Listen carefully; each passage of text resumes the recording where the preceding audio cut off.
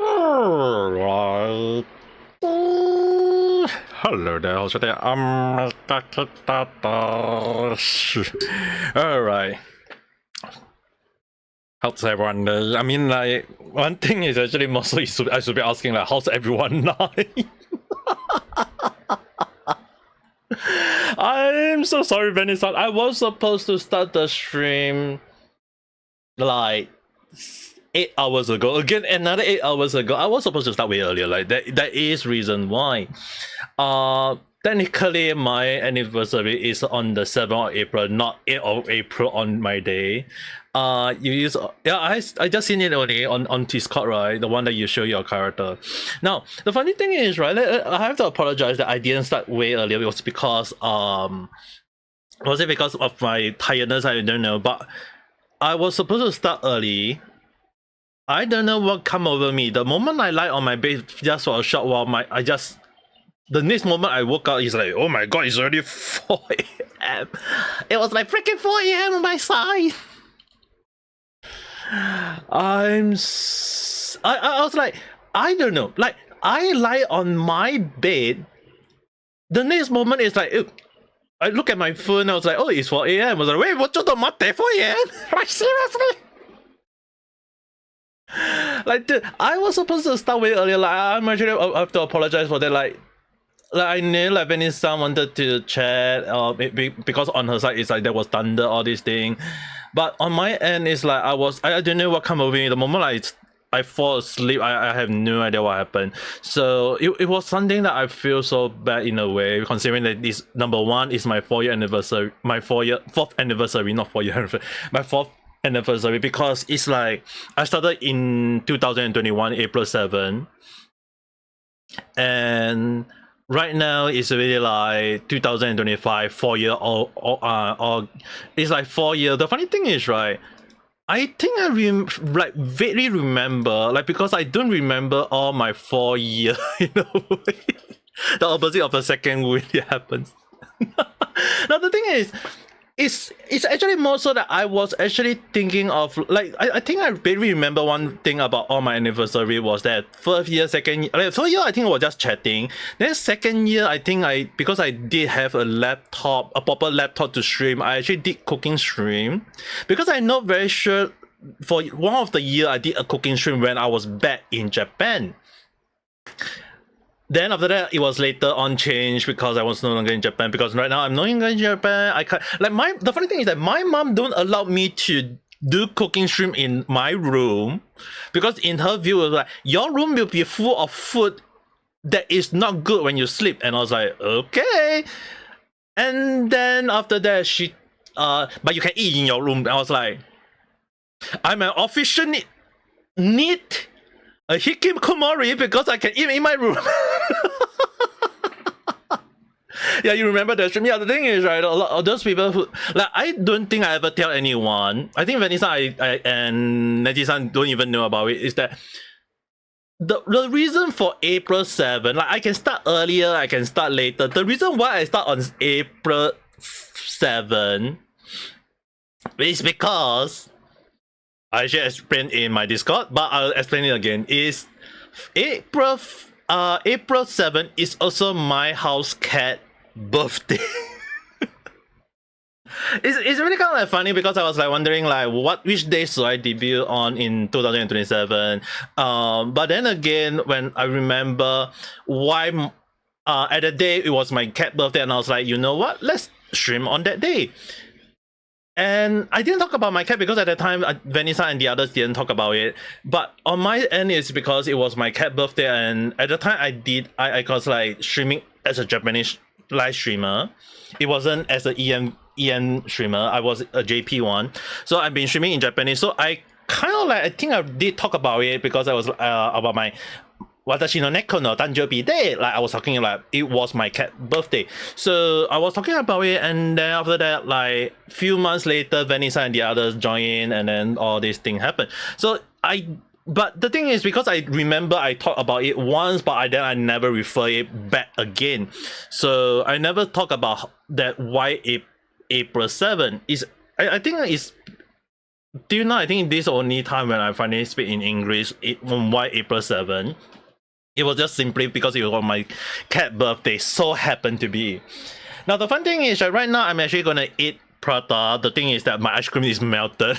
My breakfast ice cream. Okay, just to showcase what I'm eating, just because I'm actually supposed to be eating this like way earlier, but then again, I kind of like chit chat a little bit too much. So okay, this is a little bit just okay. So you guys will be like covering the food, but then again, just see through it either way. So it is an Indian flat blade, or I believe the term for it was rompi plata.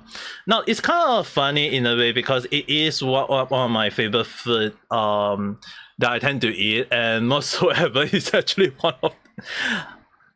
I would prefer if I can have some meat, but then again, the only protein on now would be the egg on the other two, so I'll be eating that. But as for right now, the reason why is ice cream, because my mom like, yeah, you should try any ice cream. The most awesome mom ever is like, when they like something, they'll say, oh, it's good, you should try it.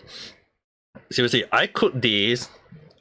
I had never tried before.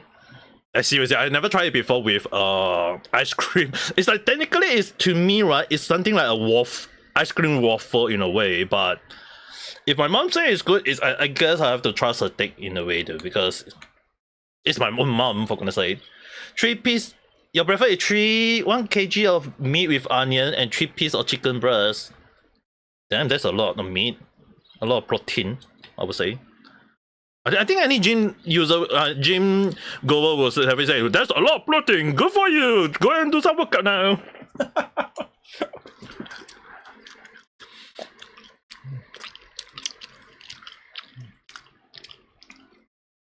Breakfast dessert, yeah, it's actually kind of like one of the things that I don't really do. But then again, if there's something called ice cream waffle, I think ice cream prata is the thing, I guess.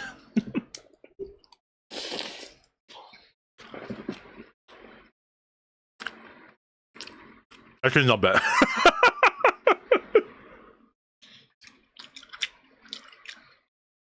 It's actually not bad. I'm actually surprised. You grab your roll and do experience your own reference. 7 hours staring at clothes. Sorry that I didn't start the stream way earlier though. The thing is, right, I'm actually surprised that sometimes like when you try out some new food and then the food is actually nice and what's not. I think that one of my favorites so far would be one of the American dish. I mean, like the one that like earlier, like one of my favorite food, and technically it gave me a surprise, was the cold soba, Japanese cold soba. But then the second thing I think that gave me quite the surprise was fried chicken waffle. Because the thing is, right, I mean, like technically if you eat fried chicken with waffle, it's like considered like a normal dish in America. But then again, like when I first tried it, like I was told to like make it myself and then try it. I'm actually surprised that the waffle, like you're eating a bread with a meat. Technically, if you think about it, you are technically eating a burger. It's just that you separate the bread and the and the protein, the meat itself, and then you kind of like change the bread to waffle in a way. So it's really one of the things that I never try thinking about it. The only thing so far I'm still kind of like conflict on personally, it would be the pineapple on the pizza though. Vegan mango green taco. I have tried. I wouldn't say try. I would say I have tried a burrito with some mango in it. I would at least say that way. So at least in my view, that's what I feel. Pineapple on pizza is good. I wouldn't say it's bad though. Sorry, son. I wouldn't say it's bad. It's actually more so funny is that in the past, when I was young little boy, I take out the pineapple. Like I order Hawaiian pizza because my sister want Hawaiian pizza, but I will always leave the pineapple away. Like I don't eat the pineapple. Nowadays, if anyone serve me a pineapple on pizza, I would just eat it. I wouldn't throw away the pineapple. I would just eat it. I know to the Italian people or those people who don't like pineapple or those people who doesn't want pineapple on a pizza. To me, I don't really gonna go around and say that you can't do this, you can't do that. The funny thing is, right, when I understand the chemical reaction in a way like wine pineapple, is that a lot of people don't understand is that pineapple technically is acidic fruit. It is technically having a little bit of acidity. So when you think about like pizza itself already have tomato, and technically it has the acidic taste to it. Like tomato and pineapple, two different tastes, I understand, don't get me wrong. But there is both thing they have in, and there is the acid, the fruit acid. So in a way, when you add pineapple to a pizza, that is gonna be having like the meat in it, the ham in it, and then you consider like normal pizza that already have the tomato on it. So in a way, right, you kind of like don't really say that is it good or bad, because the thing is, right, yes, the only good thing about the pineapple, yes, as what Sari-san mentioned, is basically the sweetness of the pineapple can actually help to balance out the salt and the bitterness of in some ways. So to some people who doesn't like bitter or too salty food, the pineapple actually balance the taste out and it is considered better. And also, if you like to add a little bit of like chili flake or taco sauce or whatever, like tobacco sauce, sorry, like what you want to add a little bit of spicy to it, the pineapple is gonna balance the taste out, and it is gonna taste very, very good. But then again, it is depending on different people on whether is pineapple should belong to a pizza. I just tried it myself. I even tried it with spicy stuff. I even tried making like the tomato sauce a little bit salty to try to see does it actually work. I actually found that a salty tomato sauce actually make the pineapple taste way better than I actually initially thought. And if in the case that you don't use a salty tomato sauce, instead you, let's say for example, you use ham, which already have a lot of sodium, which is basically salt in it, you can consider that the taste is gonna way more balanced in a way. So to me, I think it's good if you know the sign. Like when I was young, I don't like fruit. Okay, you serve me apple, I don't eat. You serve me apple juice, okay.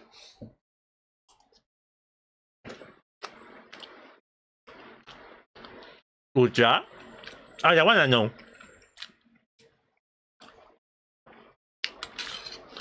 You know the funny thing is like just the other day, I eat a spicy croissant. When I say a spicy croissant, it's legit one of the, who the hell come up with this invention in the first place? Like, let me take one bite of my food first. And I'll show you guys why.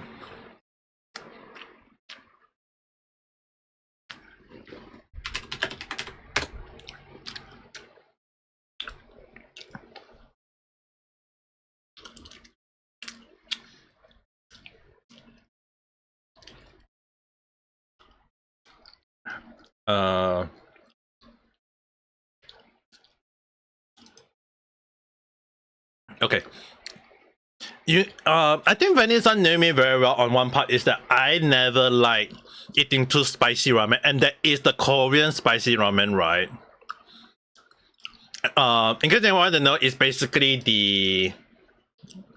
In case anyone want to know, it's just basically the bundai, if I'm pronouncing it correctly. It's the spicy Korean ramen one. So basically, that's what you eat. I'll take a look. So basically, there is funny thing in Singapore that they actually introduced something called the ramen. Like basically, they showcase this the hot and spicy, and let's just say let's just say that my mouth was itchy and I decided to give it a try. My mouth was itchy, so I give it a try. You think it's good? Yeah. The funny thing is, right, I ate the burger. Not bad. At least the chicken is not spicy, it's the ramen that is spicy. they basically just put two chicken and put like in the middle, instead of like the bun, you basically have the noodles, the ramen, as well as the cheese. So in a way, you're just basically eating two chicken. And at least the good thing is the chicken is not spicy. I have not tried the meat itself because apparently I was told that it was spicy. But I have tried their spicy cheese fry and their spicy croissant. Although it's very hard to see on the side, it's basic. You guys can see it's right in this corner. They legit put a freaking. They call it the kimchi sauce. It is not a kimchi sauce. It's basically a croissant, but they just put the freaking ramen sauce in it. You never see this something like this in US. Yeah, I'll show you guys why, like in Singapore, when we talk about the chicken burger, right, is so different from the US in a way. I will show you guys why. The thing is, right, when I ate this, the burger was not bad. I can take on the spice, but when I eat the cheese fry.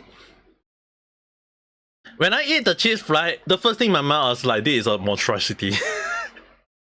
Because they legit just pour the freaking sauce over the cheese fry. It's not a little bit, I mean, like, I would prefer if they give me the chance to add a little bit. But instead, they poured it all over the and I was like legit just eating the sauce instead of the fry. And my mouth was on fire. And then I ate the croissant. Yes, wait, Benny-san, wait, mate, I know. And then when I ate the croissant, I thought it was gonna be creamy. I thought it was just gonna be a kimchi taste. Instead, it freaking gave me the freaking spicy moment, and I was like legit crying. Like I was like legit crying when I was eating into it. And because I was eating in front of my family, my whole family, basically my sister and her husband was in the house. It was his birthday, so we decided to just buy KFC to celebrate. I was legit crying, and I was like, this is not human possible. Like how in the hell they freaking make a croissant so damn spicy? So when you talk about a spicy, like when you talk about the spice, the rojak or the spicy salad, the first thing in my mind I was like, yeah, definitely this is not human possible to be taken. I mean, like those who like spicy food would definitely like it. I don't like it. The chicken still not bad, but alright.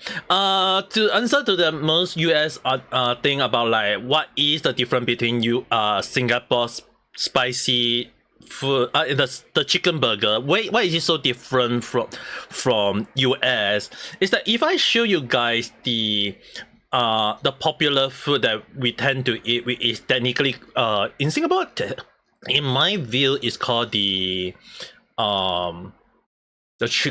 they are showing the breakfast. Let me see if I can get the lunch, because they are showing the breakfast. Ah yes, and yes, they can't show it at the moment. But if I showcase something like, I think I can showcase from here. One of my favorite food is the zinger meal. Although it's a bit small, I see whether I can show it a bit bigger or not. Not really. Okay, never mind. I will showcase using this. So I just go to Google, Singapore KFC Zinger. They call it the Zinger burger. This is one of the things that I personally feel. Like, this is one of the things I personally feel that they should actually bring it to US. Because one of the things that I personally like about Zinger Burger is that it's actually it's legit like freaking. Dude, can I just open up the image? No, I can't. Let's see. They don't showcase the image. Alright. Let me just show from here.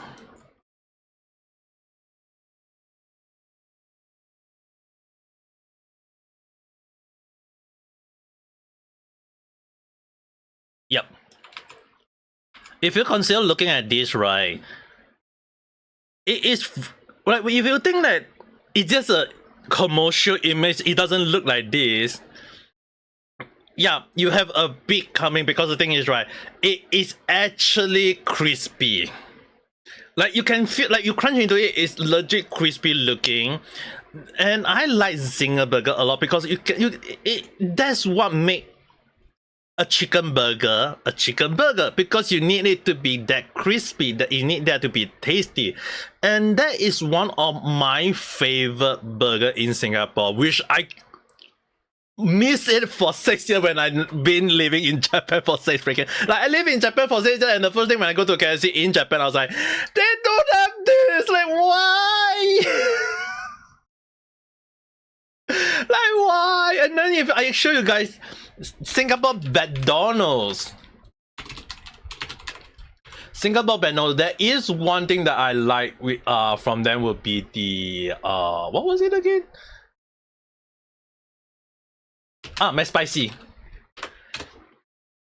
In Singapore, they have something like that's McSpicy.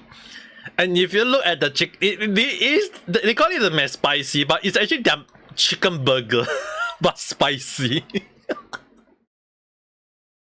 And it was like made for Singapore since 1999. It's been 26 years, and no one in overseas have ever tried it. Like personally, right? I would prefer if they bring this to overseas. Say that it's Singapore, say it's Malaysia or whatever. But if this looks so damn good, I think like if Josh Walsman is going to say that the chicken burger in US tastes like BS, yeah, try this. Come to Singapore and try this. Come to Singapore and try this as well. I'm gonna assume that he's gonna think that it's gonna be so different though. It's really actually to me I actually like it so much, and also is that they do have like KFC have a different one where they add BBQ cheese to it, which kind of like make it a bit weird because they say American love pickles, so we are in Singapore gonna give it a try. I'm not gonna lie that it actually tastes quite not bad. The food quality in general level. Yeah, the funny thing is, right, in my view, US will always be the origin of KFC and McDonald's. They are the origin. But the success of the franchise is not in US, it's overseas. Like even when I went to Japan to try out their McDonald's or the Macku, when you look at their freaking menu, just imagine like you're looking at this, they add a freaking nice looking egg with a patty on it, and the green actually look really like that, and I was like legit very shocked to taste it. Like even their menu looks so clean and it actually tastes as what it's supposed to look like. So one of the things that I feel like US is lacking on is basically their quality of food. So when I was like eating a lot of food in Japan as well, even though I do miss out some of the things I eat in Singapore, it doesn't make me really feel regretful because there is also better food in Japan as well. So it's one of the things that I personally feel that in America, it's not about like because the thing is I understand like from my experience, I know that there is someone who worked in McDonald's, Chan, if anyone want to know. Like she told me about working as a part-timer in McDonald's. It's like one people order one drink, but 5 burgers, 6 burgers, 10 burgers, 20 burgers. I was like, you telling me that one person eating one whole damn 20 piece of burger? Apparently yes, that is the case. So they normally cook a lot, but they don't really add in the love to it. So to me, I think that's what make it very different in a way, is that when you think about the quality over the quantity, or the quality, it's really kind of like really different. Because to me, I want to eat a food that I enjoy. If I'm gonna pay a lot of money, to enjoy my food, I think it's fair to at least that I'm paying for the food. But then again, if the food I'm eating does not taste good, I am gonna like rethink about, am I really going to enjoy the food? It's really kind of like made me really wonder. But then again, I mean, like, this is America that we're talking about, so I can't go and outright say that is it their fault or what's not.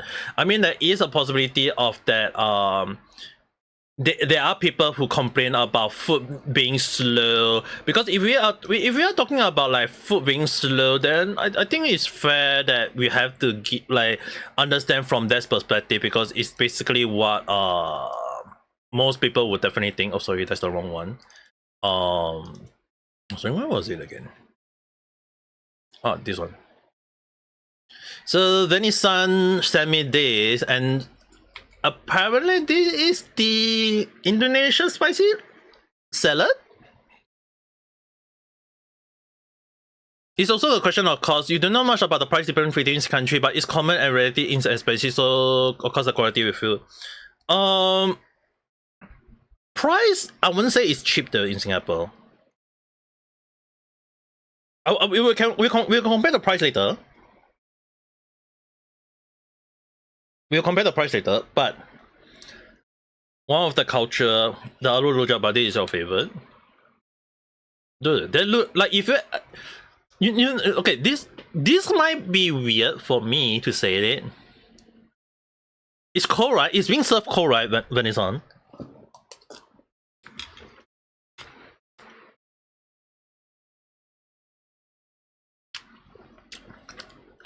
Because right off the bat, I was thinking like, can I add cold noodle to it?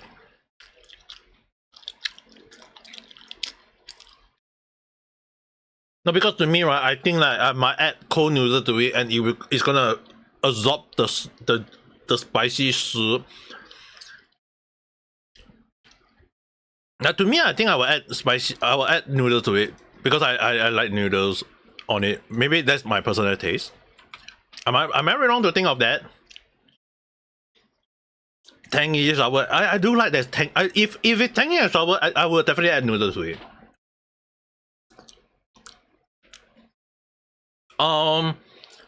Not any noodles. Not the yellow noodles.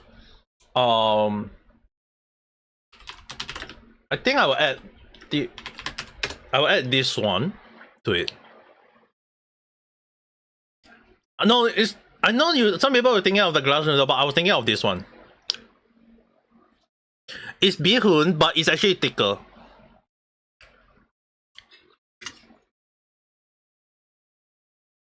I might end up at I think this one would taste better with it, because it actually it's like it's served so damn well with so many dishes, especially like spicy noodles. If anyone know about laksa or the spicy noodles, it is one of the things that you always tend to use this noodle for. So when you say like tangy and spicy, like the first thing in my mind, I was like thinking like maybe this one can add to it. Yeah, not yellow noodle. Yellow noodle definitely not. Yes, a bit no, but I think this would be a good option instead. Though. I would definitely add this to it to give it a try.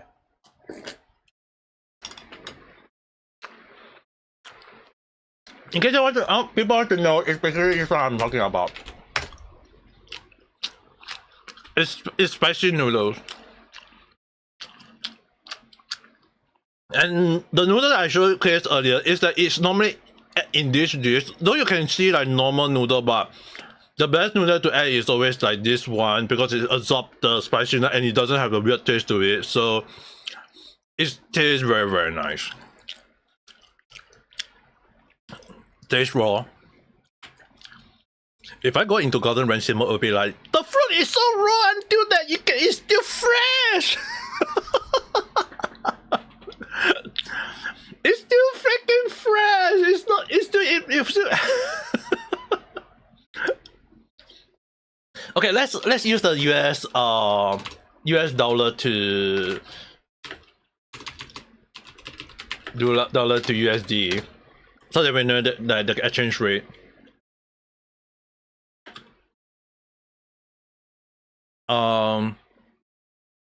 KSC or McDonald's. I think McDonald's is not at the moment, so let's use McDonald's for now. I mean, like McDonald's definitely would be much better, I guess. So it is technically like to understand the pricing of like Singapore pricing to US. Like if you consider like my spicy with cheese, this is the dish that I mentioned. So if we actually consider like this one with 883 calorie, all this thing, and we actually consider like the price to it, the pricing. What's the pricing there? Don't I have to show you the pricing?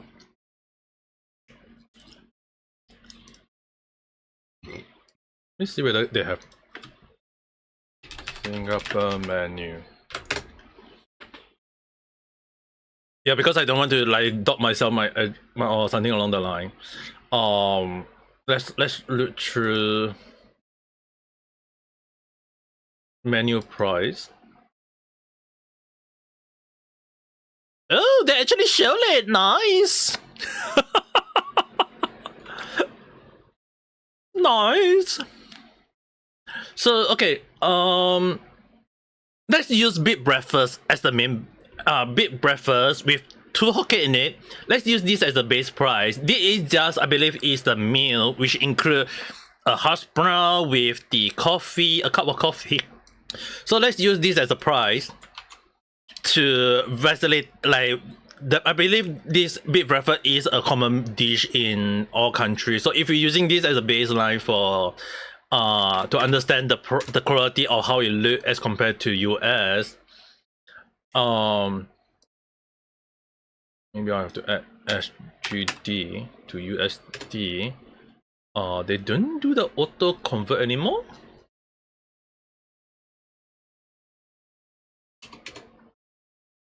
What they do it anymore? Maybe I have to use something like this one.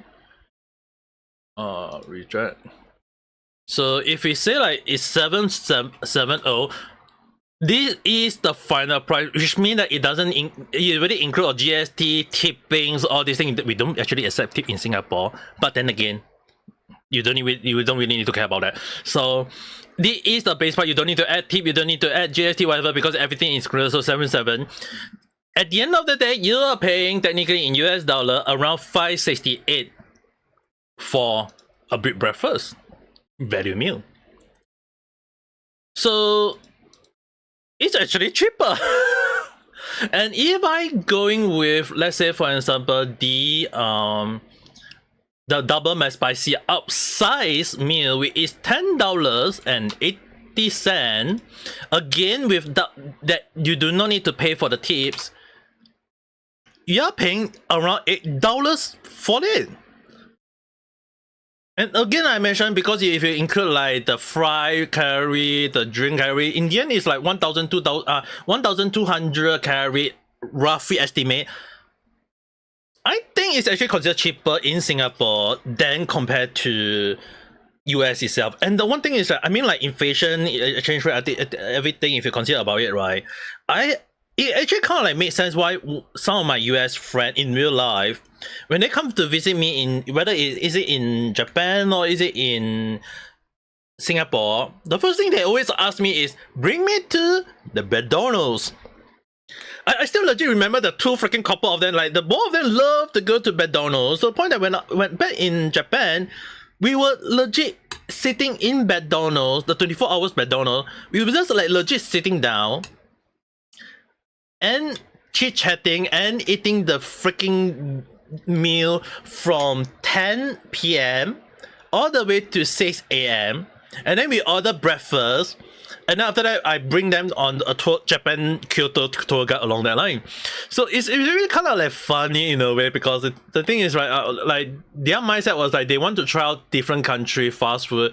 Like how different is it? Like to some people will be saying like, oh, it's McDonald's, it should be the same all over the world. But their mindset to like when they told me is that it may be different. So when I learned from them about the US, in a way, I was the US burger, I was told that the quality was actually not as good as they as compared to other country, and I can see why. Because when you compare like the price earlier, it's number one, it's cheaper, and number two, you don't need to tip.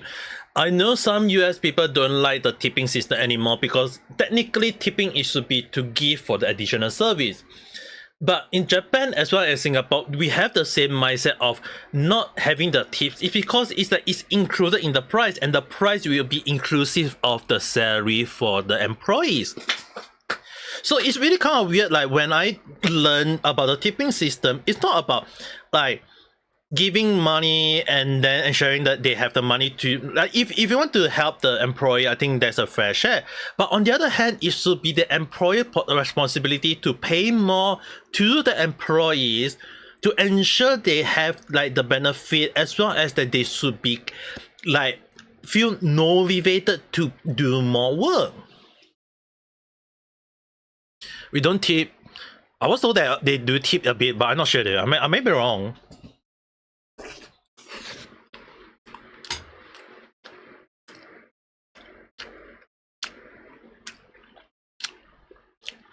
Advice to keep away.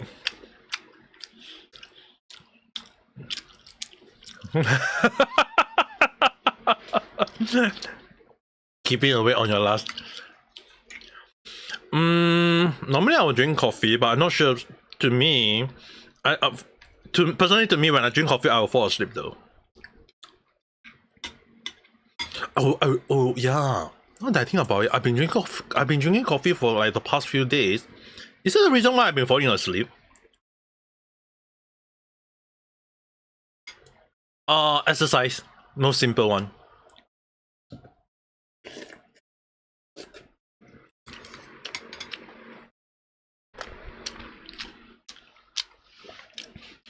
Not really heavy exercise, don't get me wrong. Play with your cat, do a bit of movement. It's a bit of movement help to keep you awake, apparently. So I think you can try that.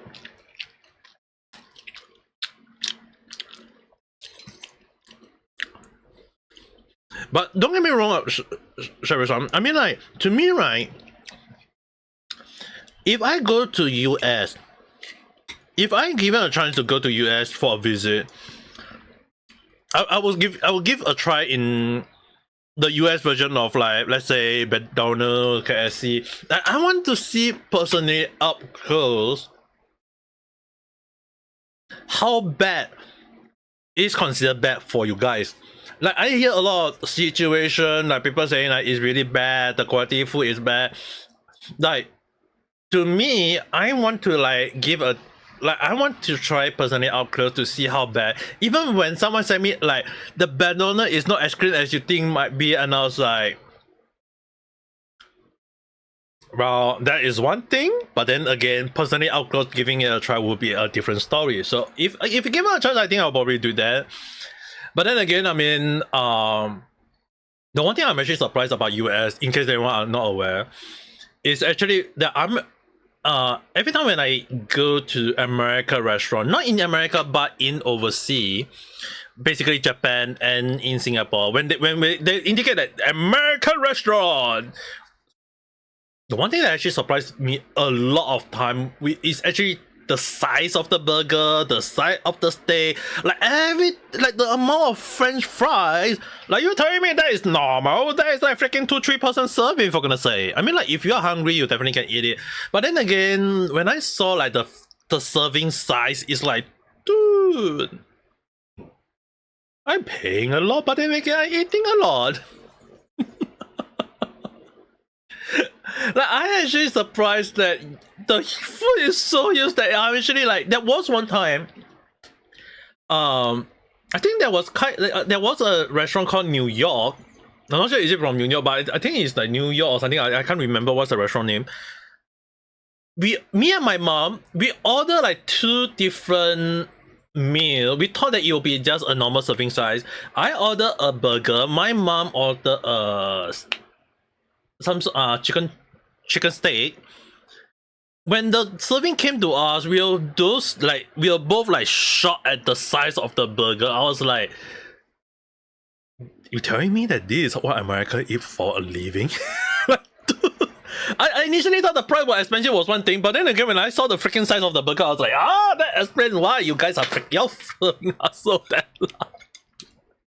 It's really not a moment of like saying like we Asian people have smaller stomach or smaller appetite. It's actually more so that made me surprised is that you guys eat so damn much.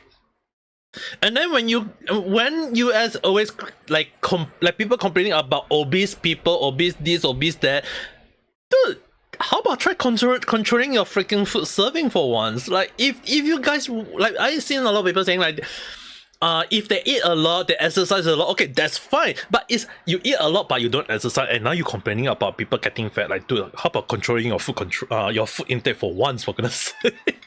Like I'm actually surprised. Like I surprised every single time when I go to an American restaurant. Yeah, hell, even I work in a Hard Rock Cafe myself. You know, I work in a Hard Rock Cafe myself, and the thing is that every time people ask me how big is the burger, oh you. So Japan, I was like, how about you just buy one burger, ask the burger to be cut in half. We won't penalize you for sharing a freaking burger. Like, I managed to eat one Hard Rock Cafe burger myself, like legit once. I ate it for lunch. The next meal I ate was the second day lunch. I legit skipped my dinner and my breakfast because that's how full I was at the time. Like, I'm surprised. Like, can I eat a lot nowadays? Maybe yes, but then again, if I eat a lot, I will tend to skip a lot of meal. A lot of people don't understand we are a bit on the idea of taking home leftover food. Wait, you guys allow that? Because if that is the case, because the thing is, my idea from what I was told is that you guys eat a lot. So I was like having a like, dude, if you guys allow takeover, I would be so grateful if I go to any American restaurant and say, mochi kai lite, or I'm taking it home leftovers, because I was told that you are not supposed to leave the leftover. Actually, more so, I think it's actually more so in most Eastern thing. The funny thing I think is a lot of people don't understand is that it's a most Eastern thing. Not every country, okay? China is a different breed, which I will explain why. In Japan, in Asia, we have a habit. Can I get a to-go container? Okay. I'm screenshotting. I'm getting a photo of that line. That's gonna be my. I'm gonna. If I visit US next time, if I freaking order a big burger, I'm gonna ask for that.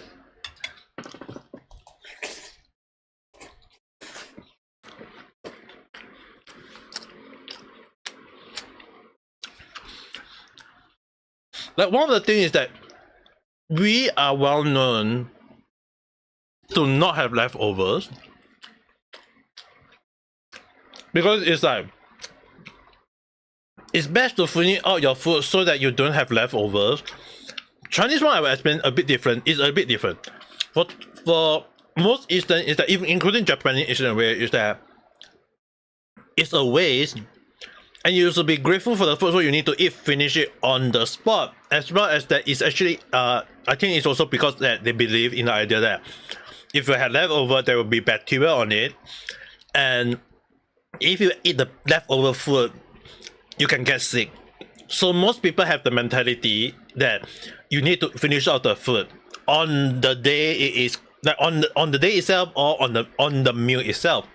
So if you guys seen like Japanese commercial funny thing about them eating the whole damn food finish, like even the soup, all these things, it's that the mentality is that they believe that if they don't finish out the food, it'll be considered a waste, and then after that it'll become a problem.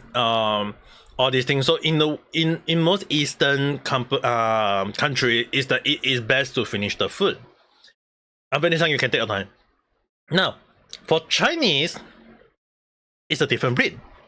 So for Chinese, from what I do understand, if I using like generalizing Chinese people, be it Southeast Asia Chinese or China Chinese, most Chinese believe that it's best to finish up the side dish. For example, the meat, the veggie, the salad, or the drink, all this, except for the starch, which most of the time will be the noodles or the rice. And I know a lot of people saying like, hey, but then again, isn't like a lot of people who in Asia love rice? Yes. Most of the time when you eat like side dish with rice, the side dish itself is most of the time is very salty or very spicy or very whatsoever, like all the 5 different tastes. So when you have those kind of tastes, and then the thing is, right, the rice itself is neutral, it is plain. If you eat it on itself, it's nothing. But when you eat it with a salty, like let's say for example a salty meat or a spicy veggie, it became like it helped to neutralize, not really fully neutralize, but at least neutralize the taste in a way that you became palatable. So you can finish it and then you just end up eating it. So most Asian people love to eat rice. You go to China, they eat rice. You go to Japan, they love rice. Thailand rice, Singapore rice, everything, like every other Asian country you can think of is always for rice. The only issue on that end is that for Chinese, when you are going to, let's say for example a banquet or for celebration, they will however leave a bit of rice behind. When I say leave a bit of rice, it's actually because it's a very simple meaning that you serve me so much food that I'm very grateful for it and that I couldn't finish it. It's very funny. It's a very funny catcher, a very funny motion, but it is a thing. So often more than not, when people go, like if a hungry Chinese people want to eat whole damn finish, it became a moment that they have to serve you some more. So that so if you eat finish a rice and then they will think that, oh, if I'm the guest, I'll be like, hey, you haven't eaten enough, I'm gonna serve you some more, make sure that you eat a lot. And then you have to like eat again because you feel like you're obliged to, or if you're hungry. But if not, it's best to just leave it. So most of the time, like most Chinese, when they go to a banquet or go to like anyone guest house and they're eating, it is nowadays this kind of mindset is really long gone. But like the actual meaning of like leaving a bit of leftover in their rice bowl was to indicate to the guest or the host, to be said, that if the guests leave a bit of rice, it means that, hey host, you have served me a lot of food, it was delicious, I couldn't eat anymore. And it was considered a kind gesture in a way. It's considered a kind motion, a kind behavior, very polite to them, that you serve me a lot. So it's really kind of funny, like for the Chinese, when I say it's a different breed, it's because they believe that if you don't eat finish, they will just say, oh, I serve you a lot, I'm very happy. But if you eat finish and then I would, as a host, I would say, hey, I haven't served you a lot, I think I'm doing a poor job as a host along the line. So it's really kind of funny about how this mentality for the Chinese thing. But then again, it is a very old Chinese thinking, which I would say a very traditional thinking. But does that mean that nowadays Chinese people still think that way? Maybe to some people, but then again, I wouldn't say everyone. There are actually some people who still think otherwise, like maybe people who has been like influenced with Western style, or maybe a bit of like other culture along the line. Because again, like I mentioned, some Eastern people believe that eating up the food is considered a better culture, because not leaving food, it would mean that you finish the food, you have no leftover to all these things, and it's really kind of like different from many perspective. It's interesting to learn about the difference between culture regarding food culture, especially when to-go culture is so prevalent here, that there are some food that we make specifically with the intent of having leftover, like chili, because it's regarding as better when we heat. It's kind of funny because when I hear that pizza is best served cold, I was like, seriously? First thing in my mind, I was like, you serious?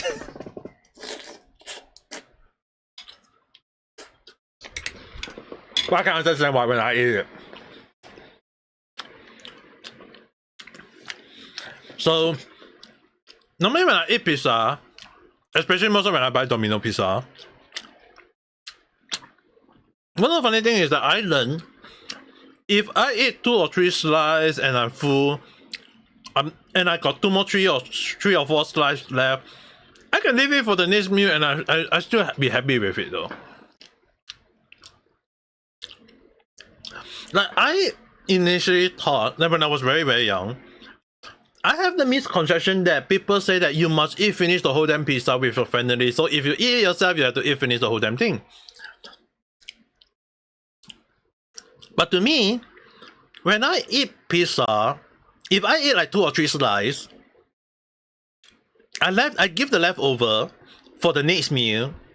Although there was one time I tried the cold pizza because I like again you like people saying it, give it a try. I was like, okay, fine. I can see that why some people like it because it's like having the cold effect of the food. It's still soft, still a bit of, but then again, the one thing I've tried is that when I reheat the pizza, it's kind of unique in a way. When I reheat the pizza, it tastes crispier.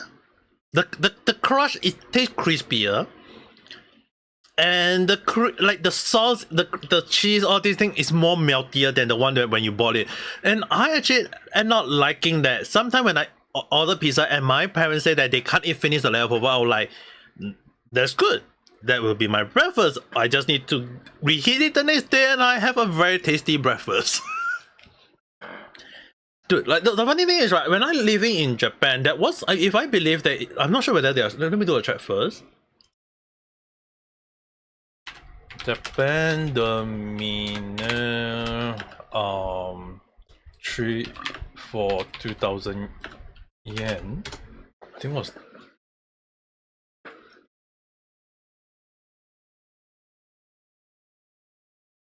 Let me see whether I can find it.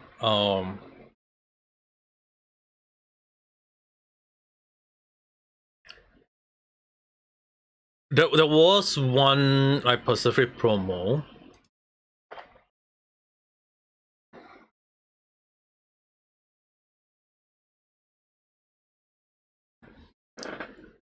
Okay, never mind. I found this instead.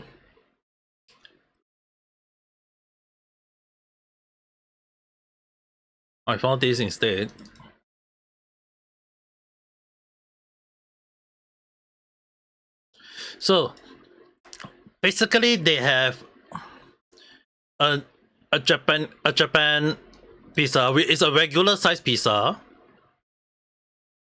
Tax included. Don't need to pay tips.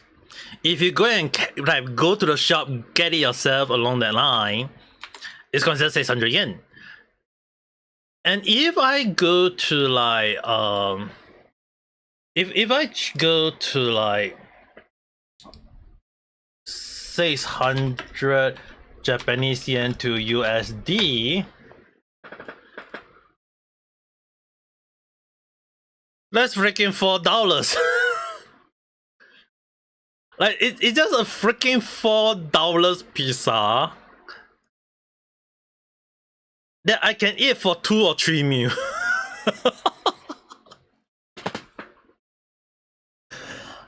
And I was like, dude, that's so good. I actually like eating Domino pizza in Japan back then because it's like I'm splitting one meal into 3 different times. And I'm enjoying it in a way though.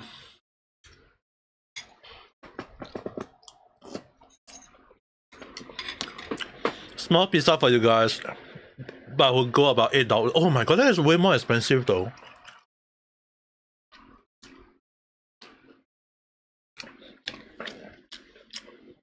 I mean, there are other expensive pizza in a way, don't get me wrong, but when they have something like promotion, it is considered a cheaper option though.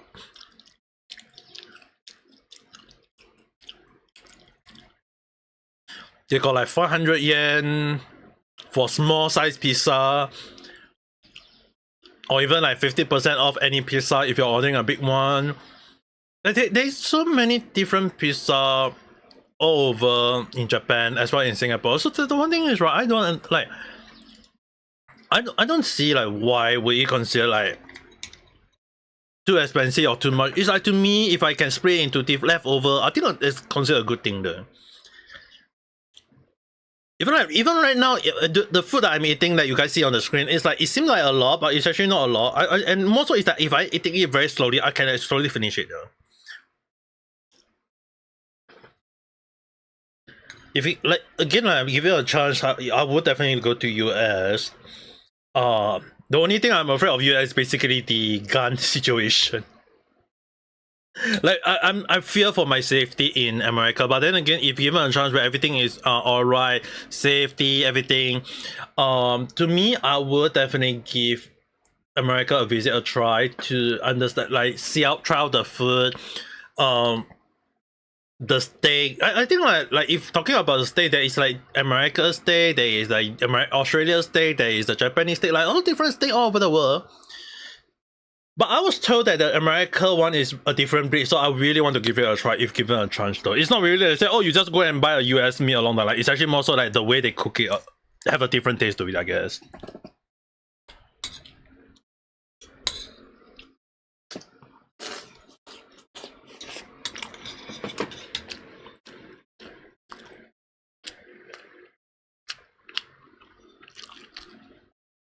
Depending on the US, I go certain cities are more dangerous than others. Because of weapon, I'll be safe. Yeah. The only issue is, right, every time when I hear news over the internet, the US this, US that, the one thing I'm actually afraid of is just basically the Asia hating people. It doesn't matter whether is it black or white. I have seen people in US just hating on Asia. It doesn't matter with the skin color. I know some people will possibly say a skin color, but then again, I don't really want to go into that route. There's basically the only issue I just need to be careful is the Asia hating people, as well as the people who can easily hold gun around the street. At least these two things, I think it should be very, very fine. You just check the site, and yes, a small pizza from Domino go for $8.99.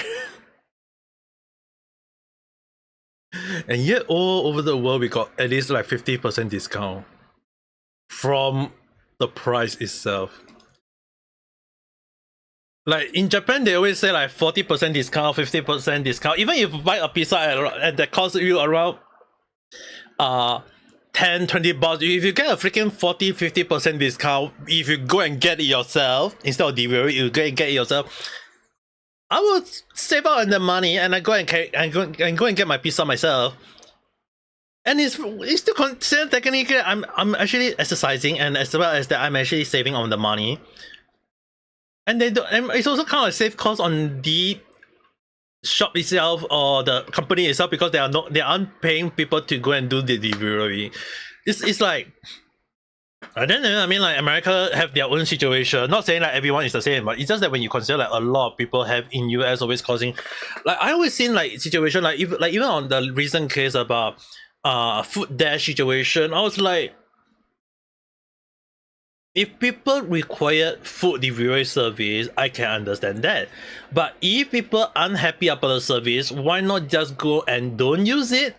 Go and buy the food yourself, or best make your food yourself. At least in my view, that would be considered good. And the funny thing is, in Singapore and in Japan, we have the option of like discounting the food. You get the people to go and get the food yourself. And I think that that's a very good option, because it means that people can go and get it themselves, and they don't need to pay too much for it, because you kind of like discounted it. And even in discount, it's like, hey, if people will like encourage people to go and get it themselves, or encourage people to buy more from them in a way. I mean, like, making it yourself is possible, but then if you think about it, like, let's say for example, if I discount a pizza, let's say I mark up the price first. Let's say I mark up the price of the pizza to, let's say, $12. And I say that if you come to my store to buy the pizza and get it yourself, I will discount the pizza to $10, $2 discount. Let's say a $2 discount. Number one, people will feel it's cheaper. It will encourage people to go to the store and get it themselves. And number two, even if they end up paying for the delivery, you still get additional $2 because they aren't paying for it. They aren't going to your store to buy. So in a way, it is considered a win-win situation for all sides. And even if you don't, even if not, you encouraging people to go to your store to buy it yourself, it may end up being a double-edged sword for the customer, because it's like when they go to the store, they'll be like, hey, I think I might want to buy this new pizza as well. Why not I order additional pizza? When that actually happened, it became that the company is earning more money. So the thing is, right, often more than not, there is a lot of situation on why some situation like this one, when they say like when you do a carry out yourself is considered discount.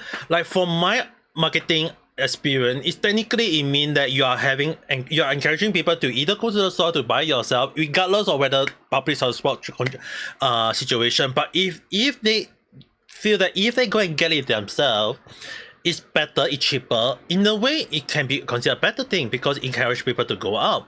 And secondly is that it also kind of like prevent people from thinking about having issue with DoorDash or food delivery, because you got the option of getting it yourself. So the company can choose not to hire the food delivery or sending their own employee onto delivery and then asking for additional tip. So at the end of the day, it's really one of the things that sometimes when you look at America, it's like if they really want to eliminate one problematic culture, they should really like look at other country as an idea. Like one of the funny thing is that in Japan, a lot of people didn't like, although Japan has something called the bento, what a lot of people didn't know about in Japan, the bento culture, despite having it for so long, not a lot of Japanese restaurants have the mentality of doing a bento. So let's say for example a ramen in Japan. When we talk about Japan ramen, the one thing a lot of people may not be aware is that Japan ramen is always that you can only be eating it in the shop. There is no takeaway. There is no to-go container. If you can't finish it, it's tossed away. It's like no leftover, they will just toss it away. So one of the things a lot of people didn't know is that during the COVID season, when COVID happened, a lot of restaurants in Japan they have to either shut down or they lose business, because they can't open and have customer come in and eat, because COVID, no close contact. So a lot of food restaurants in Japan closed down because of this, and ramen was one of the hardest being hit. But one thing is, right, what a lot of people didn't know is that I and a few people actually over the forum trying to encourage Japanese people to actually have something called the bento moment or the to-go moment. Again, it was like the mochi. The Japanese word was the mochi. Let me type in Japanese because it's much easier when I find Japanese. In Japanese, when they call it the Japanese to bring it home, it's called the mochi kairi. So for example, if I say ramen mochi kairi.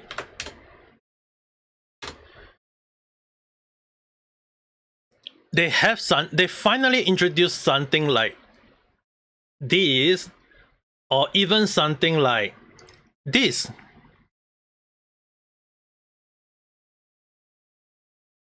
Like in a ramen shop that is not well known for having take over, they finally have something like a lot of people to bring it home. So they basically have the broth, they have the noodles, they have the meat, they have the leash, they have the other seasoning, all these things separately out, and then they can just go back home and cook it yourself at the same price. Although, well, they cook it for you, it will be a better taste, but for Japanese to finally open up this idea of serving food to other people in while they are not unable to eat in store, became a most popular choice. And it actually got way more customer, because a lot of Japanese people love to not eat outdoor, like the introvert people or people who always unable to eat in the store because due to full house along the line, and I was able to buy the food themselves and get more. So they Japanese people will, like a lot of Japanese owner realize that, hey, I actually having more sales by having this idea. So it became one of the things that the takeaway order in Japan wasn't a thing. A ramen, like they have the mentality in Japan that ramen must be eaten in store. Because of the COVID situation, they finally opened out and decided that, hey, we must finally open out this idea, and it became one of the funny thing ever, especially more so that is also the, like, some of the store, instead of like having that moment, they have the instant ramen. So basically insta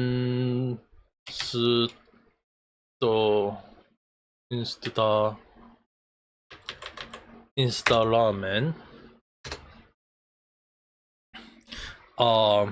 So basically, if you guys come across something like maybe I need to, yeah,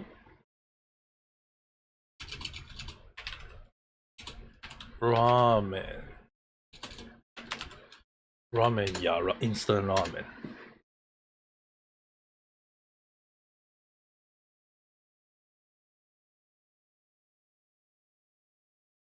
So because in Japan, we know, like, a lot of people will know that instant ramen in Japan is full of it. I know like South Korea have it, but when you consider like a lot of ramen, they finally have those kind of idea where like they go to the ramen place and they say that, hey, we bring in the ramen itself, from like bring the taste of the ramen of the, like, the store itself, like the ramen store taste into it, and bring it as an instant that you can easily buy it in supermarket or in any places. Like, they are actually a store, they belong to a store.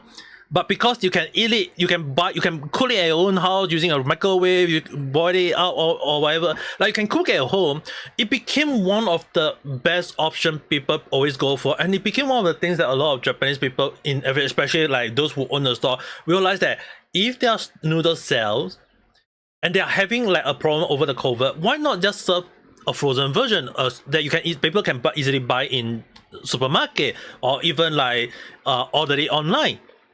And it became one of the funny thing that it increased their sales, because some of the store can only accessible in based on prefecture, which means that if it's a Kyoto ramen, it is a Kyoto ramen. If it's a Hokkaido ramen, it's a Hokkaido ramen. But people from other places of Japan couldn't go all the way to Hokkaido to eat ramen, or go all the way to Kyushu to buy ramen. So when they actually have this idea of finally selling the noodle as a in the convenience store, in a supermarket, in online, it became a huge hit for them, that it became one of the best thing ever. And this kind of thing wasn't a thing back then. It was like a lot of people don't like it because it's considered a frozen food. But then when because of the COVID situation, it finally picked up, and then everyone starts saying like, hey, it's better because you don't need to go to the store to eat it, you don't need to queue for it, you don't need to waste time on it. You can, and even best, you can put it in your freezer, and when you need to cook it, you cook it. You don't need to cook it, leave it. It became one of the funny thing in Japan that, like, for me who lived during the 3 years of COVID when Japan was shut, like, was not really shut, like, was like closed down, and like kind of like a moment of like when people say like Japan was closed off from the world. Yeah, that 3 years of my time was like really one of the moments that I living in that moment. I was like, I couldn't leave Japan, nor can I do anything in Japan. I just have to just live in it and not like, and when I was given the option to leave Japan, I was told that I have to pay a freaking 3,000 air flight ticket, and I was like, nope, no thanks, I don't have the money.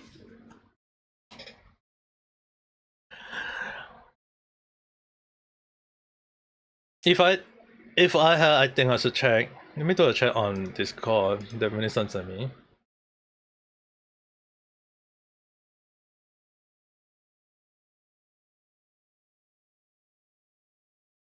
There was an accident in the past. Well, Vanessa, I'm not gonna say that on stream. That kind of accident should not be said on stream. I'm gonna say it.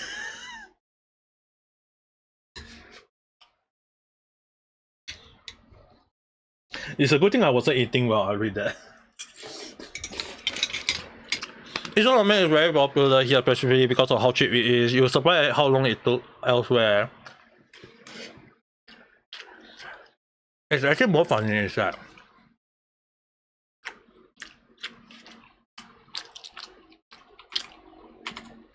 ramen in Singapore is actually very popular as well. But a lot of people also against it at the time though. So if I show you guys the number of different ramen in Singapore, if I show you guys the number of different instant ramen in Singapore, there is the lot of different ramen. There is like you can buy the Lhasa ramen, you can buy the Lhasa one, you can buy like the Koka one, you can buy like Mojo one. And what I didn't tell anyone yet, I don't think I tell much people yet. This ramen, this Pacific ramen or mee pok is my favorite. These instant noodles, if you guys give it a chance to give it a try, can give it a try. I like it a lot. And the funny thing is, right, this ramen has been with me since I was very young. And when I say very young, is that I had no idea how old is this noodles. Now that I think about it, let me do a check. Like this brand was created like for very long. It's kind of funny, is because it belonged to Nissin. The company belonged, like the parent company belonged to Nissin, but it was founded 1950s. Wait, is that the 1950s? It's 1971.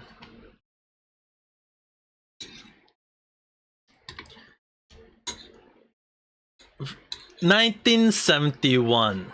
It's a very long old brand that I like.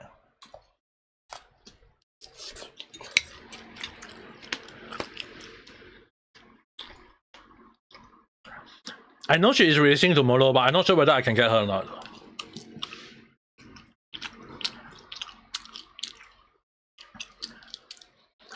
The funny thing about this brand is that there is a lot of different noodles to it. There is like legit different a lot. But the one I like is mostly the mee pok dry. There's the chami, there is the mee goreng, there is the hot chicken, there's the Korean spicy one. There's the bowl seafood, which is my sister favorite one. So there's a lot of like different noodles all over, and it's really kind of like one of the things that I like. This is one of the brands that I like a lot though.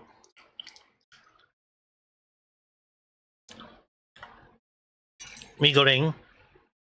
I think okay. This Singapore brand of mee goreng is way different from the Indomie though. If you are going for if you are talking about Indonesia, the Indomie. If you are talking about this one, it's very different though.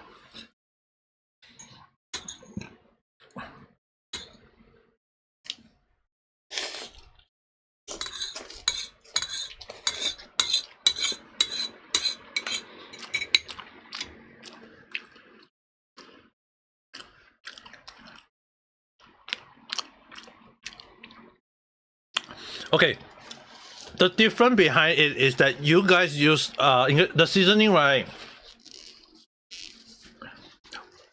The seasoning for Indomie is liquid. The liquid sauce, right?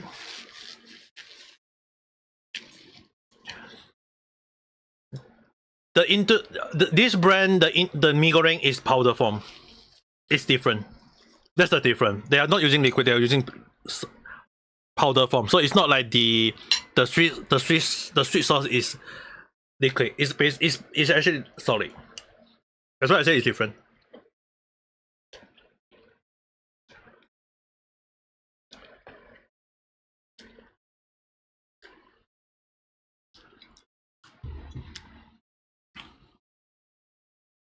Because a lot of Mojo food packet, because it's dry, like when I say it's dry, yeah, they mostly serve like dry powder, so that when you add into the noodle, it became like Like, so they call it like you have to add, you have to leave a bit of water in the noodles, like how you cook pasta along that line.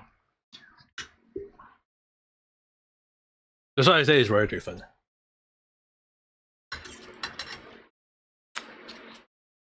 Now that I think about it, let me do a check.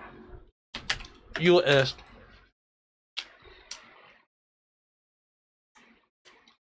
There's an Asian one. American is definitely the most common one I heard.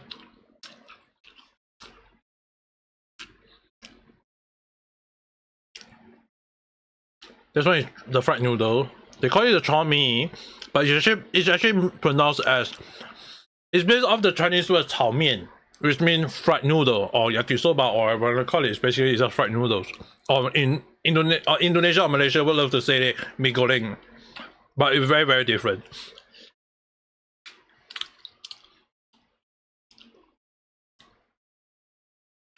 Maybe one of the things I wanted to try in America would definitely be how different is the instant noodle there. But I think this was one of the favorite one, right?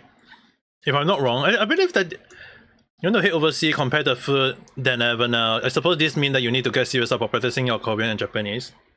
Yeah, take your time and slowly to learn. It took me 8 years to freaking speak Japanese properly. And even if I say able to speak Japanese doesn't mean I'm speaking perfect Japanese though. There are times when I kind of like confuse some of the Japanese words, so I can't really say that I'm perfect in Japanese or fluent in Japanese. I always just say like 普段の日本語なら多分大丈夫と思います。基本的にならもしたくさんの難しい言葉なら多分これはちょっと無理と思います。Like at this level, it freaking took me 8 years. 2 years in Singapore and 6 years in Japan.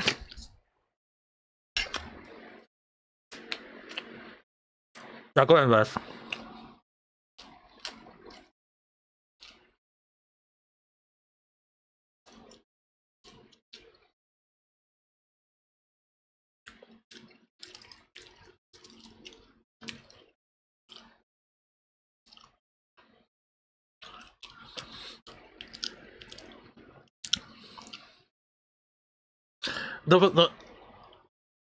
From what I do understand in Japan, most Japanese people will understand English, but you have to speak like very broken English. When I say broken English, really not saying like, oh, it has to be very broken.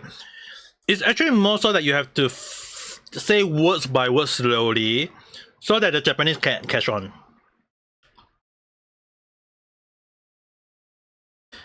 Because to us, when I speak in not right currently, right, it's considered way too fast for the Japanese people. It's the same thing like when speaking in Japanese, when they say like, oh, it's normal for them.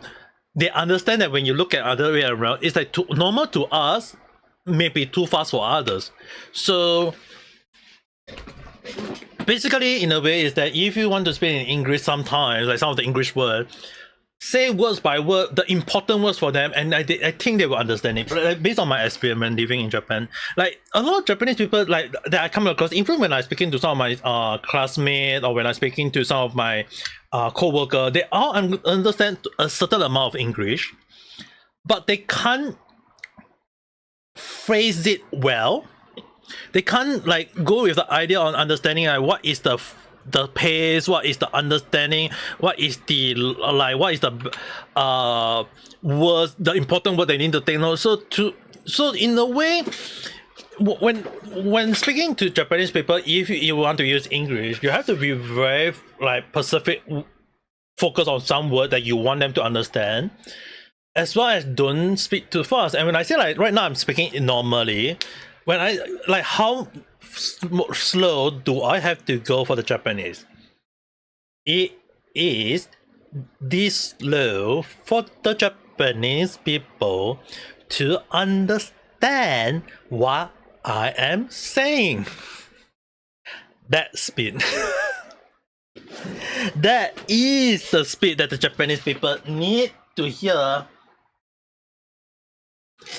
to understand English. Because if you speak too fast, they might end up not understanding it. So it became a problem at times.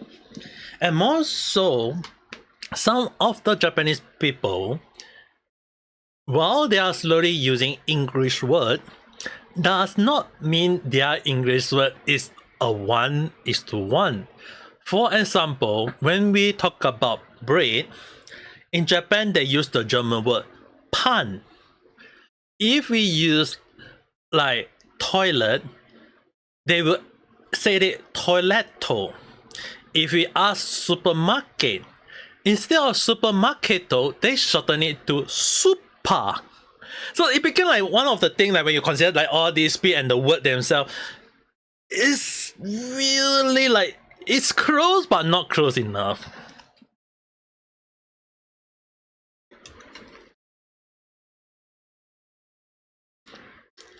So from what I understand a lot, is that there are quite a few Japanese people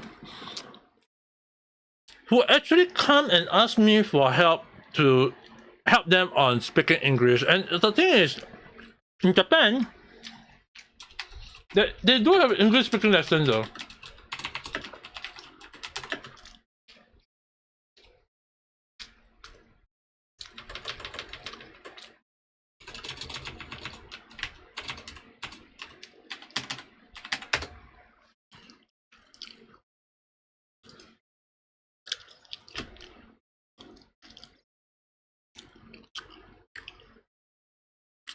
So basically just go to like Google search English course for adult in Japanese, English course in Japan, shortened English course in Japan, English lesson school in Japan, teach English in Japan, best English course in Japan.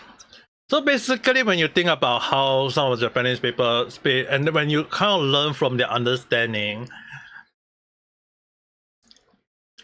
I actually attend the class before, not because I want to, but because I was forced to. And well, despite being forced to, I was also at the same time was also being forced to be assistant lecturer or assistant teacher at the time, because I was the only English speaker at the time, and I was told to help out in the class to teach the Japanese people as well as Chinese student on how to pronounce English properly, how to use the English properly. And you have to imagine like they legit teaching like you come to Japan to teach English. That's basically the first lesson. You have to understand like when I was like understanding like they have to like understand I've had been reading a book since I was young or since I was 10 or maybe along the line. She is now eating in the room. She's had been playing game for 5 hours. Like legit, that was the thing that I was attending because I was forced to. And then later being told to teach other students and help them why is it this. I was like, how do you explain English to the Japanese people on why is it that? So I, in the end, come up with the most ingenious idea of what the Japanese people love to do. Speak to them in Japanese. Break down the word. So for example, like let me use Google Translate as an example. So let's say for example, if I say like I am reading a book about Japanese history. So basically when I teach them, I have to explain like I would say watashi wa. But the thing is, right, when I say I'm reading a book about Japan, the thing is about ni kansuru book home am reading yonde imasu Nihon no Japan. So the thing is, right, their way of order, the way of order is so scrambled around. So I have to like split up the word. Like for example, watashi wa Japan history, Nihon no reshiki. Then about 你看する本を読んでいます. I am reading a book. So when I slowly like split up the word, I slowly join the English word back with the Japanese word. And let's say for example, if I say like about, I remove the about. Then I'll be like, what I am reading a book. 私は本を読んでいます. Then I will explain to them like about Japanese history. 日本の歴史に関する. So in the way it became like, what is 関する? A book about. So when I explain to them slowly and slowly, they understand the logic behind it. Like they understand because you have to explain using Japanese. But in Japan, when they teach English, they don't use Japanese to explain to them. They instead explain English using English, which is one of the stupid things I ever learned from. So when I actually even explain to them that instead of like using English and Japanese translation, and then you tell them, oh, this is this, I have to say I split the word out, and then I'll be like, okay, if I remove this, it is using Google. At the time I was using Google Translate to slowly explain to them, and I just say that, hey, if I remove this, you'll be like, oh, what is the remove word? Understand? So when I explain to all these things, like when I remove, let's say for example, if like what is about 日本の歴史についてをに関する. So when I slowly like explain like words by word, what does those individual words mean in Japanese, to them they will be like, oh, なるほど、そうですか. Like they will slowly understand. So that's how I teach people English at the time when I was in Japan. Vice versa, when in the past when I was teaching people about Japanese word, let's say for example like let's say for example, 私は本読んでいます. Don't need like what is the let's say for example if I don't use, let's say for example if I don't use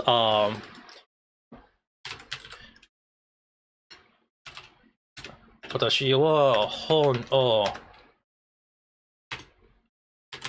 読んでいます. Let's say that I'm not using kanji because most people don't understand kanji. So for example, 私は本を読んでいます. I am reading a book. So in a way I have to explain like, okay, 読んでいます am reading. The M is inclusive. So, 読んでいます. So they actually start out with. So 私は, funny thing a lot of people don't understand is that we don't use 私は. Like for example, if I say, what are you doing? No, well, I would say I'm reading a book. But in Japan, they don't. They will just say 本読んでいます. They don't say 私は. Like they won't really say 私は.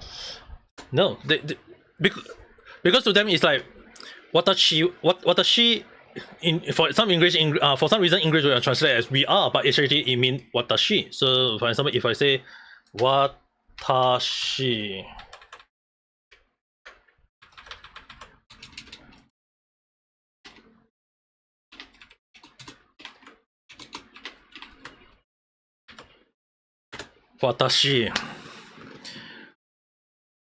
私 am reading a book. So it's like when I explain, it's like what is home? Home means book. Or 読んでいます reading. So it's like the Japanese, they kind of like became like I'm book reading. So the way of learning Japanese in a way is that while you understand English, you kind of like have to reposition the phrasing of the word, because that's how Japanese work. So for example, like 私は let's say for example, let's say I'm eating a meal. So 私はご飯 which means a meal, or 食べている in casual form. And if I want to say like let's say like 朝ごはん breakfast, 朝ごはんを食べている. So what is breakfast? Breakfast is just basically 朝ごはん. Gohan itself is always tend to mean meals, meal, or breakfast. I mean like rice, sorry. Like a lot of people don't understand is that gohan itself is always tend to be rice. So that's the reason why when you like if you do translation for just the Japanese itself, just gohan. Like so for example, if I just say gohan, it can mean meal, or it can also mean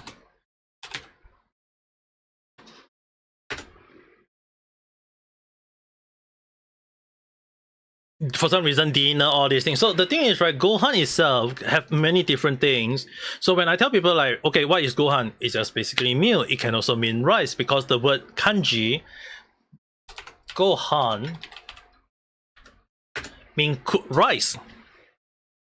So if you learning the reason why kanji matter a lot is because its origin, like if we search out gohan, it's just basically the rice.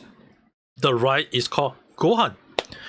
But when you say asa gohan, ban gohan, it's just basically a meal. So the word itself is like the word is you have to understand the meaning of the word. So let's say for example watashi asa gohan. It doesn't mean that I'm eating I'm not saying like I'm eating rice in the breath for morning. I'm just saying like for example, if I say asa which means morning and I say gohan which means meal, morning meal basically there is no such word. People always associate food that you eat in the morning as breakfast. So when you learn about what is breakfast, it's just basically morning meal or asa gohan. And tape so basically I am having, or in this case it can also mean I'm eating. Tape the root mean I'm eating. So in Japan, a lot of the way they go about the word itself, right? A lot of people need to understand that the word itself is that I'm having is at the back, while breakfast is the objective, the word meaning. And what tie them out is always either or, it's always this word, or which have no meaning, even though they read off, it had no meaning, or ga, which can mean but it also got no meaning. So when you, let's say for example, let's say gohan, or it just have no, it's just basically a linkage already. Or let's say gohan ga, which change it to a topic. So the or and the ga, whatever you want to call it, it just basically make it in a way that it became the topic before it became the objective, it became the main topic. So that is one of the things that a lot of people tend to confuse in when using the ga, the or, the wa, whatever. It's actually very, very simple. It's just basically just making the word before it kind of like the most objective, the most the way it goes. And it is something that tie everything down. And the reason why a lot of Japanese joke like to go is like tabe. Like tabe mean eat. When we say taberu, which means I'm eating. If I say tapete iru, I'm eating. Tabeta, I ate it. But there is also a case of the why they always try to say tabenai, which means I don't eat or I have not eat. Tabete inai, which means I haven't eaten. So a lot of people, a lot of Japanese words, like let's say for example, like they always love the joke at the end, like let's say for example,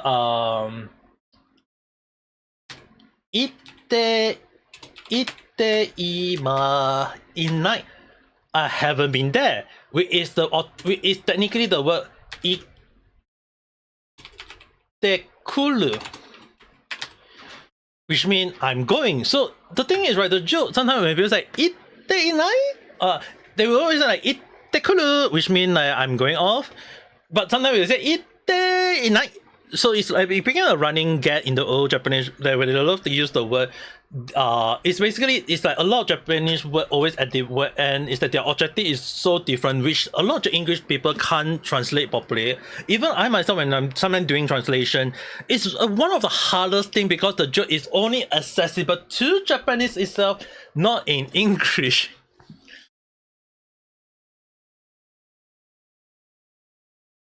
Linking kana. Yeah, that's the thing. It always changes the meaning of the word itself. And it's something that a lot of translation always have a hard job doing, which because the joke is only in Japanese. It's not in English. So when we say like we haven't eaten, let's say for example, 食べていない versus 食べている。食べていない mean not eating. 食べている eating. But in English, the verb is in the front, it's not at the back, but the Japanese is at the back. You can't go all Yoda from Star Wars saying like eating breakfast. I haven't. You can't say something like that. It's weird. To Star Wars fans, maybe they will say it's correct, but it's basically going Yoda in Star Wars saying like, eaten, I have not. Or reading a book, I have. The noodle, delicious, or something like that. It's really, really confusing unless I'm using Star Wars at the time. And basically using Star Wars Yoda as the main point of like, the force is strong. It is. Or the strong force, or whatever. It's like basically going all Yoda in a way that you have to change the way of your way of understanding Japanese. Then you can understand Japanese. It's weird, but then again, one of the things that I always love to tell people is basically, if you understand Star Wars Yoda way of speaking, you can understand Japanese, because their way is like subject itself, then end up with verb, and then object, which is basically more about the way we're doing. But in Japan, they kind of change the object and the verb in the roundabout way. So it became confusing because you kind of have to change your point of view on the Japanese word itself before you can understand. You don't go and say, there's the reason why like some people believe that you learn Japanese, you teach in Japanese. But then again, that I believe in the way of like using English to explain Japanese, or using like another form to explain it words by word to let people understand how those words link, how those words kind of have an understanding, and then from there you slowly learn from it. Like, why is it different? Why is it what? So in that form, it became one of the things that when I teach Japanese, or when I'm teaching people English, it's always I have to go and make sure that they have the mentality with the open mindset that it is very, very different learning a different language. And it took me freaking it took me 2 years learning in Japanese basic one, and additional while living in Japan for 6 years and using Japanese on a daily basis for me to finally able to speak Japanese. And I still not confident enough to go and declare that I'm fluent in Japanese, because there is a lot of words that I'm still learning. There is still a lot of like kanji, a lot of like verb, the bunpo, which the grammar, the vocabulary. Because if I go with, let's say for example, if I search out like JLPT, you don't have to use English because of Japanese kanji. JLPT vocabulary list. Like there is the N5 one, and N5 itself got like, let's say for example, let's look at all the, not the verb, not the adjective. My mother tongue, Chinese. Even though I don't speak Chinese. I wouldn't say I'm very good at Chinese, I have to at least say that. Is it now the effort?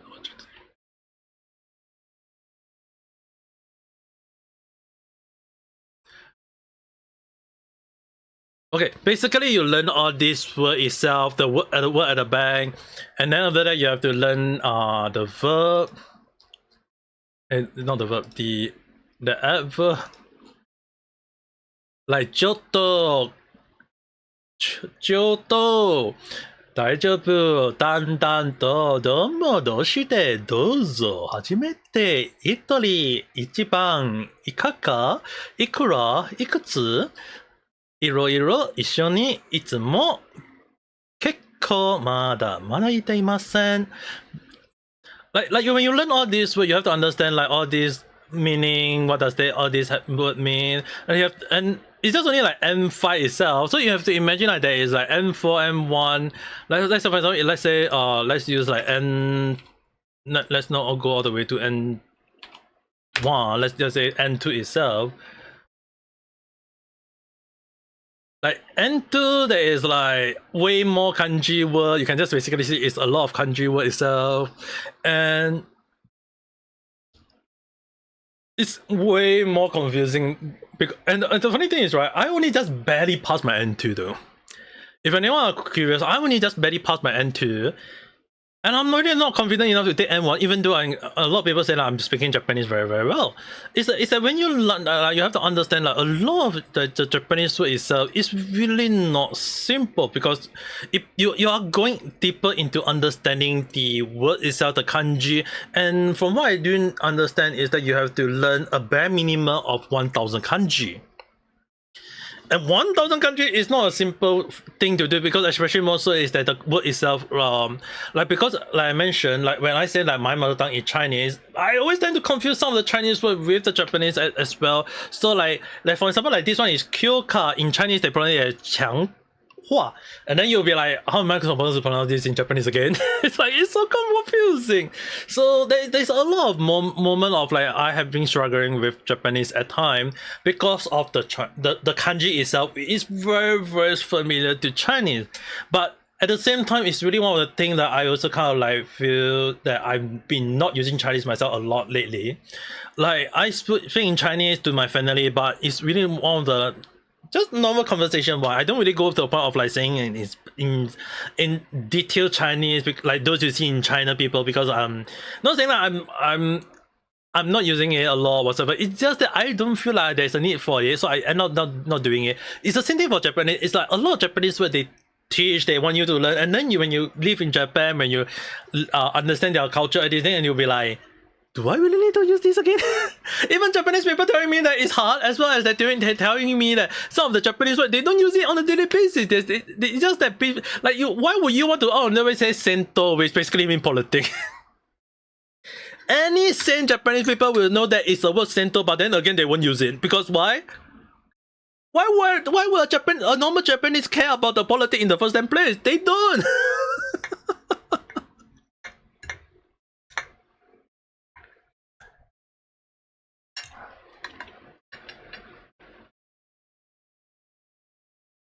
Another point of difficulty for people learning Japanese is that often many words are very similar and inflection doesn't exist in this different shade. Like object is a noun and object is a verb.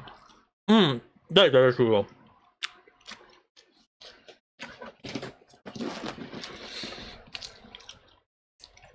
So if let's say for example, let's say Ame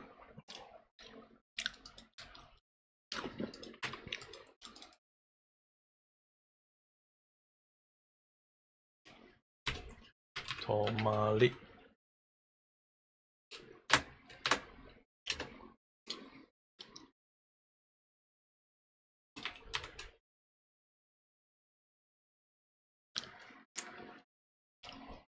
Let's say for example Tomari, which means stop.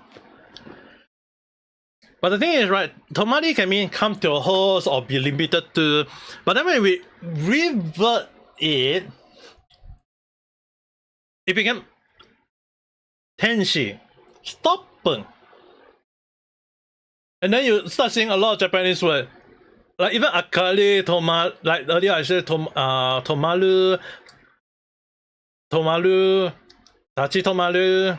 Oh, this one is Yameru. This one, sorry, this one is Yameru. Then you got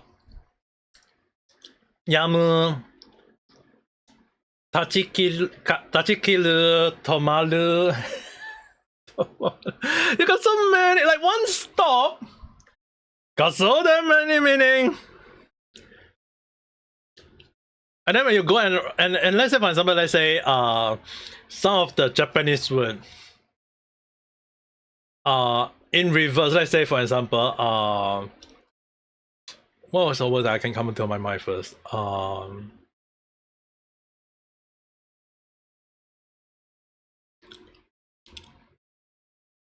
Like taberu nomin like okay.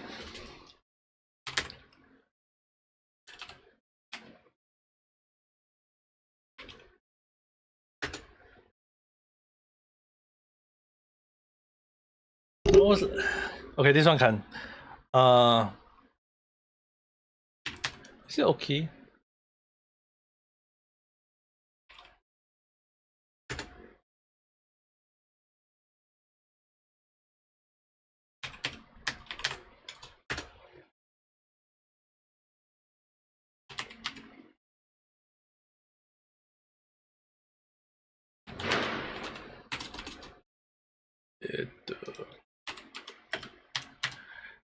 Okay, let's say for example, get out.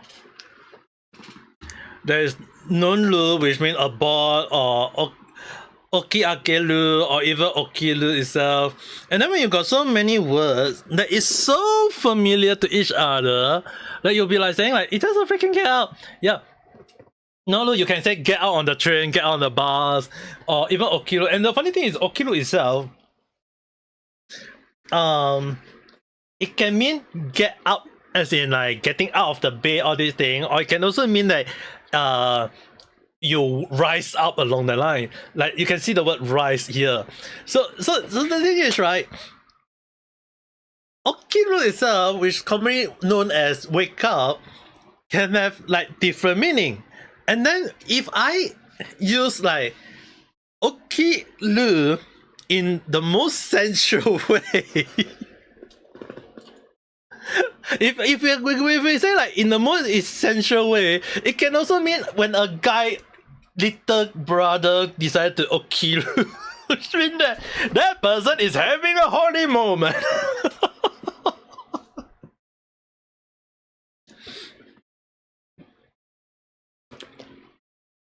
But yeah, basically a lot of Japanese woman has a lot of funny words, having funny days and funny. It's really one of the things that and people say that Japanese, English will have a lot of horny words. Yeah, when you understand that some of the hidden Japanese will have the hidden people. Yeah, by word meaning is like, yeah, definitely not a good thing you want to learn. But it's really one of the things that sometimes when you learn Japanese word, it's really one of the things that when I always tell people, it's like the more you know, it's really one of the things that the more I know, the more I start regretting it.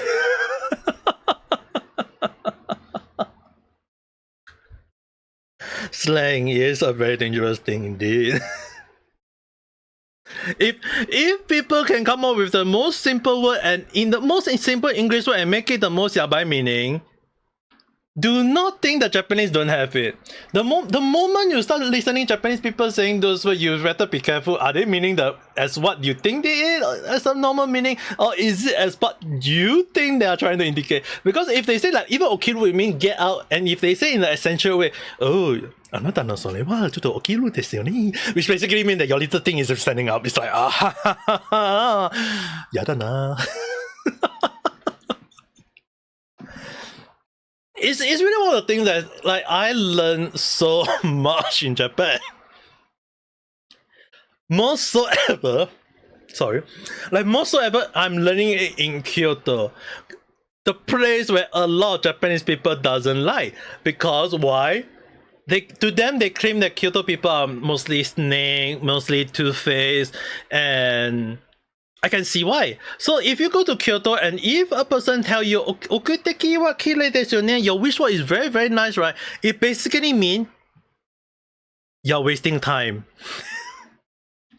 Or if you're blocking the road and you're taking nice scenery, or even you're walking very very slowly just because you can't walk too fast, if you're blocking the road and a Japanese Kyoto person come out to you behind and say that haiken wa kirei desu yo ne, which means the scenery or the background is very nice to enjoy, right? Basically, you better step away and let the person go.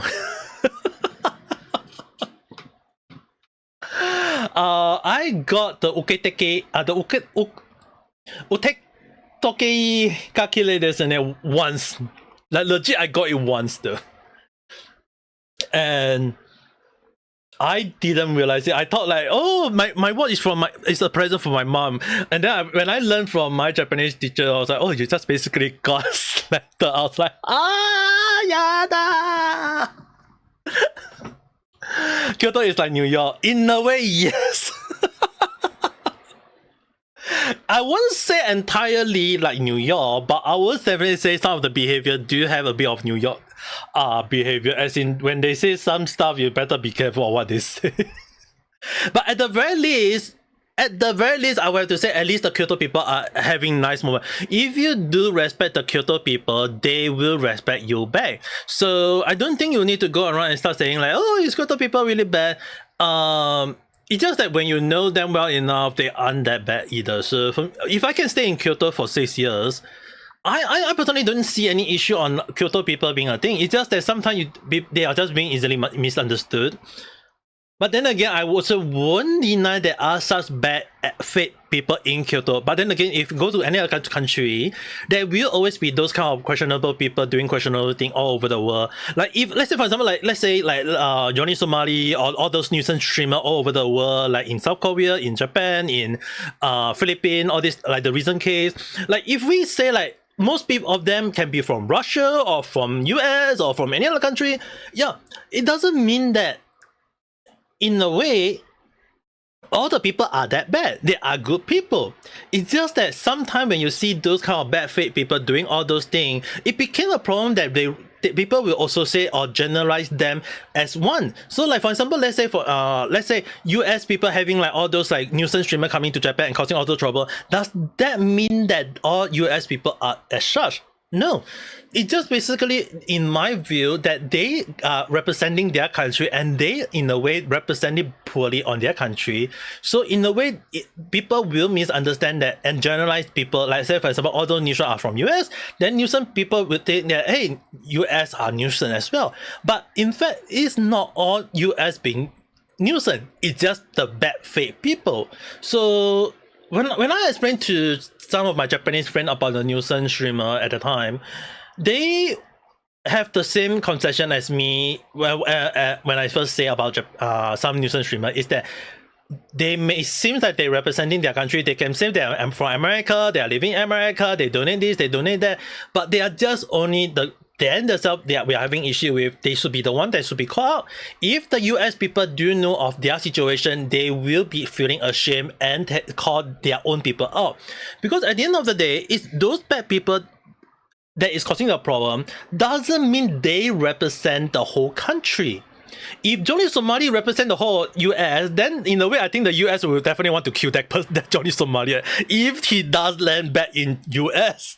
So, in a way, I personally don't feel it's like we should be hating on the whole of US. Like when I say like there is bad impression of like bad impression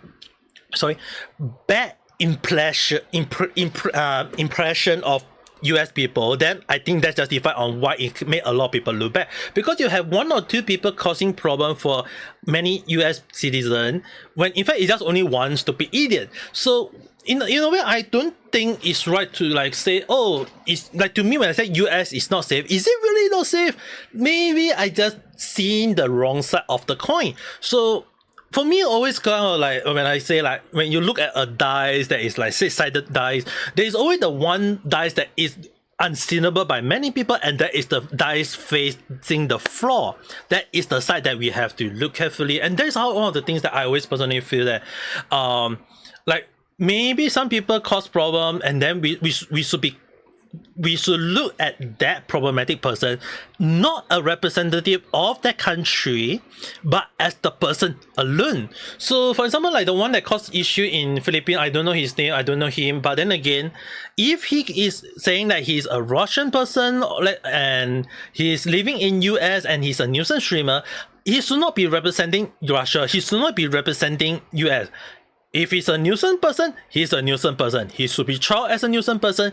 And if the country feel that they should step in, then I won't stop them. But then again, when you think about that, the person is now the person on crime or being charged for being a nuisance is representing your country. Do your country want to say that you want to have a nuisance person representing your country?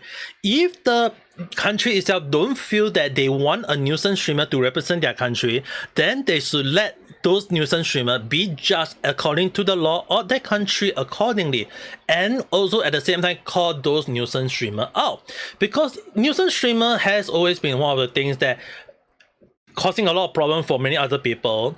And one of the things that even like I believe like Penguin Zero or Charlie, he himself also don't like nuisance streamer because it's just basically causing problem for others to get attention. And in a way, it's really one of the things that sometimes we have to ask ourselves is that why are they seeking all this attention? If they don't, if they feel that they are not getting the attention by doing bad things, then that should be the way to go. We should not give them attention. We should not give them any more like crowd or whatever. Like, we don't call them out, let them die off on its own. I think it should be a best thing to go. But because people are calling them out, people are giving them attention in the way, to them they will just take it that all publicity is considered a good publicity, and in terms of PR situation, to them they think it's a good thing. But in fact, if they do bad thing, be a streamer, be a nuisance, be a problematic, causing problems for the society, then all the more they should be judged according to the law, even if the law is considered a lenient, let's say for example a fine, a slap in the wrist, along the line. Like, at the very least they should still go through the law itself, be charged for it, and then in future they should understand that if you do something like nuisance in the country or in your own country or whatever country, you should be judged accordingly and learn from the mistakes so that in the future they can change for the better. In the case of Johnny Somali, I know a lot of us are very happy to know someone fought back against him. And about his situation in South Korea, the problem is the platform he was or he's streaming on was encouraging his behavior. I had actually seen the situation myself. I have been monitoring his situation for very slowly. Not really like as much as I used to back when I was in Japan, because when he was a nuisance streamer in Japan, I was following his situation very closely. Nowadays I watch some online clip as well as the Legal Mindset Andrew Sun video. One of the things I do learn about his situation, and then I asked I asked someone that I knew in Japan. I asked my friend about in Japan because he's a Korean. So I asked his situation. I asked him like his point of view about a Korean point of view. I was told from his point of view was they are going to make a living example out of Johnny Somali, because in South Korea, they don't mess around. Like, legit, they don't mess around. In Japan, one of the things that we both love about Japan is that the patient, like, even when people are being rude to you, you still learn to be patient. You still, like, you don't out nowhere just punch people. Unless people steal from your store, people act rude to you, then you can punch back. But if people try to cause you problem and you try to be very patient, you try to be nice, it's only when you finally lose it, then you punch people back in Japan. That's how they work. So that's the reason why like people been putting out Johnny Somali in Japan back then for so long. It's because Japanese are either number one, they don't give a damn care about Johnny Somali, and number two, they are acting patient because it's a foreigner. They don't want any trouble. But the issue on South Korea, from what my friend told me, is that if you mess around, it won't be long, they will punch you back. And that's basically what happened. And when they punch you back, it's not just a one punch only. This is not a one punch man where they one punch and you're gonna just fly back to US, okay? In South Korea, when they punch you once, they're gonna hunt you down and make sure you aren't gonna leave the next day. Johnny Somali technically is under police protection at the moment, because why? Many Korean people want him dead. Like, legit want him dead. So it's really one of the scary things that you will be thinking, like, when you have a whole damn country after you wanting you dead, yeah, you mess up badly for it. Like, especially in Johnny Somali case. Now, here's the funny thing. His so-called legal lawyer or his lover, which is basically Hawks, if I get his name correct. The person who is a South Korean person who used to live in US, Texas, apparently, it's really kind of like more ironic is that he is now a pro CCP or community China along the line. And what makes it even more ironic is that from my understanding of the Chinese, and I do have a few China people who from based in Beijing, Shanghai, Chaozhou, all those Chinese, quite a lot, like from the ruler's place to the city area. When I asked them about the Johnny Somali situation, apparently, this is just apparently, alright. Apparently, they are very open to have them on in China. Like if Johnny Somali do go to China, they don't mind. Because they are going to make sure that if he cause any trouble in China, they're going to make sure he don't leave the next day. like they're legit thinking of that, and I was like, and when I saw Legal Mindset also showing that video about South Korea talking about China people are so-called like seemingly welcoming them in the most sarcastic way, the first thing in my mind I was like, wow, they better don't go to China because they are gonna be the next day. Because the thing is, right, if a China people open arm and welcome you, there is two meaning. Number one, they really legit like you, or number two, they gotta make sure you don't leave the next day. And sadly for both of them, it's the latter. So officially, because in the past when the people say like all people over the world hate him, initially I was like very not keen on saying like people, because there is few other countries that is not aware of them. But when you consider like even China people are not hating on Johnny Somali, yeah, that tells you how F out the person is. And to me, right, personally, I feel like if Johnny Somali is gonna spend time behind bar in South Korea, so be it. Because the thing is, right, like in Japan, like you mentioned, like people try to avoid getting the police in because, again, Japanese people don't like trouble. If they can avoid trouble, they avoid it.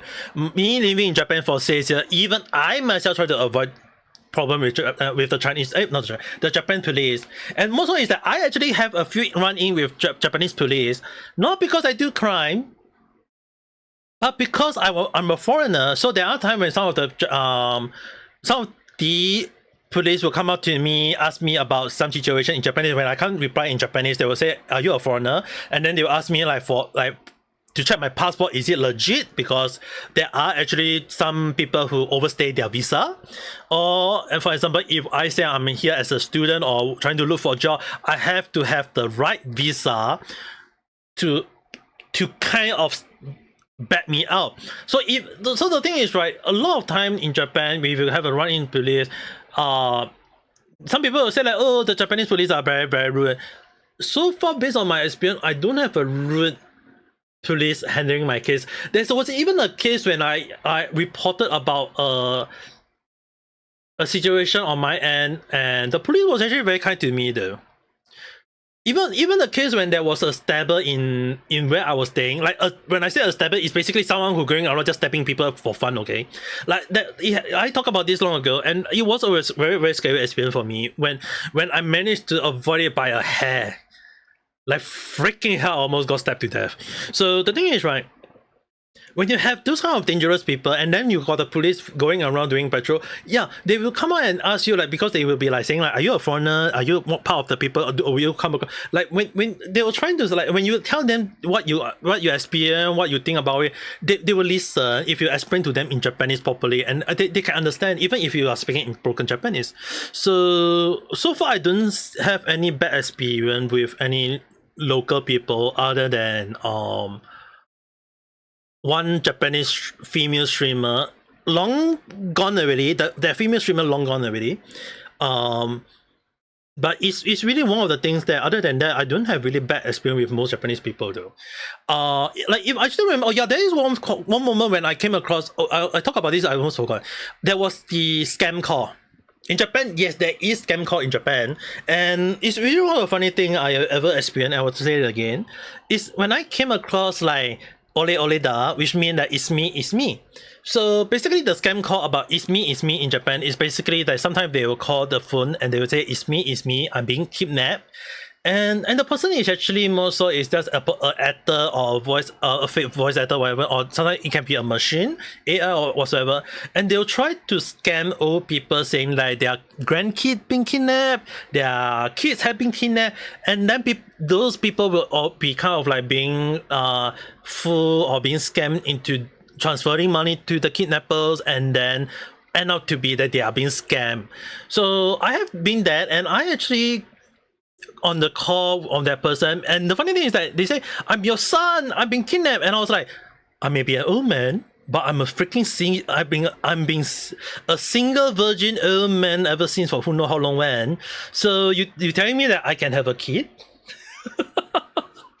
So I actually play along a little bit, and I actually on the call I was actually slowly I slowly walk, like quietly slowly walk towards the police station or the Kobang, and over the phone I actually give the phone, like I record, like let the police listen, and I actually kind of like delay the phone call, and at the end I just kind of report it to the police right on the spot, give them the phone number.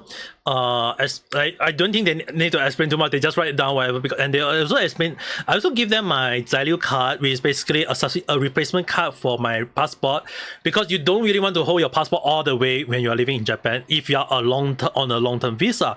So if you're on a long-term visa, you can apply for a Zailu card or a resident card, something along that line.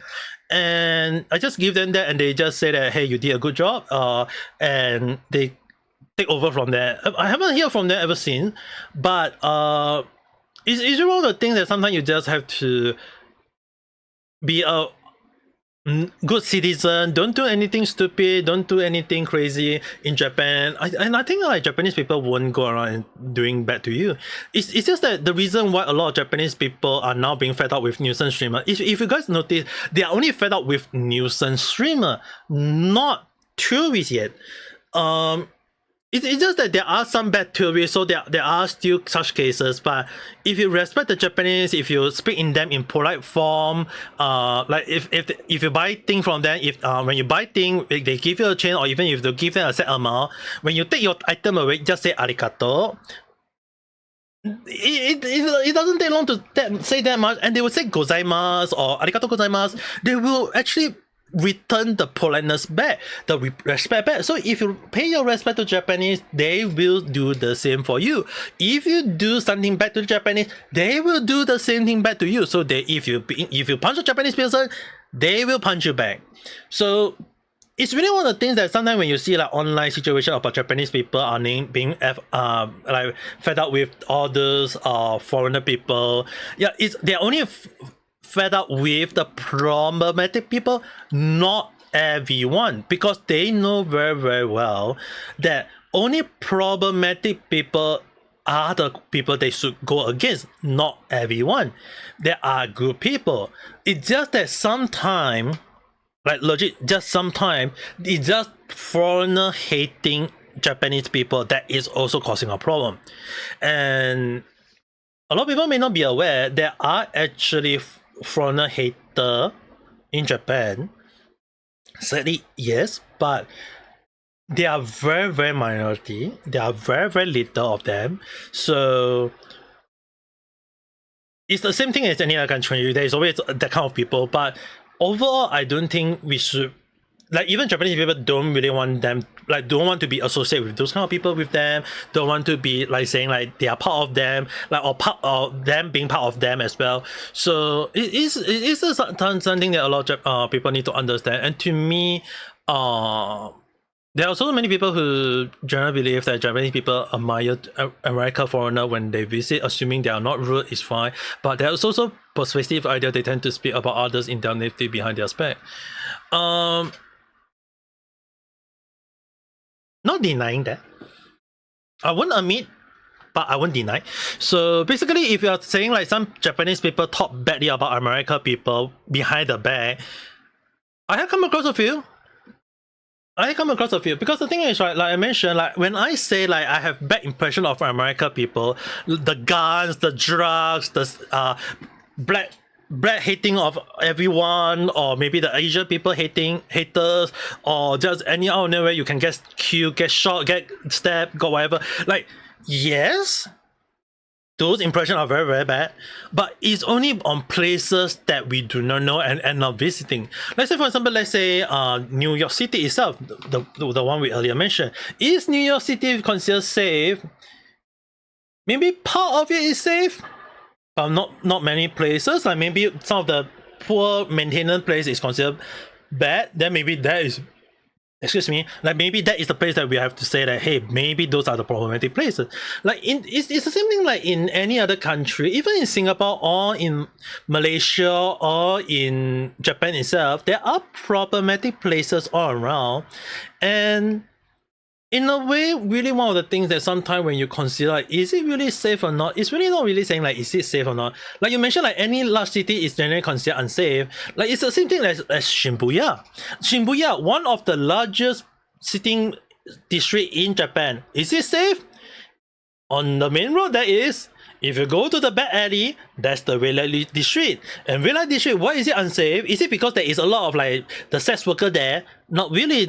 It's actually more so that there is actually actual yakuza that is out there trying to scam foreigner into spending money in their restaurant, where they trick you into thinking that one of their meal is just basically you can have a meal for $2,000, 2,000 yen. They end up charging you for 2,000 US dollars because they will just type $2,000, and in your receipt you say that it's you 2,000 yen. You think it's 2,000 yen, but they just say it's $2,000. So it's like yen, and like yen is just like 2,000 yen is just basically $18-17, and then in 2,000 it's like what the heck. So and then when you go to the police, what can you do? You're a foreigner, and then you have to go back to your country, and then out of nowhere you got a $2,000 deficit.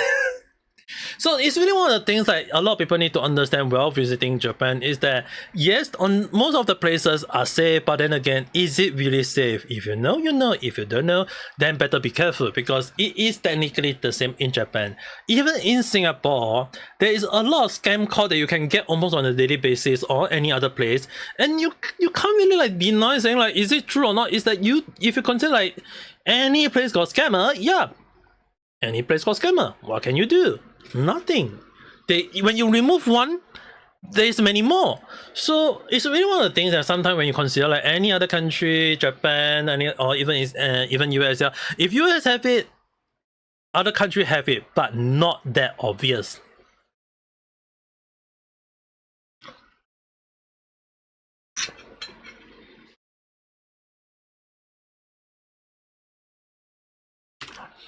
Largest city had higher violent crime.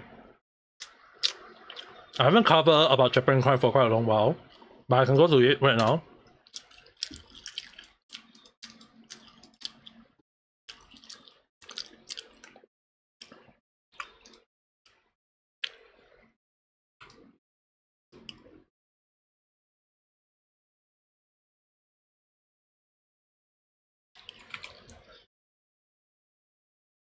Let me also switch this out.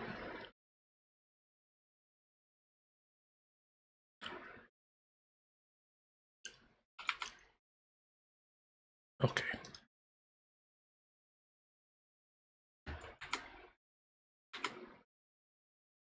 So I haven't covered like Japan crime for a long while, but if we look at Japan crime itself as a whole, it right off the bat, first page, 86-year-old man arrested for slashing nurse visiting him for healthcare.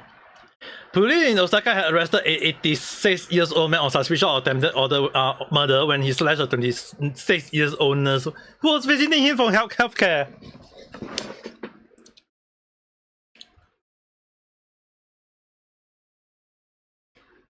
You have to imagine like, is it really safe in Japan? If you can have an old man going around slashing a young lady, that's a very dangerous thing, you know. Or even in the case like father arrested after 6-year-old son died in a fall from forklift. Yes, I know. I mean, like, compared to US, it may be considered minor, as in like because like a lot of US places are very, very unsafe. I understand that. Don't get me wrong, but it's just that sometimes when you look at Japan crime itself, like when you consider like even like 6-year-old kid or all these murder, it's like sometimes we consider like the number of cases happen in Japan. It's just that they aren't reported overseas that much. I cover quite a few Japanese crime myself. But most of the time, like when you consider like all these like Chika or even like 16 years old arrested for abandoning newborn baby, the first thing right off the bat is like you'll be questioning like how the hell is the 16 years old having a baby though?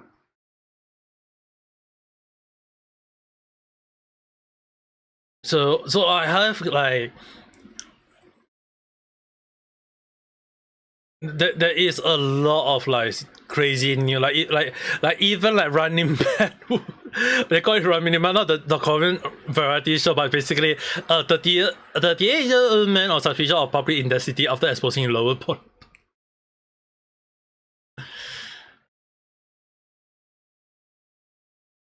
Oh wow, nice!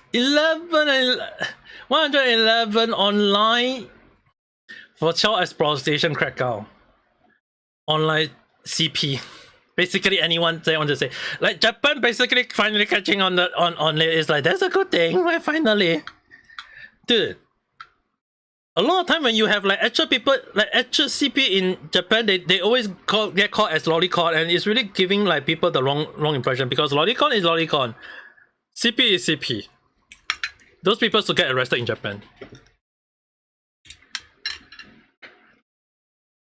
But yeah, you can. I mean, but then, can you have this kind of thing happen in other country? I'm not sure though.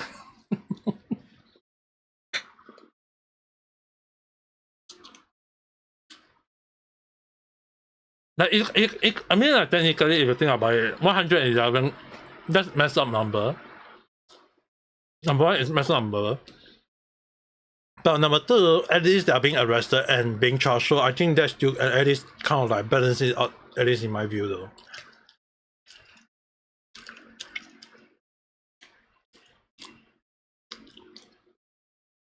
A 33-year-old man had been arrested for breaking in an apartment in Kyoto, a woman in her 20s, and then robbing her. Even Tokyo itself is not safe.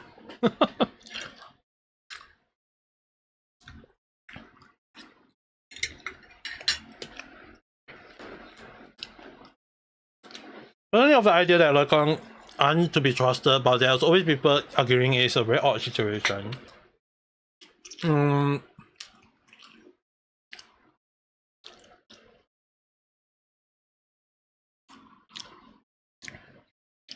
To me, okay, let me say it in this way. If we say that all daughters aren't to be trusted, just because of one crack daughter, does that make sense? Doesn't make sense, right? So it's the same thing as lolicon in a way. Is all lolicon bad? It's just that it's the same thing as that when there is one actual CP people, when there is one actual people who is into CP, and they claim themselves as lolicon, they are technically using lolicon as a meat shield. So it became a problem in a way because people was just like they would like it became a problem that is lolicon a PDF file? Is it as such? In a way, when you have actual CP people within the community, that is when we have to call them out, when we have to highlight who are the problematic one.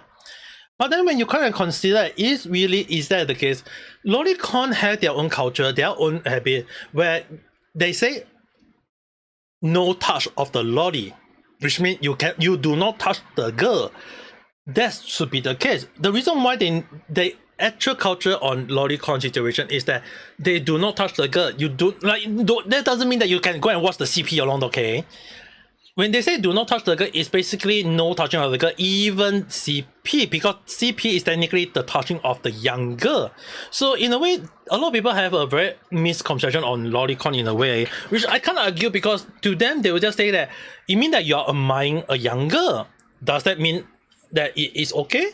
Well, it's the same thing as that when you say like, oh, a teddy bear is cute. Then if you say that touching, if someone do something to the teddy bear, let's say for example sensual stuff, does that mean they are a furry? They are effing a soft toy, a plushie? Like, does that make sense? Like, is that even like correct? It doesn't. It's just again, yes, like you mentioned, the overlap is the problem. It's always back to the thing that I always use a lot on a daily basis. Where do we draw the line?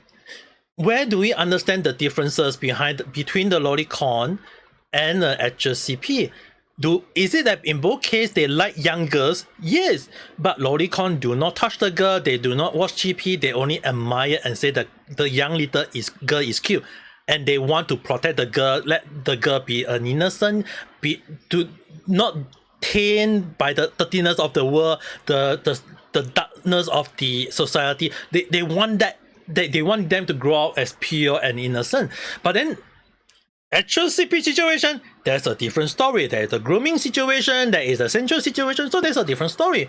Again, it became the point that, but then people draw the line. Both is the same thing. They like young girls. Then it became a problem because they both like young girls, and then to them it's like, oh, lolicon is PDFR. It's like, what the heck? So it's the same thing as when I always like it's the same metaphors when I say in Discord. It's the same thing as apple. There is a green apple, there is a red apple. Both are apples, but green apple is slightly sour, but red apple is slightly sweeter.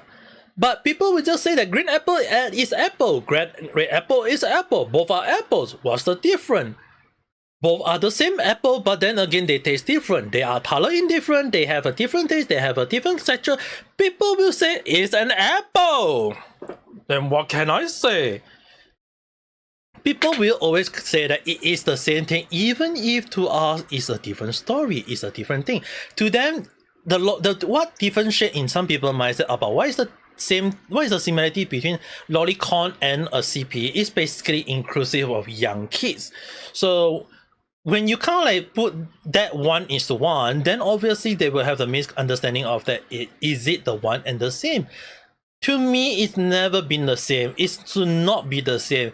Just because an apple can be a green apple or red apple, it doesn't mean a red apple is a green apple. Red apple is red apple. Green apple is green apple. It both can be called an apple, but does not mean they are the same. It's always back to that. That became the problem, how people always have a misconception, and it became a problem in society. And when people look at like lolicon and call it like PDF, it's the same thing. It's like, is black people are black and white the same? To me, it's the same. We are all human. Black human, white human, yellow human, Asian human, whatever human. It's just our color is different. But to some people, they will say, no, it's different. Black is black, white is white, yellow is yellow. But yet, when you consider like, then why is lolicon is considered PDF in their point of view? They can't answer it. They will just say you like young girls? That's wrong. So if you have a young little daughter or young little girl in your house and you say she is cute, oh, you must be arrested, right? Because you're a lolicon. If you're a lolicon, then you're a freaking PDF out. Am I wrong to say that? Because that is based on their logic. That doesn't make sense. So it's really one of the things that sometimes when people always say a lot of like irrational thing, when you try to like other time when I argue with people over the Twitter or any other places, they always say like I'm a hypocrite, I'm just changing the goalpost or whatever. But when you kind of like highlight, you realize that a lot of those people always tend to be sick in their head or they have the wrong complexion. And it's really one of the things that sometimes we just have to ask ourselves is like, what is it consider, like, where do we draw the line? Like, do we want to say that liking a young girl is considered bad? And then we have to ask, if you say liking young girls is bad, then if you have a daughter or a niece or any girls in your house and you say they are cute, does that make you a lolicon? Does that make you a PDFR? That's the question we have to ask. Because you draw the line that liking a young girl is wrong. You should not like young little girl now. That's how they draw the line. So a lot of people always have the misconception on like deforestation, is like you mentioned, and the problem became a problem of how people look at it. And just because it's like, to them they say, oh, black, like the skin issue, black washing, white washing, it's the same thing. They say that, oh, it's alright to do one, but then you can't do the other way, and then it became a double standard. It's the same thing like like another situation I can even say out is like, oh, you can't have hot sexy girls in game, or you can have a hot man in game. Like what? Like are you having an issue with hot and sexy girls? Like if men like hot sexy girls, then let men be men. If girls want to have hot guys in game, just look for it. There are actual games out there with hot guys in it, or maybe just for them. And why are they like going around attacking game just because, oh, there is no representative of this? Like, dude, if you don't like it, just move on. If you like, I've seen how people always voice their crazier issue over the internet, and again, it's really back to one simple thing. What is the definition? Where do we draw the line? Where do we like understand like the point of view or perspective, all these things? And it's really one of the things that when I do random chat lately, like when I'm drawing, like when I was doing the script for Genshin voice actor as well as for the Ubisoft, I have to like even try to understand from perspective of the Ubisoft side. Is it really as what they think, or is it really that DI is really damn bad? And in a way, like to me, I always say this: having DI in game is fine. Like Monster Hunter WoW. I playing Monster Hunter WoW, I don't even give a damn care about DI. Is there DI in the game? There's a lot of red flag. Guys can wear female clothes, like they freaking let guys wear man bra in Monster Hunter WoW because one of the armor set is a bra that was meant for female, but then for some reason guys can wear it. Yeah, am I having issue with that? To me, it's a red flag. Is it a DI? Probably. But do I go around and say that, oh, because it allowed me to wear man bra, I don't want to play the game? No. If I don't like it, I'll move on. But then again, it's like, why do I like the game? Because the game is fun. Monster Hunter has always been fun. It's always about the monster hunting experience. And you're going to ask people like, some people will say they feel turned off about the armor set sometimes, but then do that take away the core experience of having fun on the game itself? No, it's the same thing as like Ubisoft. When like if people say Assassin's Creed Shadow, is it a bad game? Is it a flop? If there are actual people who enjoy the game, good for them. But if many more people don't like the game, then let them be. Just that at the end of the day, you cannot lie about the numbers. You cannot lie about the number of players. If there is really no one like the game, and many people claim they are, then you have to ask, okay, what is the number of players on hand are playing Assassin's Creed Shadow? If many people who play the game and say they don't like the game and they give the review, bad review, all these things, then obviously if people don't like it, they can don't play the game. It's the same thing for Monster Hunter. If people don't like the Monster Hunter, they say there is this, there is that, then it's fair for people to say that Monster Hunter is a bad game. But then again, you can't deny that there is actual people who like the game, then let them defend it. I'm not going around and say that is Ubisoft Assassin's Creed Shadow a bad game or not. If there is actual situation that need to be called, I say it before, I say it's a racist game, that is a racist moment. Yes, it is a racist game because there is racist moment. But if they want to indicate that the gameplay is fun, they want to and they kind of like tune down on the racist moment, then I think that's fair, because maybe to me, I would say maybe I can give it a chance, I can give it a moment because there is a benefit of doubt. But often more than not, when we have a lot of situation where a lot of time it's just basically that the company causing problem, they gotta do bad PR, the developer causing even more problem, turn people off from buying the game, to say the game, if you don't like the game, don't play the game. So to me, it's like, if I don't want the game, then maybe I don't buy the game. Like if the right developer with the right mindset go with the saying like, hey, if you don't like the game, why not give the gameplay a try, give the demo a try, and then decide, do you really want to play the game? If people like the game, then go for them. If people don't like the game, then let them be. Instead of like going around attacking everyone, and then you start exposing a lot of like your bad all your skeleton in the closet, or whatever the phrasing is, then it's starting to kind of like get more and more people to like causing problem in, and then people say, oh, the game is DI. People will start throwing all reason to justify the reason for why they hate the game. They will just say that, oh, that there is DI in the game, there is work in the game, there is like, they just want to have like black in the game, all these things, the brownie point, all these things, and it became a problem in a way. It's like, to me I've been saying, The concept of DEI has always been fine. It's people who abusing it, misusing it, misrepresenting it, that causing the problem. So like for me, when I say like Monster Hunter, wow, there is red flag in it. I say I seen red flag in it, but do I care? No. So if any Western game company understand with the right mindset is that if the game got DI whatsoever, but if the game is fun, there is no bug, there is no problem, the game is interesting, the graphic is nice, if people do enjoy the game, good, they can make money.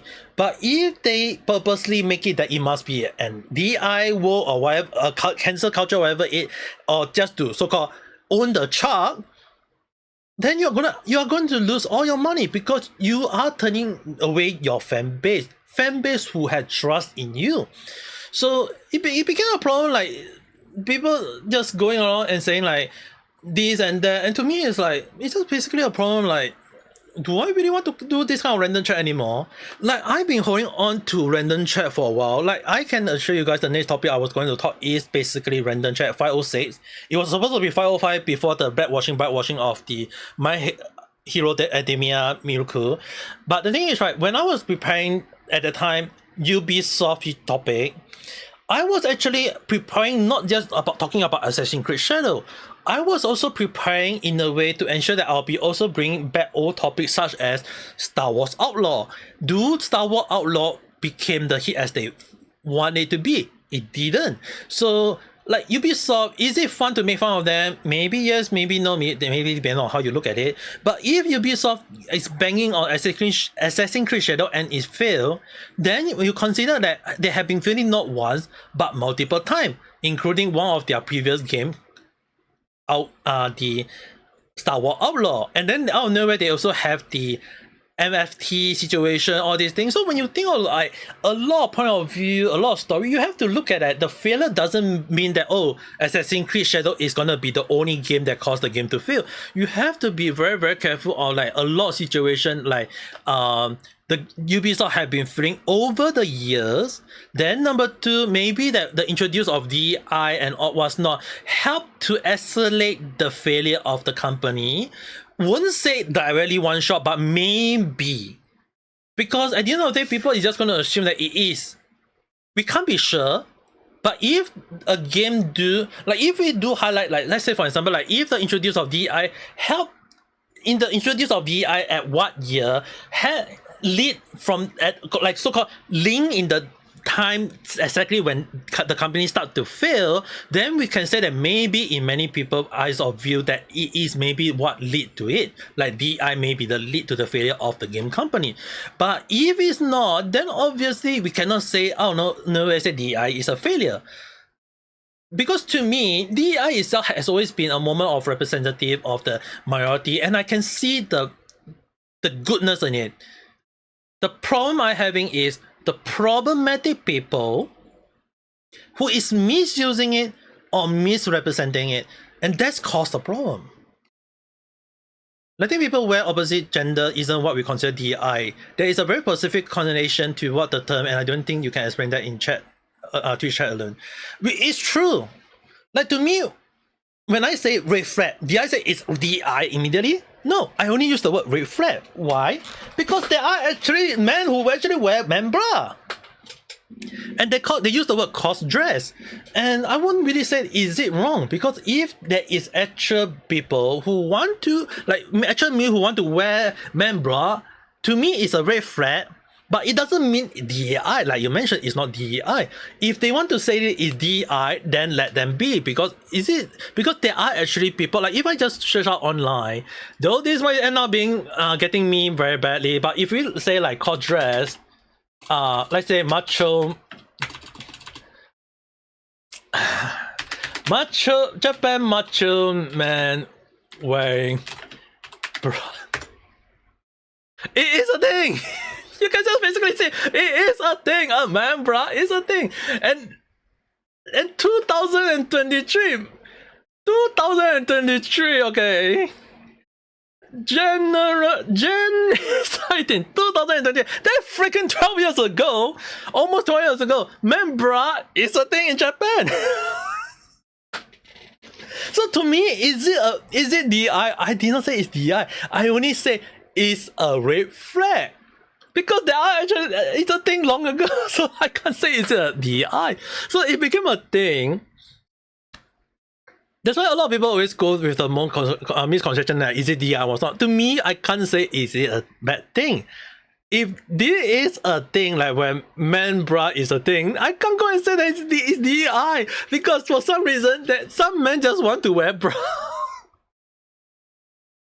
Can we deny those men from wearing bra if they want to wear bra? If they want to wear bra, we can't say they can't wear bra. Like who am I to judge whether men should wear men bra or not? The problem people have that aren't playing the game, that they are continuing to make game that push an ideology.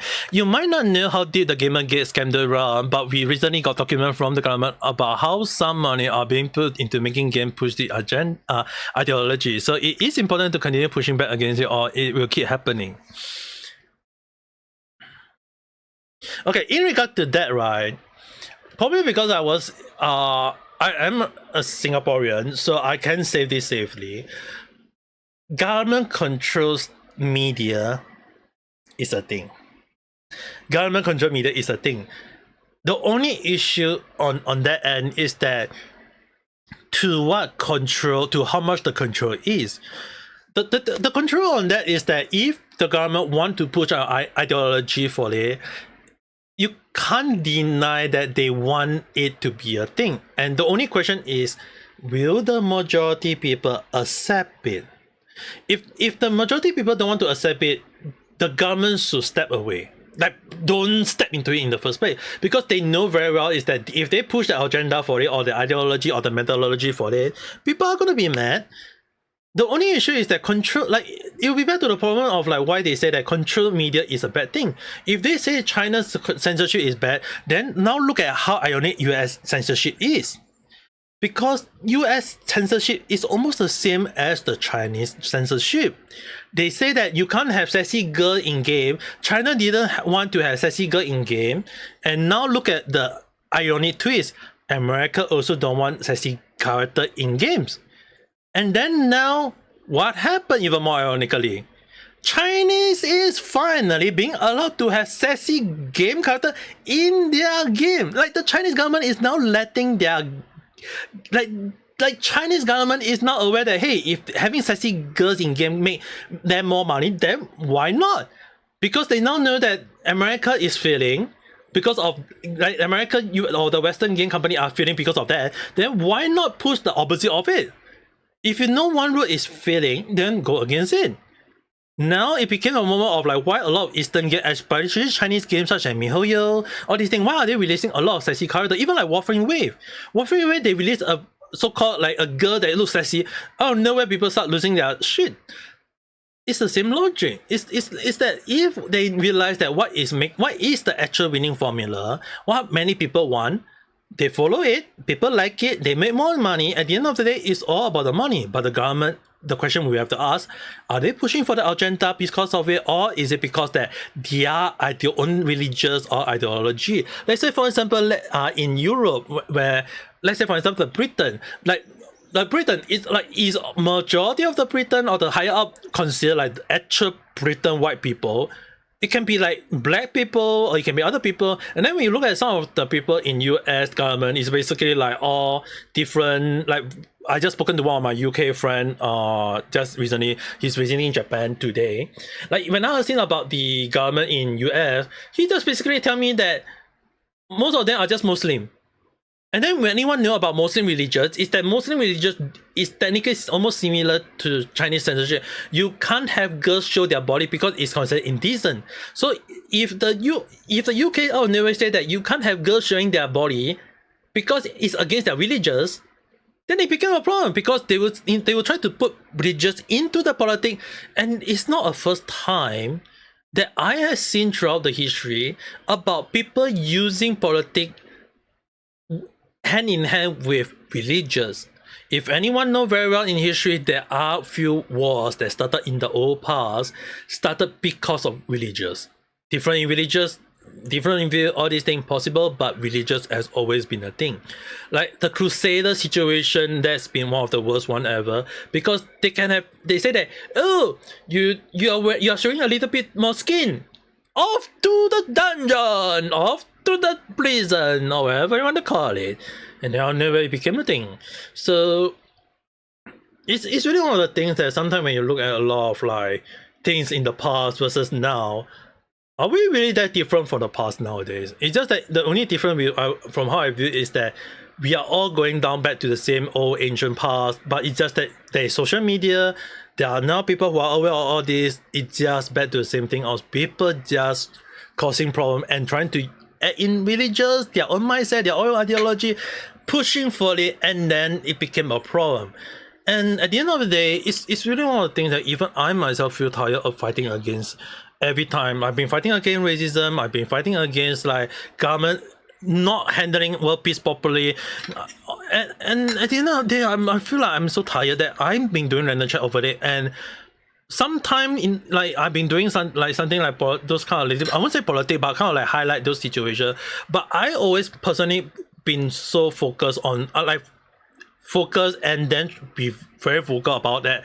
I'm against talking about politics, against government in my live stream. It's that you guys would like, from my view, is really you guys can understand that my view is very, very strong. And it's can turn a lot of people off. Because the thing is, to me, from a neutral stand, I can't really never say that, hey, is this bad, is that bad?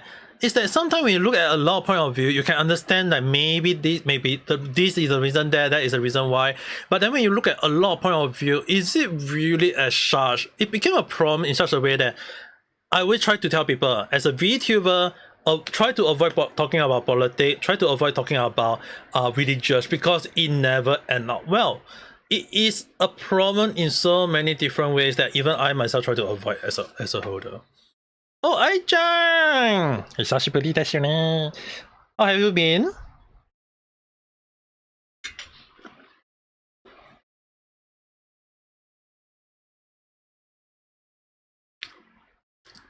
What is this? Just basically me talking about other stuff. Don't worry, I'm not gonna wear bra, don't worry.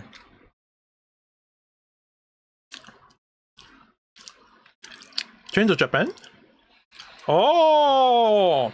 いいですよね. How's Japan? Every gamer in you, yeah.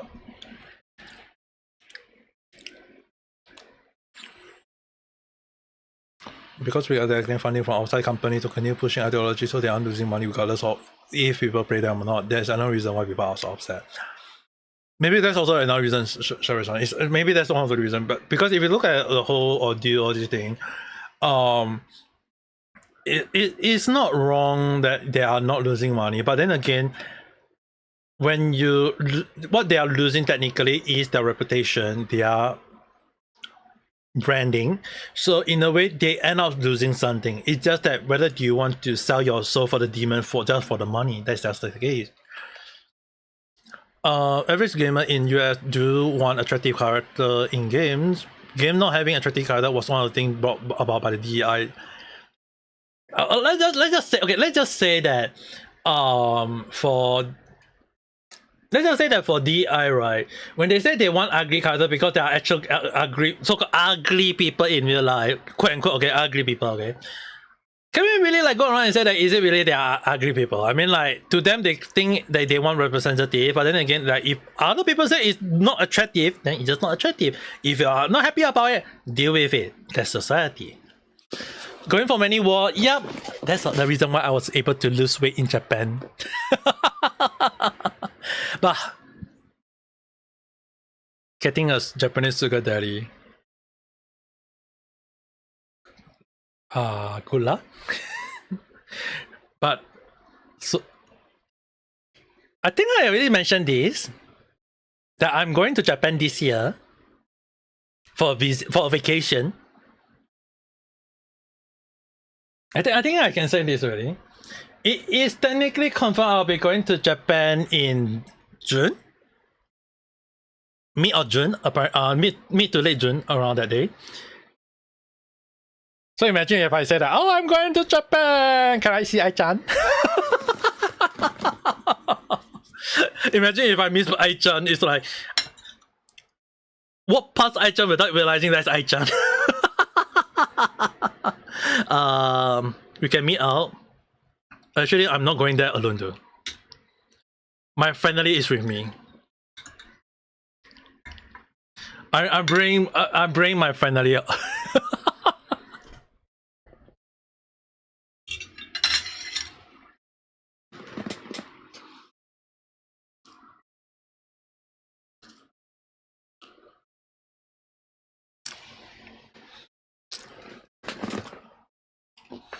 I'll be glad to discuss more sensitive topic on something like Discord, since I could do it way better there a lot. You're right about a lot of people can't handle politics topic in a mature way. Yeah, that's the reason why sometimes I'll try to avoid talking about politics. It's not that my view is too serious or what's not. My Discord is on the link on my YouTube. There's a link to my Discord on my YouTube, so if you want, you can join. Just discuss on random topic, random chat, or in RC discussion. There is a specific place to talk about it, and we all talk about.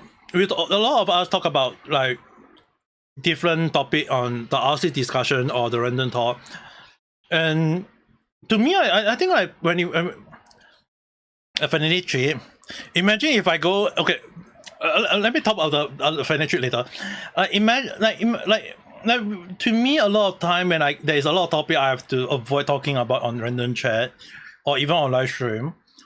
It's the main problem is that a lot of topic is not just sensitive. It's just that when you give one thing, it can cause people to have a misunderstanding on your view, and then you have to tread that line way carefully that anyone did. Like even if your take is considered morally correct, or maybe in some people it's considered majority correct, it can also mean wrong if you don't understand from many perspectives. So to me, who is a neutral person most of the time, it's a very dangerous threat for me to talk about, and thus I always try to avoid talking about that though. And in a way, I still have to. Yeah, a lot of things I've always said that you can't please everyone on the internet. Like you can't please everyone. Like even to me, when I'm like when I do my random chat, like the last random chat I did was the blackwashing, like Twitter user made a character skin color. I still get dislike for that video. When it's just like one of my best take ever, I got a lot of view on that. Yet there is also people who don't like it because they don't agree with my view. So it became like I can't go and say, oh, I'm sad that there's one people who dislike my video. Am I going to be just sad about it? No. Move on and don't care. Like even when people block me over Twitter, am I going to be sad over it? No. If they want me to have that living land free in my head, yeah, I can yell about it for once and then I just move on. It's always a moment of like, sometime we talk about this, that, whatever, and it's just a moment of like, we talk about it, but it's not really a moment of like do we want it to be a ongoing topic again and again and again. It's just that we talk about it, discuss about it. We hope that this kind of thing won't become bad in the future, and then hoping for the improvement of the future. That should always be the view. It's always about me hoping that people always move on with their life, changing for the better, and then move on. If really worse come to worse, I like people just go and just say that, take things what I'm saying out of context. I can't stop them as a whole though. Now in regards to the Japan trip in June, the reason why I'm going to Japan is actually basically my mom wanted to visit Japan. Like why I living in Japan for 6 freaking years and I still can't bear to leave. Like she wanted to visit and she understand the she knew that because I speak Japanese, so I can be the tour guide.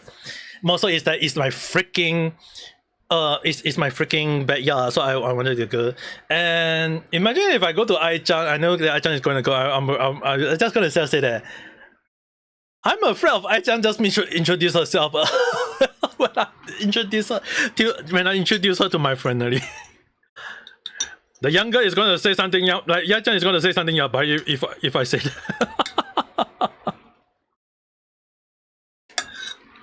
that. Just make sure to go and have a nice day at school, Aichang. Go and have fun.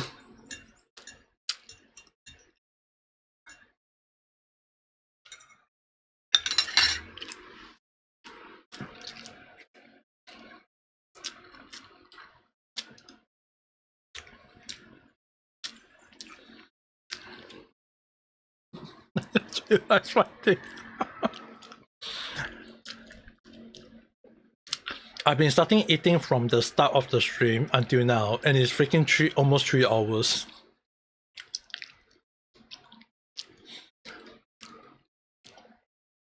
At least take you out for dinner before I introduce you.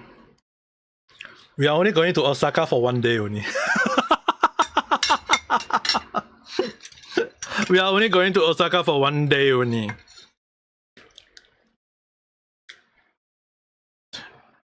Unless you want to eat dinner with my family. We're basically eating dinner if you want to. We can discuss on Discord if you need to. Don't need to worry, Aichang. Just go and have fun at school. The food that you see on screen behind the chat, that's basically what I've been eating for like the past nearly 3 hours. Like, dude, this take me so damn long.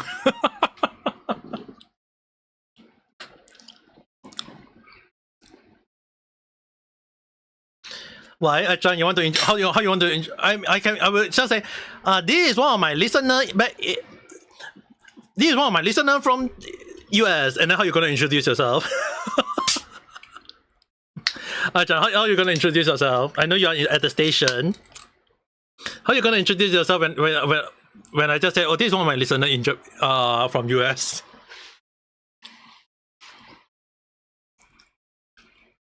I'm very, very curious. In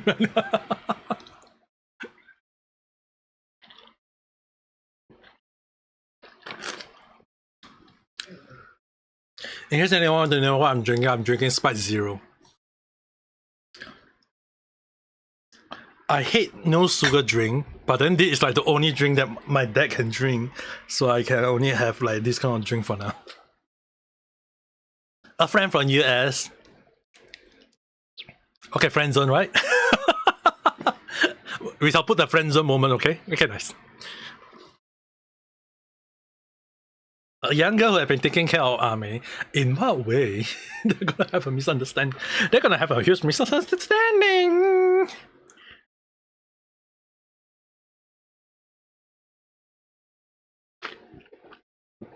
I think on the spot they will just call the police. Imagine if she said a young girl before that, and I'll be like, oh no, this is Ame. We're gonna send you to the police. Go.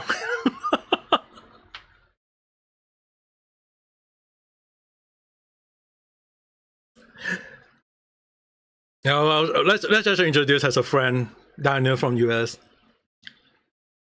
It's kind of funny that I know quite a few US friends in real life as well. And it's just only like the other day that I was speaking to one of my UK friend in real life. Like he visiting Sentai Japan in today. Like he's in Japan today, and he was asking me about a few places, things that I need to want to introduce all these things, and I told him like a few places of visit in that area, and obviously one of the things he asked me is, where's the red light district then? Where's the red light street there? Oh, you want to go in distress car? I'll send you the link there. You go and search it yourself. I don't know anything.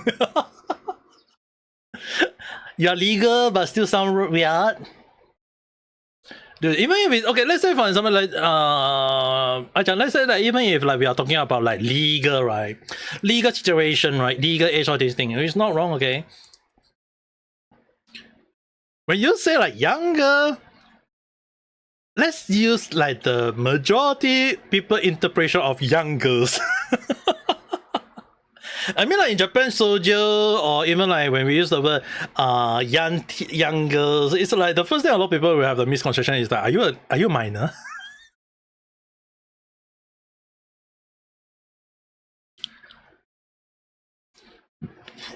Excuse me. Yeah, the funny thing is, right, nowadays I feel like no, this is personal view, okay? Like nowadays, if any girls want to say that young girls oh my god, that's gas for my excuse me.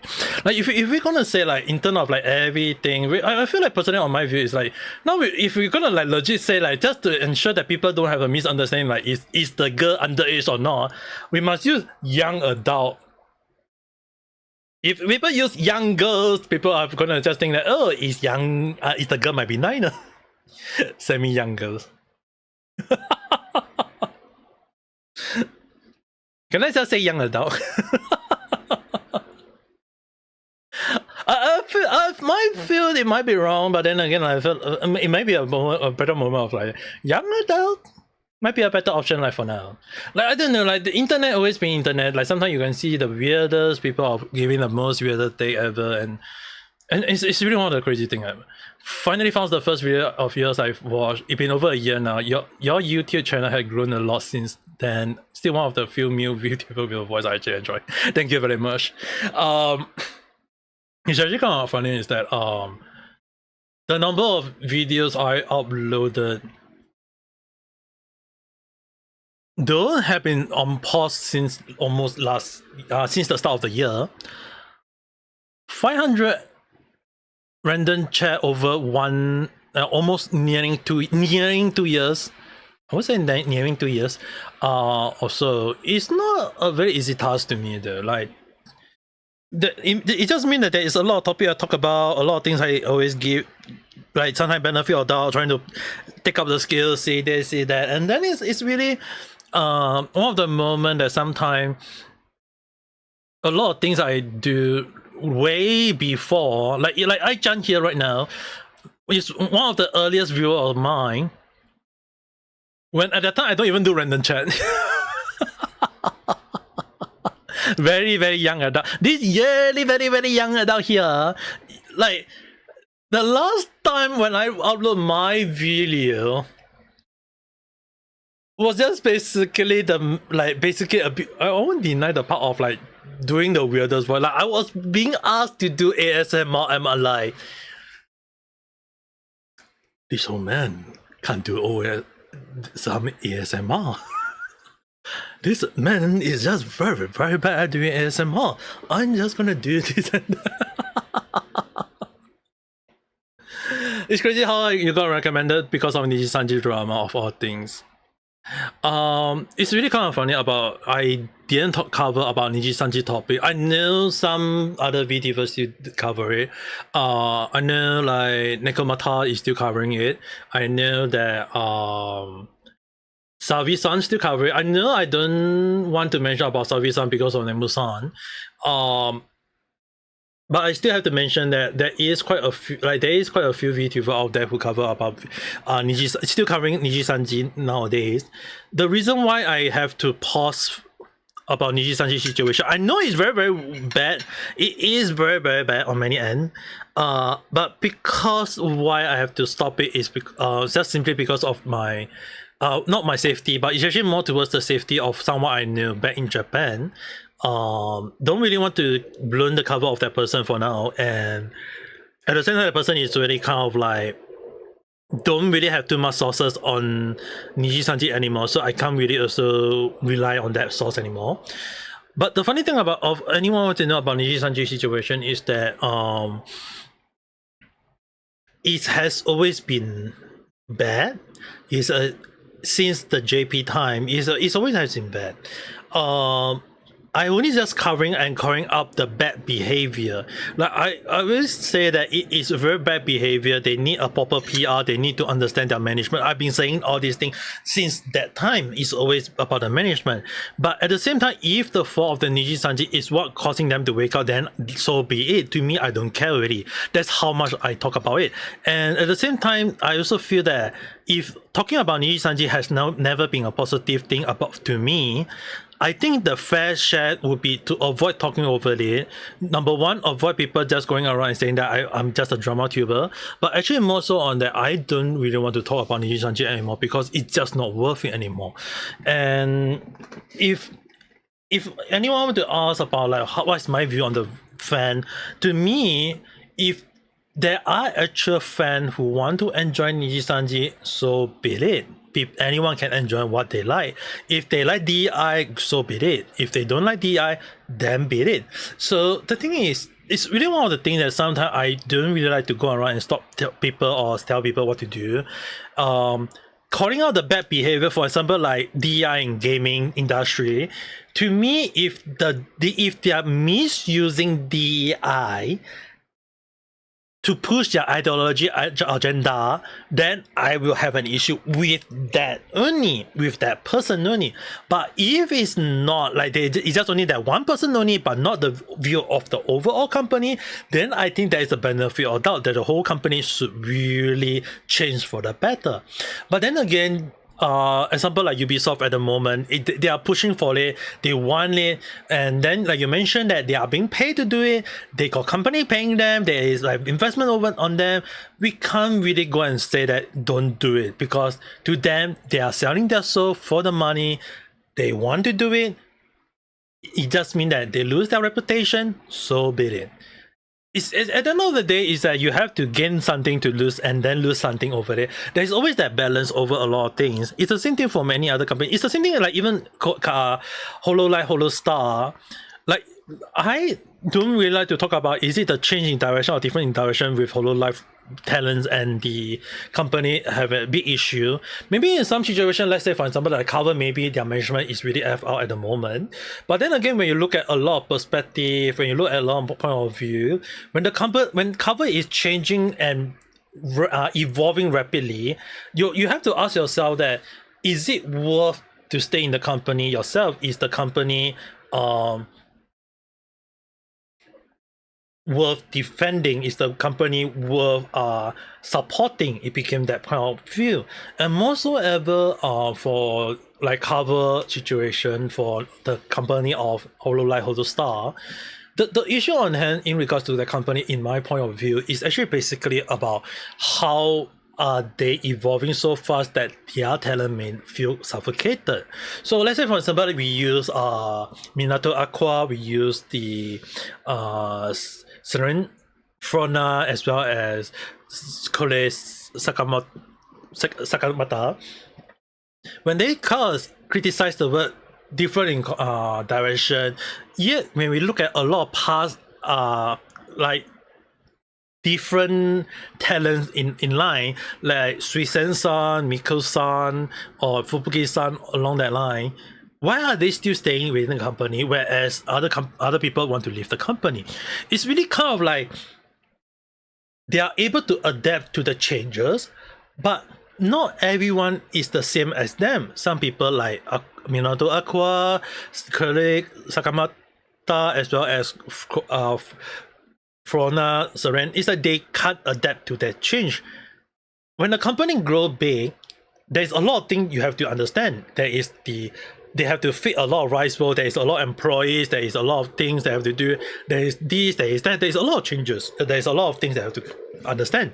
So when you look at a lot of point of view, when you look at a lot of situation, are you able to go with the idea that you have to sacrifice one and give out on many, or will you give out on many for one's sake? That's the problem, and that is the problem that Cover is facing in recent time, and that's one of the reasons why some of the past talents that couldn't keep up with the changes in Cover, they have to leave. And to me, I didn't want to cover on that, and is that overall the situation on Cover is that not everyone see that point. Is Cover to be blamed for it? we can't say that because in a way some people bring it on the cover going public, but then if cover don't go public, it'll be sold to someone else, the company will be so old, and then can we be sure that someone who buy the company is going to make what cover it is today? It can be worse. It can be again something else that people don't want. So in a way, it became a thing that sometimes when a company, whether truly stay or not, is whether do the company, number one, adapt to the changes, and number two, can it maintain its employee able to keep up with their changes? And this has always been one of the things that a lot of people need to understand. And like for Niji Sanji situation, they just adapt to the change of that they want to make more money. But cover trying to appease both sides, but end up they have to realize one simple thing. They have to give something out. So for Niji Sanji situation, when I talk about it, when I say that they more money hungry, in the way I mentioned, I won't really blame them for that, because in a way, when you think about like the number of people working on Niji Sanji, the number of mouths they have to feed in a way, it became a problem because they have to feed a lot of people. And then when you think about it, it became like, can you really blame in terms of like a company culture? It can be just basically the company itself. At the end of the day, it's not like Niji Sanji is like became something like Ubisoft in a way, because if they really fail, they will be technically laying off a lot of people. But then again, they are not. So in a way, I can't really say, because it may be that they are really fitting a lot of people. But that is the beginning of the problem, because it's a task that is fallen into their talents, and the company is not evolving in a way to keep up with the changes, and that's kind of like caused a lot of people to hate on Niji Sanji. So it became a problem. Like sometimes when you think about it, it's like when you sold your soul for money, you have to give out on something. And so far, like Niji Sanji, they sold their soul for money. People, they lose their reputation. You look at Ubisoft, they sold their soul for money. They're losing their gamer branding. They're losing their reputation. So at the end of the day, it's really like when we look at a lot of company, have they really sold their soul yet? That's I feel like personally should be the thing that we should understand. That's why they prioritize money the way they did. Yeah, that's the problem. Like, would they prioritize the money in a way to keep the company afloat? Because if we actually look at not Ubisoft, MiHoYo or HoYoverse, they prioritize money a lot. They're making a lot of money, but did they crumble to the government? Did they crumble to the union? Do they crumble to anything? No, they are making way more money, and then what do they do with the money? They invest it in themselves, and it's technically because of Genshin that helped to elaborate MiHoYo to what it is today, even though they have previous game called the Honkai Impact. The Honkai Impact 1, the Honkai Impact 2, and the Honkai Impact 3 at the moment. And the only question is that, well, they kind of like having like idea from Honkai Impact 3 that helped to bring out MiHoYo game, Genshin Impact. It is the success of Genshin Impact that helped to elaborate MiHoYo to bring them to come up with 2 more games later on, one being Honkai Star Rail and the recent release of the Zenless Zone Zero. So in a way, if we actually look at a lot of game company, that they should actually invest in themselves, understanding what is the gamer need, and then go with it. I think that's fair, because if you look at MiHoYo, did they cater to everyone? No. When people complaining about Sumeru character not black enough, when they complaining about Nalan character not black enough, did they cave to the DEI? Did they cave to the people who want representative in game? No, they did not. MiHoYo just go with the idea that they do what they feel is right, because they are taking in a lot of feedback from majority people, not the minority people. And if they really care about the money, they would actually say that, hey, they should be listening to China and Japan, because China and Japan is the biggest spender in the gacha industry, not US. So if US really want to have a so-called bargaining voice in the gacha industry, though not recommended, they should be spending more money so that they can give their voice. But if they say they are not spending that more money, then US should have no say in it. Even if they say that US is the biggest country in the world. When you have like a lot of people, mostly for other countries spending money in game and not US can't go outright and say that, oh, we are the biggest country, you should be listening to us. No. MiHoYo will listen to their main country, the China. That's where their main company headquarters reside in. Even if one of their sub branch is in Singapore, it does not mean that the company belongs to Singapore. It still belongs in China. It's just a Singapore-based office.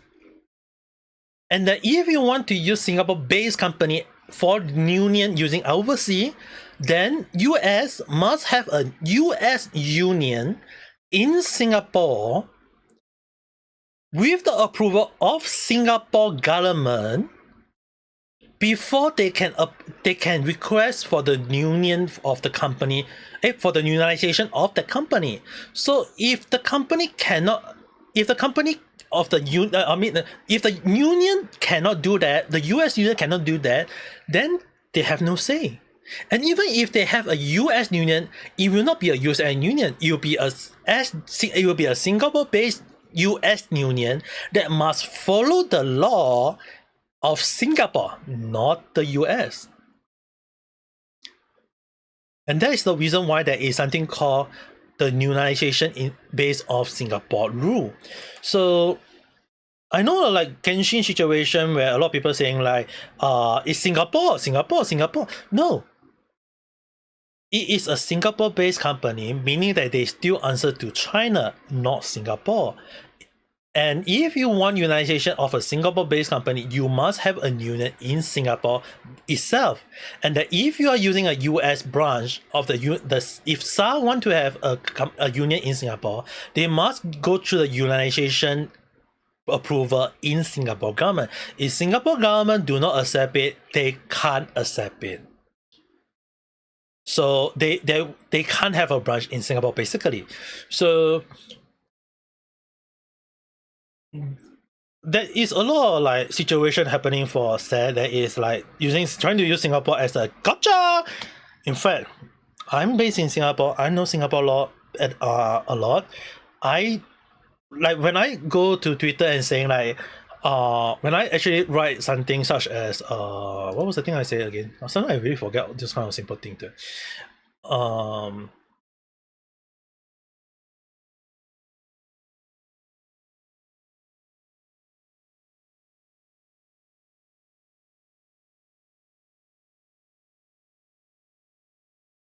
Where was the thing?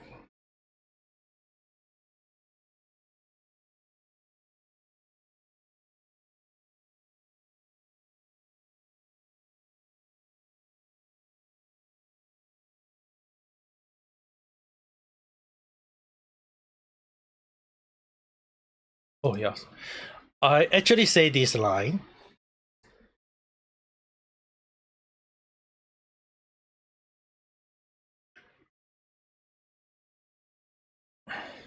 Why do the unionization want MiHoYo to follow their own rule, and then later on try and then they though technically not allowed to work for a non-union company, why is their union voice actor working a non-union one?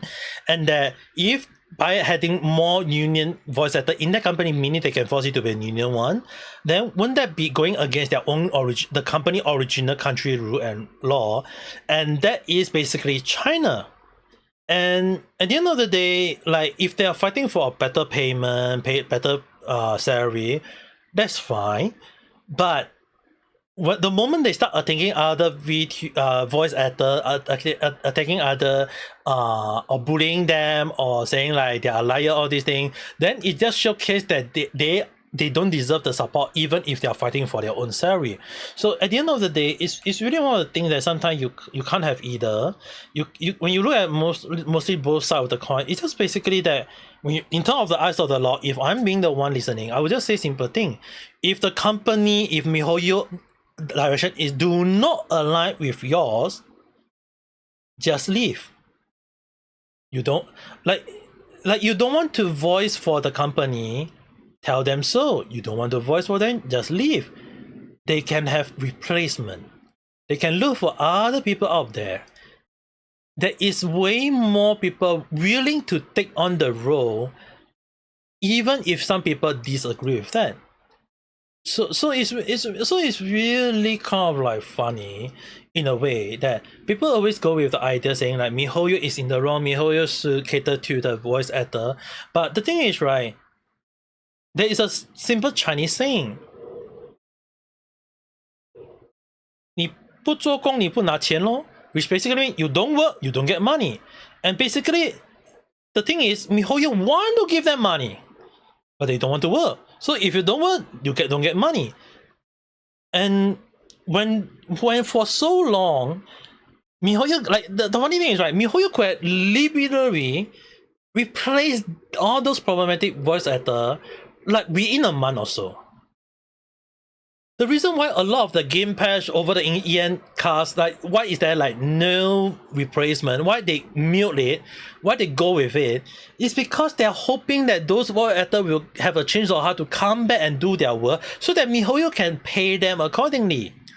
But because they say that, oh, they are on strike, all because of their ego. So when you cause problem for the company have no choice but to basically just end end it and say that they're looking for other one. They're looking for another voice actor to replace the cast.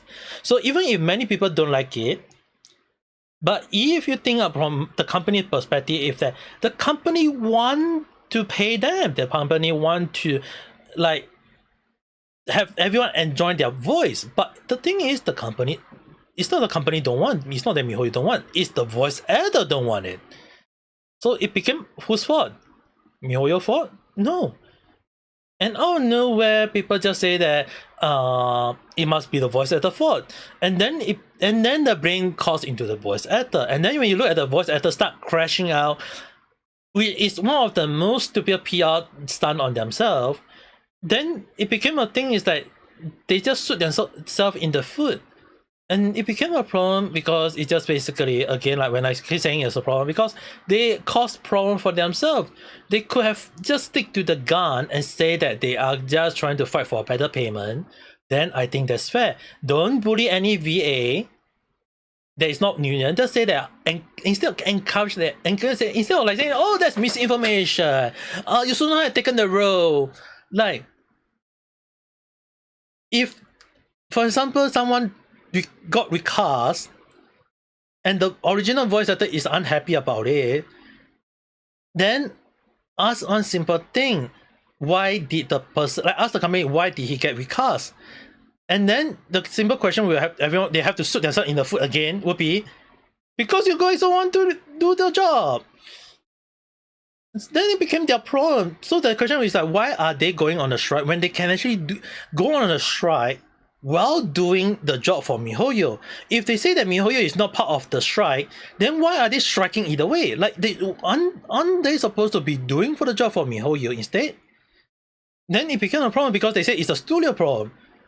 And then it will be like, can't you just go on a strike while doing job for the company, main company that you're being paid to, and then be done with it, so that at least everyone is happy. They still keep the job. They can still slowly behind the scene try to fight for the unionization of the voice actor in a way, but then they can't. They don't use their freaking brain.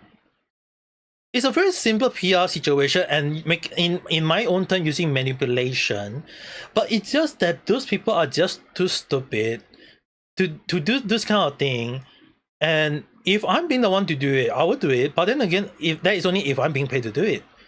Which is the reason why you guys don't see me working in office anymore, which I used to do.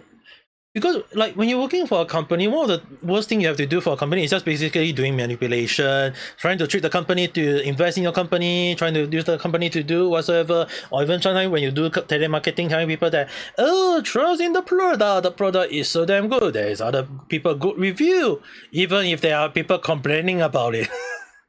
Just show the good stuff, don't do the bad thing, don't just keep the dirty laundry away. No one doing that. It's just crazy though. Like, and there's only one of the reason why sometimes when I do like especially like politics or religious, it's like it's just full of BS in my view. Reason at the end of the day, I just personally feel that I don't think it's right for me to do topic that is related to government or related to politics. Even though there are times when I actually talk about like take jet at company that is or even I would just say that I would take jet at government sometime because of how they feel. Like I did two, I think. One was like instead of caring about world peace, they're caring about anime, and the other one was about they want censorship in Japan or whatsoever along the line instead of their own country. So the thing is, right, there is only when the government really overstep their line that I will call them out. But it's not like I'm calling out the government for over other stuff. I just calling out for their bad behavior, their bad style. But that's it. I don't go around and say like, oh, they should do this, they should do that. It's like if the company, like if the company or any religious or any government want to do what they want. I mean, like at the end of the day, I'm just a small time VTuber. I don't have my voice isn't like, despite being vocal, being loud, it's not like I have any say in the world, because whatever I say, people can either disagree or agree, and it's not at the end of the day gonna change anything.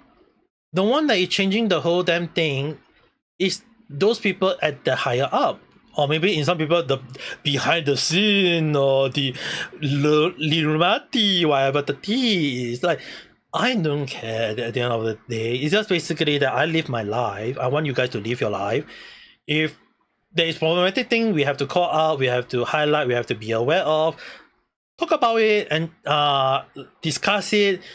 Let it be a random chat, let it just be a speculative talk. It's nothing more than this and that. Not like we're going around saying like, oh, people must do this, but like the number of times like earlier when we said like the Gamergate.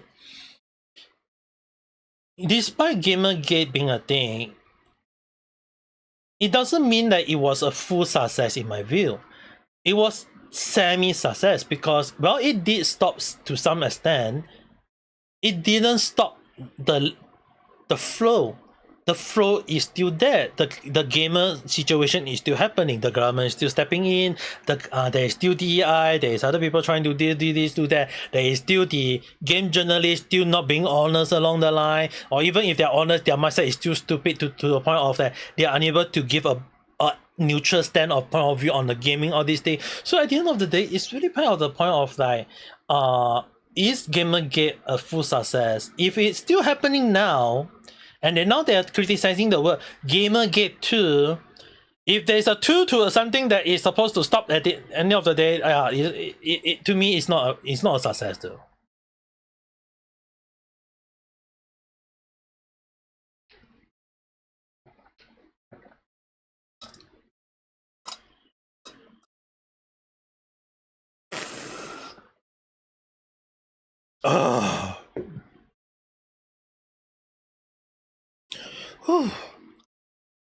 For some reason, that Sprite tastes better now.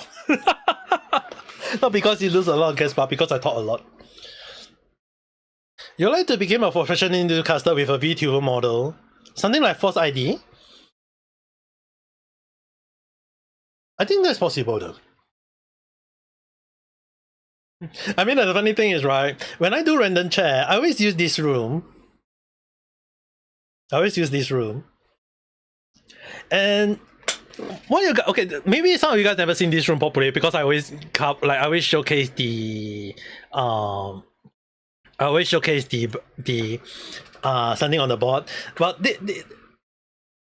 the thing is, right, initially I was thinking of like doing some sort of like teaching a class, something along the line. I was thinking of that, like with that in my mindset. Okay, I did not anticipate my random chat to end up being something similar to like a newscaster like talking about this. But then again, I'm also kind of like a bit on the commentary in a way.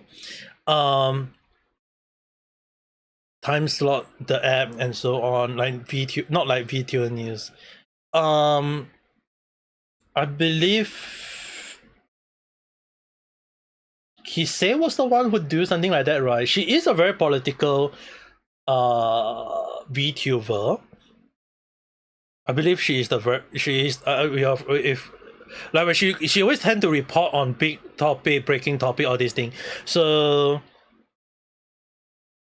as for right now, I don't think there's any VTuber that is doing something like new talking about those topics. At least from what my point from my knowledge. I think you can give it a try.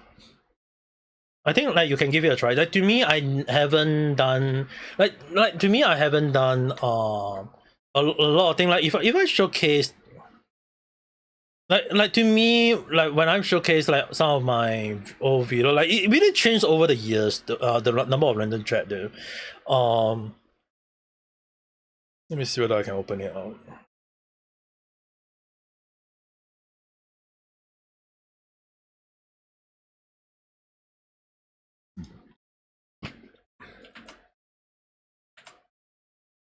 So if I go to like a way long, let me see what I can go to 50. 50 now to drag like 10 page. Like 505. It has to be around page 11. That's thing like that. But you like to go another step above. Your intent is to bridge the gap between breaking news and the VTuber ethic to an extent that make it more palatable. I think that's a good I think that's a good idea though. To me, I cover random stuff. That's the reason why my topic is called Random Chat. And a lot of people who didn't know is that Random Chat started as a podcast called Random Talk. I'll show you guys later. Like there is quite a lot of topic I used to cover. Like this one is Random Chat. Which one was it? Like 101. Like this one was like there's a case of when I was like last year I was covering a lot on VTuber situation or gamer situation. Like sometimes I even like talk about AI situation or Genshin Impact View player situation, or even like suicide like game, all these things. Like it was like doing this nearing around this moment where I talk about this. Like at that time I was like talking about Johnny Somali, or even like how a new article may have revealed a dark side of Japan. This doesn't get a lot of views at the time. It didn't get a lot of views at the time, but then again, for some reason, it's like not, like when you look at a lot of my numbers back then. Maybe I can show you guys. Let me see whether I can drag. Show this one instead. Ah yes, you can see the number isn't as like compatible to back then. Like it's just like Nemurenai. Sometimes you only get 10 views.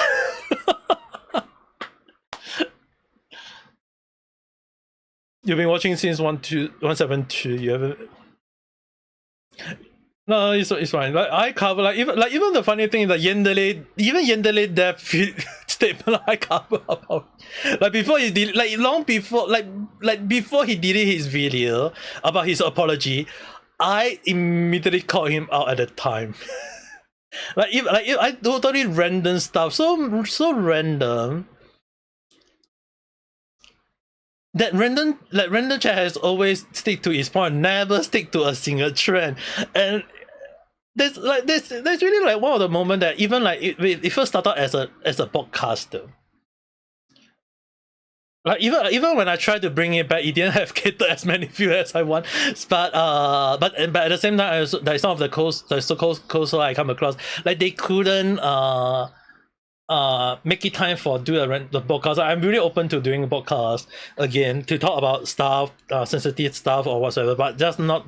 I'll try to keep a neutral stand on many situations. But a lot of the topic that I tend to cover back then is totally like crazy random, all these things. Like even like Genshin had skip button, but only for really boss scene, all these things. It's like even that doesn't get a lot of views. So I cover a lot of situation back then before before I start stepping into gaming or VTuber, all this commentary, right? Long before I cover all this situation, like I was kind of like all so random in a way that I never really like stick to one. Like only like a few topics I talk about only like catered like the most view. Like for example, like many Genshin players realize no skip button for dialect.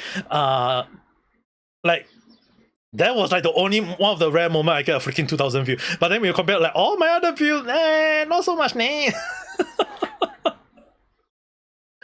I got so many different topics that I actually cover on, and even a case of like even when I say like will GTA, like I talk about GTA 6 itself, basically not a lot of views as well. So the thing is, right, to me I won't really blame my people on not watching all those previous videos. It's kind of ironic is that if I listen to my random chat number 1, hell, I even talk about Forsan or even the Yami Baito in Japan. If I actually showed the very first random chat, it was kind of funny in a way. Because random chat was created with that in mind. And that is... what was it again? Yeah, I'll show you guys some of the older video later. I won't show you the actual one, I'll show you what it was about. So the first random chat was why glass is being used as LOL by Japanese, the kusa. That was like the very first random chat. And the funniest thing ever, and the funny thing I ever think about it is that throughout random chat over the year, I slowly reducing the or I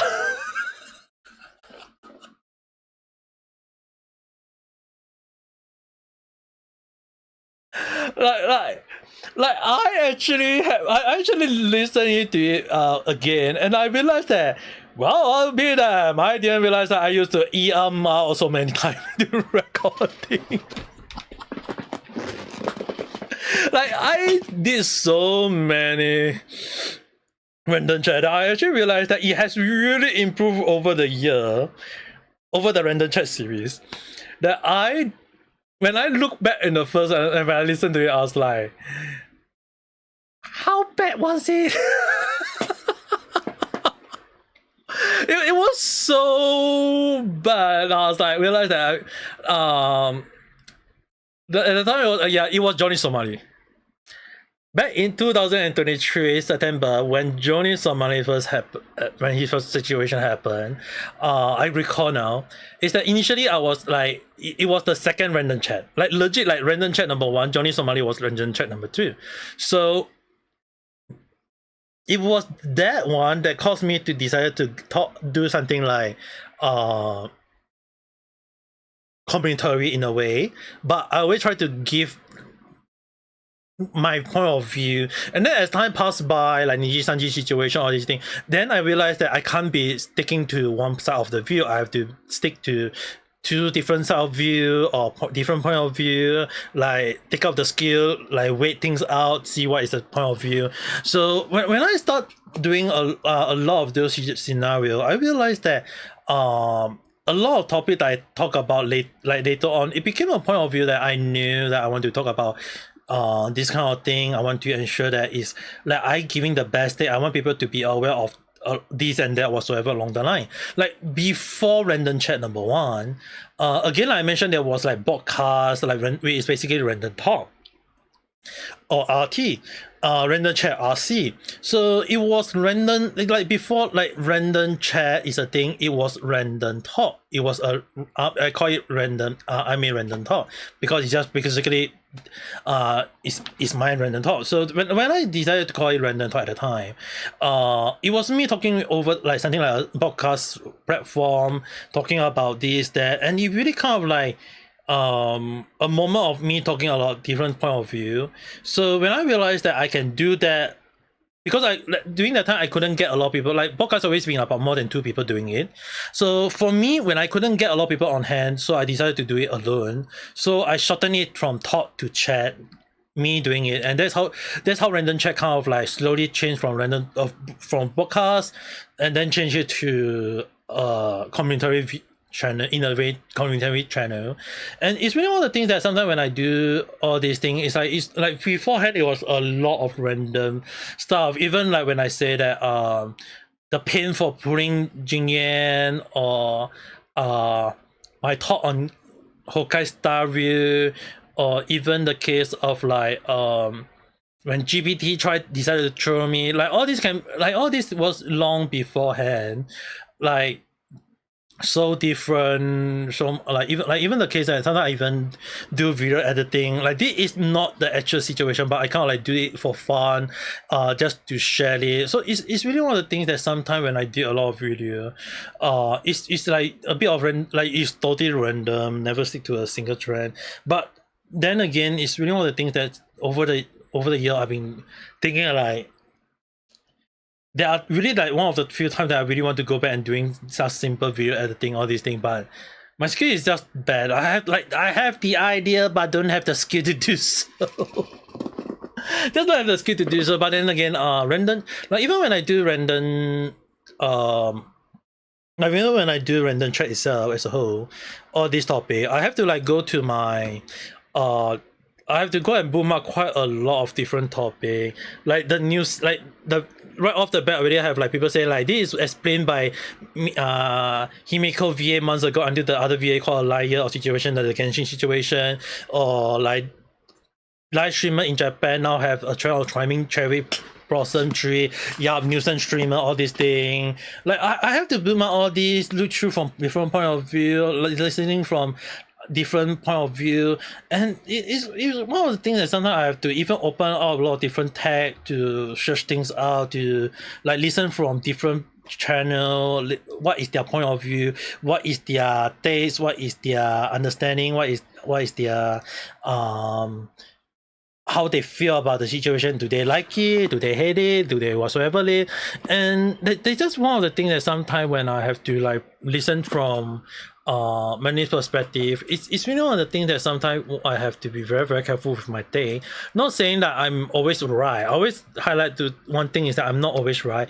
There are times when if people disagree with me, then that means that my take is wrong, at least in their view. So it's really one of the things that sometimes when I look at a lot of different perspective, I look from different video, I look from different point of view. Sometimes it's just that when you look at many things, like let's say for example like the gaming situation, why is Western game company feeling along the line? Like is it that their fault? Is it that because they just sold for money along the line? Maybe because that money of the issue is the one that causing them problem. Who knows? At the end of the day, it became a problem that people have to talk about it, and to me, I don't feel like not all thing I can say, but I will just definitely highlight like as a summary, like how I feel about it, or how the whole situation, whole scenario is just being basically that they have no one to blame but themselves. Because at the end of the day, whatever people do is on them. Whether they agree or disagree, it's at the end of the day they can say what they want, but we are just all here to discuss about this sort of thing. Don't really want to like, I don't really like people going around attacking anyone. I mean, like if I hate someone, it should be me and that person issue. If that person have an issue with me, if I don't know them and they feel that my take is wrong, so be it. I can't really change their mindset. At least that's how I feel though. But at least that's how that's always have been the way I've been doing stuff. Not going to say around and say like, oh, you must do this, oh, you must do that. Like I realized that when you tell people to do it, people won't do it, and when you tell people not to do it, for some reason they do it. Don't press the red button. Is that one? Just a matter. Is that the reason why YouTube channel, the subscribe button is red? I believe the subscribe button is red. It must be because they don't press the red button. It's red. Press it. I wonder how many YouTube channel people will just say that don't press the red button. Right below the video, there is the red button there.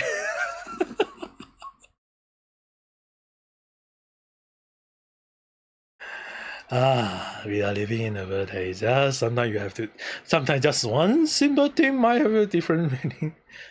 Depending on whether you should get a custom 3D model or should get someone to do it in Vroid for you.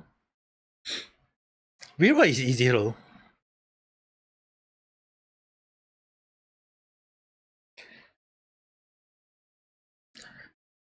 I mean, I did create Vroid for a few people, but I'm not sure about what kind of design you have in mind. The thing is, right, Vroid model, there is a default one, and you can slowly change from there.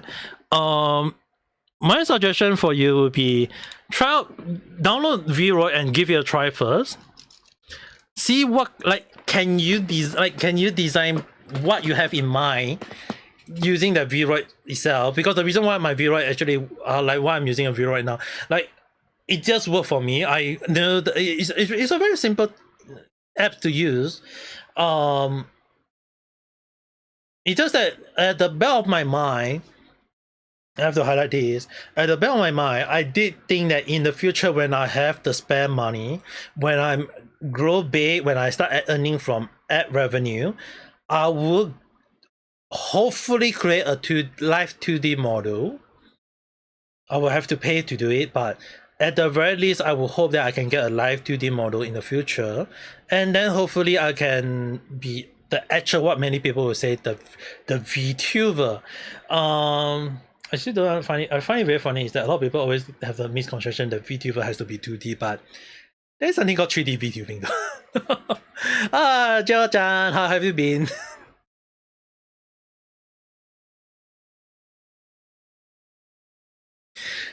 You want a specific feel to it, you don't know if they are body or face model. You can go and look up boots.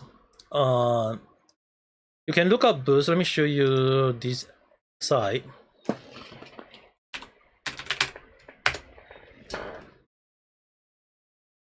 How have you been? Let me see whether I can open this up. Okay. So basically, there's something called BOTH of the boot. You can use this to check things out. Though it's written in Japanese, there is also English one because there is the global marketplace. It is a global. There is English one. You can look up. There is an English word. There is something called the Vroid. So if you can't find anything in Vroid, you can search out here. You can search up here to look for the one that you need. Like the costume I'm wearing right now is something that I see. That I see through this site and then look for it. So if you're interested in this kind of costume or whatever, some of them can be a buy. But if you're looking for something like Pacific costume or the Pacific hair that people did, you can pay just a small sum of it and use it though. Most of the preset, right?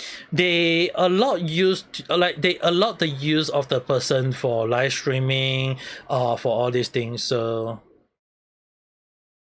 if you're interested on see whether you can, maybe you can look through it, like see whether any of them have the thing that you need. And it should be basically how you feel. Like there are a lot of different hairstyle or like different costumes that you can give it a try. Check things out first and then decide whether you want to see whether like is it that those are the one that the feel you want, because sometimes just look through it though. Or you use it for other stuff? Yeah, you can consider using. Preparing for college entry exam or meditator, go on the study. Go on the exam, okay, Jotan, make sure to study properly. I mean, like, it is horrible, technically not wrong, but then it is your future, okay? Don't be like Ame Papa here, but never go to university. I've never been to university. and how messed up it was considered in some people's eyes of view. It's kind of funny though, like I know some people will be saying like my point of view is way better than many university students along the line, or many people nowadays. But then again, you have to understand one simple thing. My knowledge is gained through experience, not from school, not from whatsoever. It's all through life experience and understanding. And you can't teach that at school. You can't teach anything like that in school. That's the only thing that everyone needs to be aware of.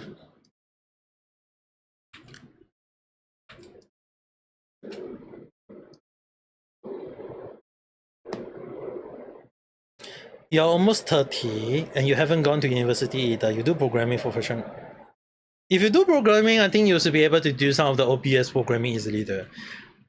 Like, as in, like the chat, the CSS, all these things. Like, if you're talking about those kind of things, I think it's like those are very, very simple. Don't really need too much don't really need too much on it, because I use, like, the funny thing is that I used to do programming.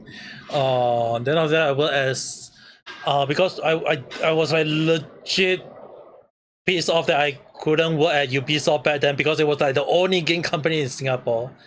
And now that I think about it, I was so kind of glad that I don't work in Ubisoft. Like, imagine like I go around and say that, oh, this is the VTuber that used to work as who used to work at Ubisoft. That doesn't seem right.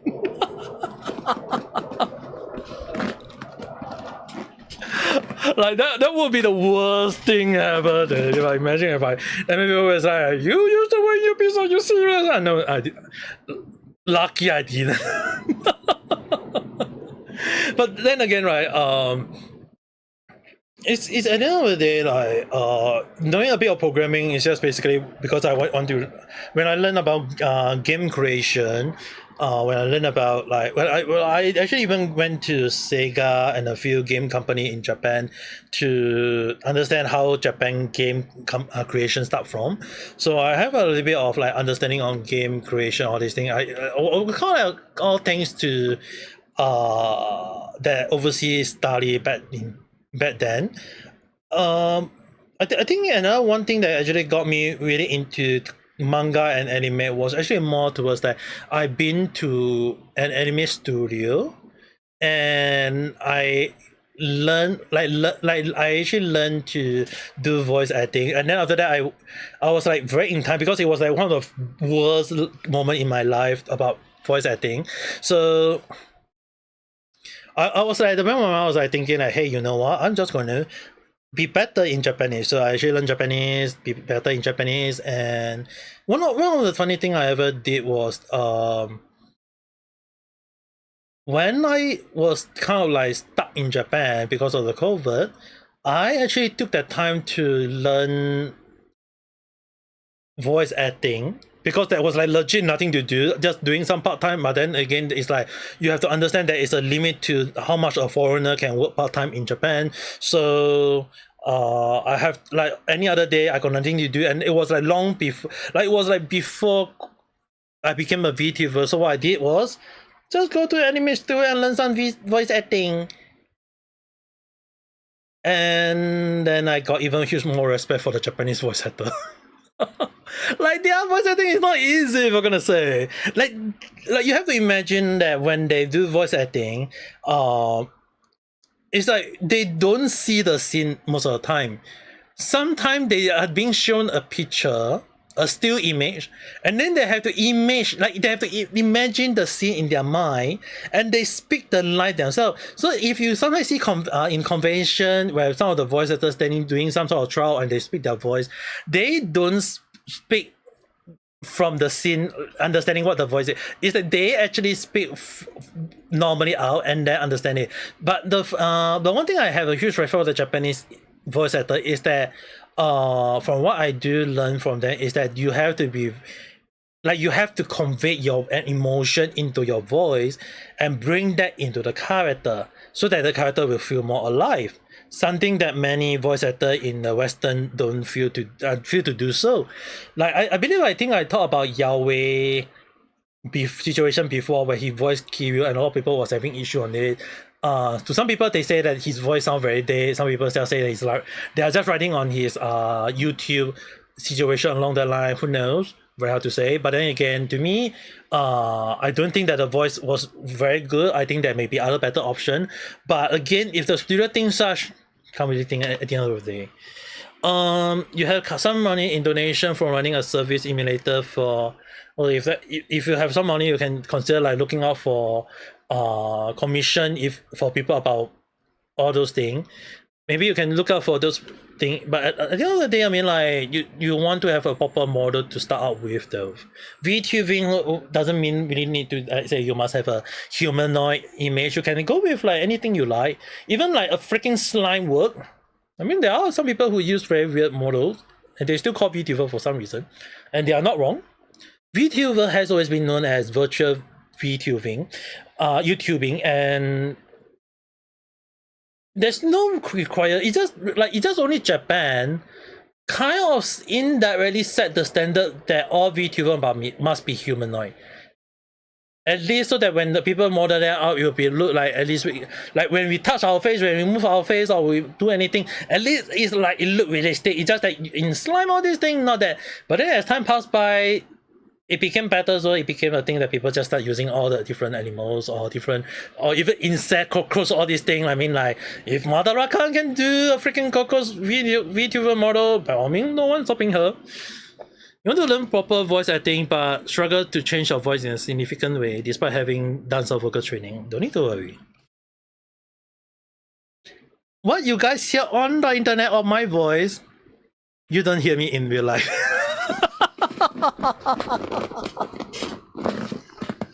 Like in real life, I don't speak like this. I don't speak in the this is actually in a way like the switch on Ame Gakita voice in a way. Kathleen's son had seen we had did a off stream meet up before. She know my voice in real life is so different. The sound is so different. The pitch is so different. The tonation is so different that she was like, "Oh, you said your voice got like there is the YouTube voice and then there is the real life voice." And I'm always say this, my voice for some reason sound very different in real life. Dude, like there is even one time when I speak over the phone that people say that I have a very mature sound. But then when they meet me in real life, it's like, "Wow, your voice is so soft." I have no idea that my voice is so that soft. So the funny thing at the end of the day, it's the way that you are being recorded. Probably that's one of the reasons why I was struggling from earlier random chat, because it's like I was a bit conscious about recording my voice, so that may be something when like in the old random chat there's a lot of or but nowadays hardly really. Another thing for my voice in real life, it's not really like recording whatsoever. Like some people when they meet up, their voice sound the same either way. But my voice in real life is so different, in a way that sometimes I have to be very careful with the things I say. So even if in the future if I do become popular, my voice isn't going to be like just say being distinguished or being recognizable in a way, because in real life my voice is going to be so much different though. Like I could be very very soft spoken, I can be very very whatsoever. Like there are quite a few times when people hear my morning voice when I just woke up and I do I'll narrate the stream and then my voice sounds very cranky, all these things. But then again, it's like the very rare case of me speaking in the most soft voice ever is like even like Aichan earlier who was here, like she was very like she just fought for that voice, and I was like, good for you. Now you won't hear that anymore. It's just kind of weird though. Like a few times when I hear my voice, it's so much different from how I feel like I hear my voice in real life. Is it because of like the vibration from the mouth to the ears that is causing a bit different, or you're just basically hearing your voice inside your head along that line? But when you kind of like record it and then you kind of showcase it, it's kind of weird. That's why the voice sounds so different. there are even times when I really wonder, like, is it really that how I sound? It doesn't sound like how I sound when I speak to myself. But then again, it's one of the things that sometimes I just be careful with the things I say. But voice acting, voice or whatsoever is really what the when I tried learning about voice acting, wasn't like part of me was thinking like how bad or how hard Japanese voice acting industry can be. Very, very hard apparently. Internal voice are different, yes. For me, it has been vocal training for a while now. Yeah, at this point where I can just hear my voice, it is. Yeah, I feel like it's internal voice, but it's just that I like despite doing like different voice, I feel like the only confident voice I ever showcased was like basically just being vocal, just speaking the voice I need. Like even if I try to speak in the most Ikemen voice, I think like if it like I don't think anyone can think of me as Ikemen anymore. like legit, I don't think anyone can think of me as Ikemen. Like even when I tell you guys that I'm actually 30 plus years old already, I think people won't believe me because in the past I got people asking me that am I in my 20s, and I'm like, dude, what kind of voice do you expect a 30 plus year old man to be speaking as, for goodness sake? Like do I have to speak in this voice to ensure that it sounds not only that make me look very old, but at the same time make sure that I'm sound more mature along the line? Like, dude, no, obviously it's just in real life. I'm more of a soft spoken person. Don't really like because I don't really like to have my voice heard in public in a way, so that's not wrong. But people think that you're still in high school despite your age. Dude, the funny thing is that I got mistaken as an old man because of my look, apparently, and then people mistaken my voice because of the tonation, and I can't really say is it such a thing, is it like a good thing, bad thing, or whatever thing. Probably if I start whining like a young little cat, oh my goodness, I'm gonna sound so young. I feel like personally I will be like I'm gonna have my voice sound so damn wrong, so damn weird to the point that people will be questioning like what the hell is my voice is about to. There's just so many things wrong with my voice, and the funny thing is that I only knew about my voice sound very, very different. Like there was even one time when one of my friends called me, and then when I woke up and I spoke in the most deep voice ever, my friend was like, "Are you Ame? Are you sure you're Ame? Why your voice sounds so different when you, like along the line?" Like I was like, "Dude, what do you expect my voice to sound like?" There's even a case of like I remember that when I was like very, very tired, I was just reading a book, I just tired, and I think it was one of my store manager called me. The store manager called me when I was who need an urgent slot in. Like she needed an urgent slot in because one of the part-timer was sick, so she need my help, and she called me, and I just like. And like first time she called, like, I think it was her first time calling me, and then when she heard my voice, she was like, "Are you asleep or something?" And I was like, "No." Why is your voice so different over the phone? And I was like, a lot of people who say that to me is always like when they hear my voice in real life, and then out of nowhere they decide to call me by phone, and then when they listen it, and it's like so much different. You're also a soft-spoken person because you have very sensitive ears, but you also have tons of energy, so you think the contrast makes you seem much younger. I think the soft-spoken tonation might be one of the reasons why that give a lot of people think in a way maybe a bit different. Like if anyone asks me like am I an introvert or extrovert, I think I'm more MPP at this point of time. Like it's kind of funny because when I was young I was considered introvert, And then after that, when I became talkative to many people, and then I became kind of like extrovert, and then out of nowhere people bully me, and I became introvert. And then when I finally get past it, I became extrovert. And then and then people bully me again, different people bully me again, I became introvert. And then when I go into the military, I thought I be friendly, be extrovert, and then people start causing me problem, people start backstabbing me, people start causing me problem, and then I became an introvert. And then and then I just became a need. I did became a need for 9 months. I think it was 9 months, almost a year, because of my late grandma death. In case anyone didn't know, it was by suicide, jumping off a building. It was one of the saddest things in my life. And then after that, I mean, like, it broke me. I mean, like, basically when you someone have took their own life, it's really one of the things that you kind of like just you can broke. And then 9 months later, my own grandfather passed away in front of me. I'm like, it broke me even more. 1 year later, I decided to go to Japan.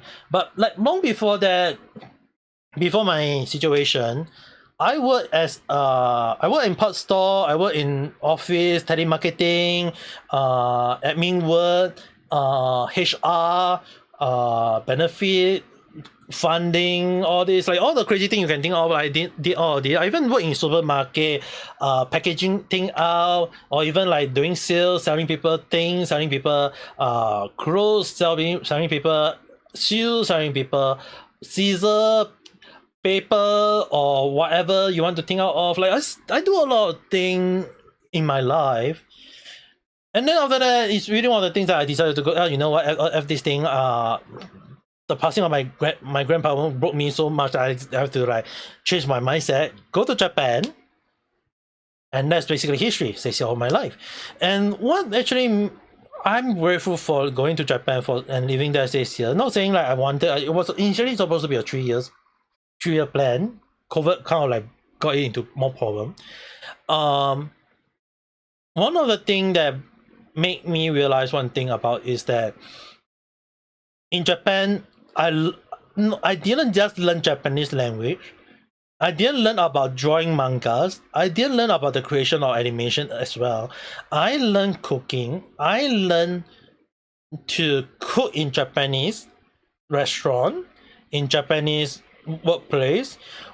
I worked as a waiter before, I worked as whatsoever, so I went there, I also worked as a waiter, but everything in Japanese. I learned to go to cooking class, to interact, to learn a bit of Japanese cooking as well. I learned to act as a tour guide. I did some sales before. I do quite a lot of things. So it's like all those learning experience really let me understand. And then after that, I also have the going to anime studio to learn about voice acting as well. So it's really one of the things that sometimes it's like, if something broke you, the world isn't going to stop for you. You move on. You have to move on. Like, I've been a NEET for 9 months. Now I'm still technically a NEET 1 year plus after returning. I still a NEET, but at the very least, I'm doing like random chat. I'm doing all these things, trying to grow my channel.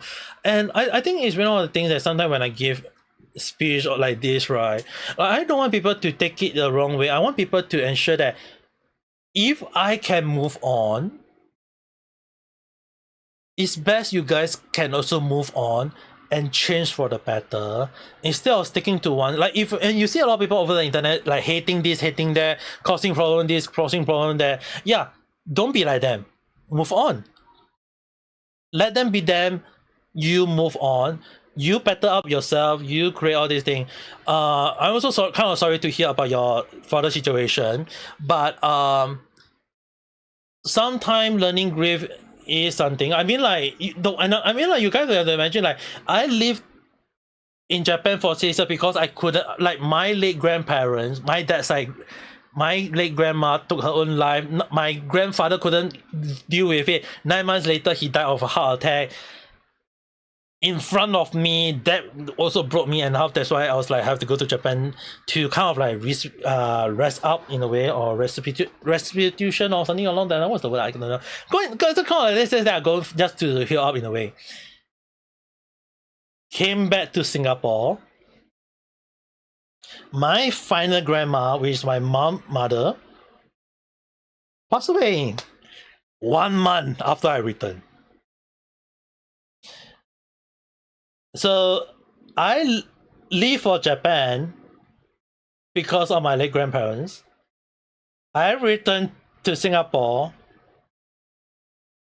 to suffer again. It's really one of the things that I really wonder, like, dude, fate plays so damn hard that I feel like if I write my story as a story in manga whatsoever a thing, I think I got a few people telling me that I can be the main character, the prodigy, the Shushin girl along the line. I'm like, you think so, nah? Yeah, I just couldn't get a break at times. I mean, like, I think at least the good thing, right, at least for me, is that living in Japan for 6 years of my life actually helped me to cope with my final grandma passing. My uncle, he couldn't accept it. Like, he really couldn't accept it. Like, even on the last day when we have to like see the coffin go into the cremation station to get to burn out, he couldn't even move from there. Even till now, he still couldn't move on. I personally have to drag him away before he jumped into the fire himself. So it's really one of the sad thing ever to see your own family member doing this kind of thing. But then again, it's that when my mom actually finally asked me like, how did I manage to cope with it? I'm like, Mom, if one day we can go to Japan, I think we should really one day go to Japan just for the sake of like be like when I say going to Japan, we are going to like not like 1 day, 2 days, 3 days, okay? We are basically going to Japan for 1 freaking week. 1 week in Japan. And reason for that is that I want my parents to move on, to relax, to take as a vacation, as a moment to not think anything about it. And yeah, I think most of our life is either 0 or 100. It's never really like, there's never 50-50 though. Like, the only 50-50 for me is always when I'm playing games. Like, when I'm playing games, it's like, that's the weirdest thing ever when I play games. It's like, for some reason, when I pull for the character in Genshin or Honkai Star Rail or Zenless Zero or Wolfenstein Wave, sometimes the luck works, sometimes the luck doesn't work. Like, when it doesn't work, it just depends on. It's kind of weird though. I don't understand how my life works as well. It's I kind of like understand. Like, to me, I kind of move on. I get bullied a lot when I was young. Do I talk about it a lot? To me, I would just say that get bullied a lot, wasn't a fond of my memory. What do? I move on. Do I remember all my bully? No. Do I want to remember them? Hell no. Best way, move on. I mean, like, we all have sadness in our life. We all have bad things happen to our life. I think it's best for us is that, not saying like we must move on and then our heart is strong. We have a very fragile heart, okay? All of us who have a very fragile heart. There's the reason why there's something called the glass heart. Once broken, putting it back together is hard. And even if put back together, it is not going to stay the same.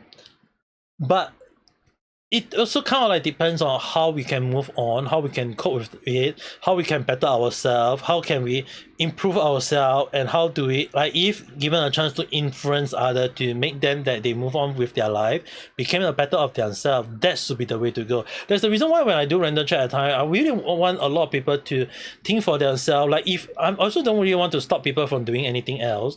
I mean, like, if they want to do it, by all means go ahead. I'm not stopping them. It's just that at the end of the day, like, I want them to be a better version of themselves, of their past. Like Vanessa, she was like way worse 3 years ago. Nowadays she's way better. like Neji-san situation, she was having like a parenting issue, having worse like bad relationship with her own with her own parents, and now you look at her situation, she's a fine young tiger living so-called living her dream, installing her dream job along that line. To me is right, sometimes it's just basically that everyone just need a listener, everyone just need a person to relate to them in a way. If they can, they move on, help. Like, to me, I just want everyone to move on. Like, I can still recall that when Venice-san and Neji-san really have a very bad mindset where it's basically thinking of ending their life. And to me, I just say that ending their life is not going to end it, because I really have someone end their life. It's really something that even I would just say that, imagine you jump off the, like, you're standing on the edge of the building and you have your voice just saying like, jump. And you jump. And then you die. And then what happened? People who love you cry for you, even if you think they won't like you along the line. So the thing is, it's really one of the things that I don't want people to just end up thinking that, hey, just end your life or whatever. I think, like, to me, I want everyone to like think a better version of themselves, even if shit, or even like if the phrase is using like, if God throw lemonade at you, just make lemonade. It's really one of the moments that sometimes just moving on with your life, because the world don't rotate around you. And if there are other people over the internet just want to cause trouble for you, then by all means go ahead, let them be. They just want your attention, they just want people to relate to them. If you can't relate to them, then just move on. Hopefully one day they can have someone who can able to relate to them. Do very, very rarely, but then they also need to also learn that sometimes some words or some things are best to understand that it may be not the fault of others but the fault of themselves. But only at the end of the day, it's really one of the things that I personally feel that we always have a very funny emotion. We won't blame others only. We won't even like blame ourselves for or we'll just basically blame others for our mistake as well though. At least that's how I feel. Like, even like the DEI situation, if I talk about it, let's say for example this is just like DEI. People blaming on DEI. But then again, like why do people blame on DEI? Like the concept of DEI is correct. It's the people who misusing it. Like, why won't people call out the people who abusing DEI? No, people just want to blame it because it's convenient. And then when you look at those problematic developer, who do they blame? They blame the gamers. They won't blame the failure of Ubisoft. They won't blame the failure of their game over their own mistake. They won't blame over their DI. Instead, they blame it on the gamers. Why? Because it's part of human nature to blame others, not just for yourself. But yeah, I mean, like, we are living in a world where blaming others is just too simple though. I mean, like, that's how I feel. But yeah, I mean, like, I just don't want anyone who follow me just to have that wrong mindset though. Like, it's fine if everyone want to have their own point of view, their own mindset, but end of the day, it's really one of the things that we all really want to be is a better version of ourselves, hoping for the better of others, and move on. And that's how I feel though. But just don't go around and start attacking anyone over there, okay? I mean, like, questioning them is fine. Attacking is a different story.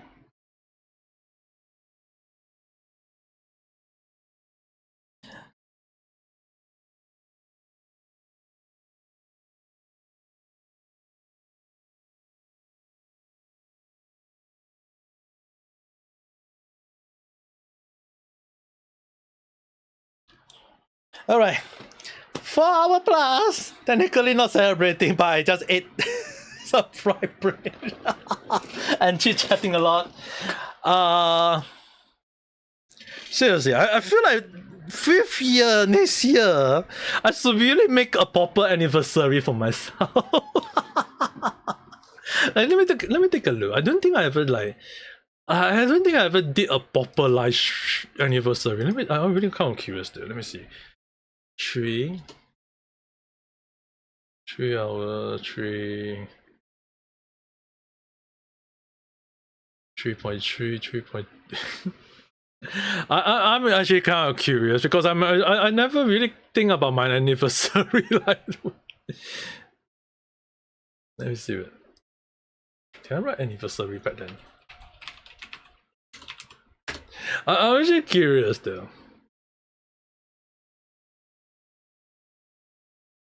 Like I never I never really think about anniversary properly. which I have no idea. Like first year, I don't think I started out on the streaming. Let me see whether I can have 2 years. Is it 2?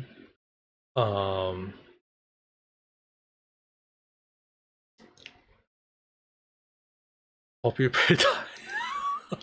Oh my god.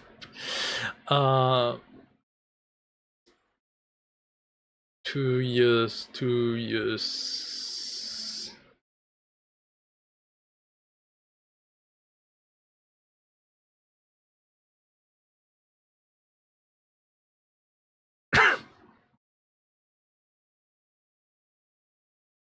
Nope.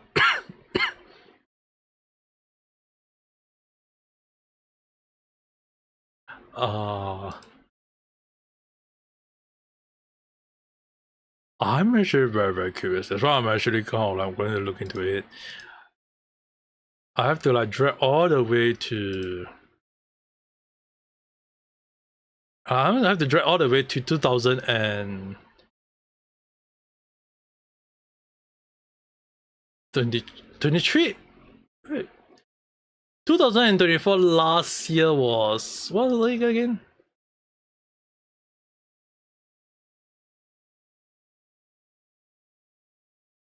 It's basically the same thing.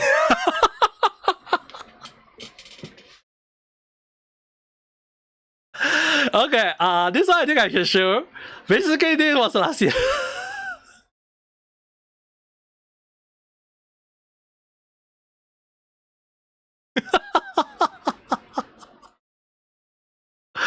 Basically, this was last year. Time for a boring anniversary stream. It was like legit 1 year ago. I did not change at all.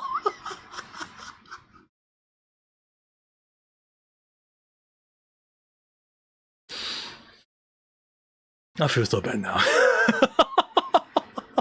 I kind of like part of me feeling relief.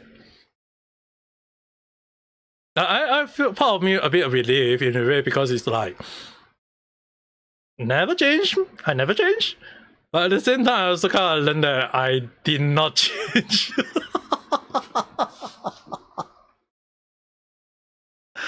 Yeah,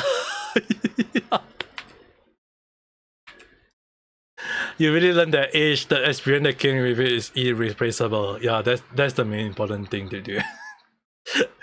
that's the most important thing in life. Dude, I totally did not change my anniversary. Like seriously, I really need to start probably think of my needs like 5th year anniversary properly. Boring and stable is nice if you ask me. Some people doesn't like boring though. I don't know. I mean like never like to me I never changed. Like last year anniversary was just basically 2 years of me yapping. Like it was just basically 2 years of like it was just basically me yapping there for 2 freaking hours plus. I think I did eat something at the time though. I just can't recall it. Because the thing is, like, it was the 3rd year. That was the 3rd year, and at the point of my mom, I was like, you know what? Let's be the most boring VTuber ever. I think it didn't really cross my mind that badly at the time. I was like, was it really bad? Maybe to some people, maybe yes, maybe no, maybe I don't know. I feel like I never really changed much. It's like I guess it's a good thing being stable in a way, but then again, there is also a moment of me because people will still say that because I'm technically film of me is Taurus, so I guess in some people mindset would be like, I'm just being stubborn. Oh, what do you guys expect? I'm an old man. I'm a stubborn old man. What can I expect? A stubborn old man. A stubborn old man has to be a stubborn old man. Yeah, I feel like I never really changed much. Like I guess like that can be considered a good thing, but also can be also considered a bad thing depending on how people look at it, I guess. Oh, it was the previous year that I did a cooking birthday on my birthday because I was still in Japan. I can showcase this. I'll showcase this in a while, and then after that, drag forward a little bit to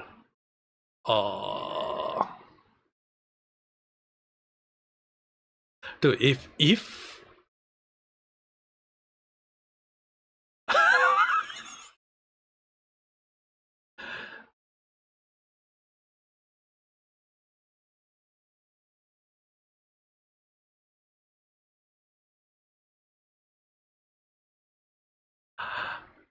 okay, I found my second year. You're back to thinking about the food you need to try in Japan. You must find. Okay, let me show you guys. This is the so-called cooking stream that I used to do back in Japan. Like legit, you may say like legit. I was cooking in Japan because I live in Japan. It was still back. It was like I was still in Japan at the time. I was like, I'm still living in Japan. I'm cooking for myself. Obviously, I have to like. I get to cook on my room technically because I was living alone. So I used to do cook like basically like it was like basically like anti-pod live streaming me cooking it on in real life, like throwing this, throwing that whatsoever, and then start cooking whatever thing along, like start cooking it on stream, like legit, and then after that I'm eating it on stream. So that's my birthday, like playing and cooking, and then after that, after eating it finished, I think oh yeah, I did buy cake for that. I did buy a cake for that birthday stream because it was my birthday. But after that, I think I did play a bit of game, and then this is second year. This one is second year. 2 years have passed since I first debuted as a V-Liver before becoming Vtuber. Again, interestingly. Okay, I didn't notice that the voice was off. Like interestingly, I think you guys might have overheard some voice in the back, so my apology. Like interestingly, my second year was me eating pizza.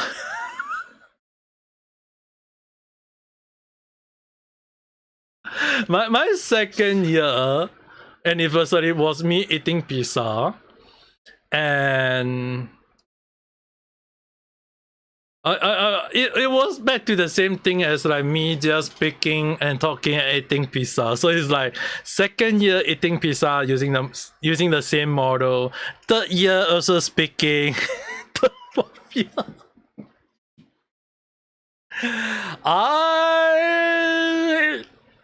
I'm now slowly getting guilty that I've never changed my anniversary.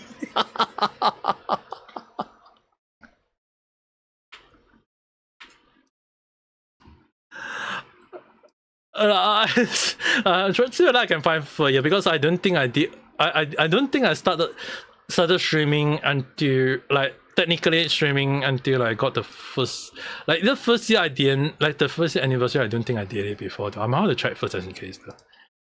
Dude, no, I'm starting to guilt trip myself for goodness sake. Yada. Yada na. Let's see. 2022, that was the second. That was the first 1 year really.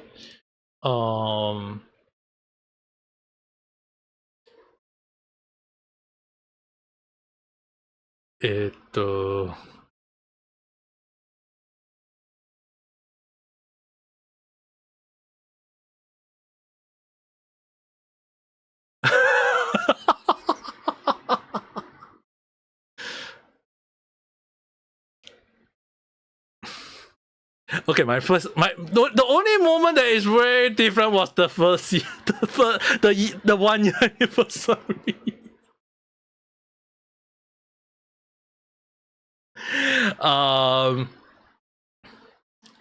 The moment when I start actually as a VTuber, because I wasn't I changed from V Lifer to VTuber.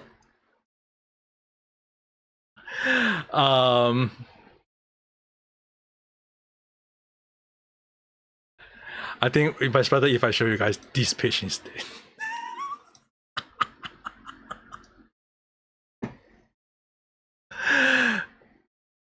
April 7, 2022.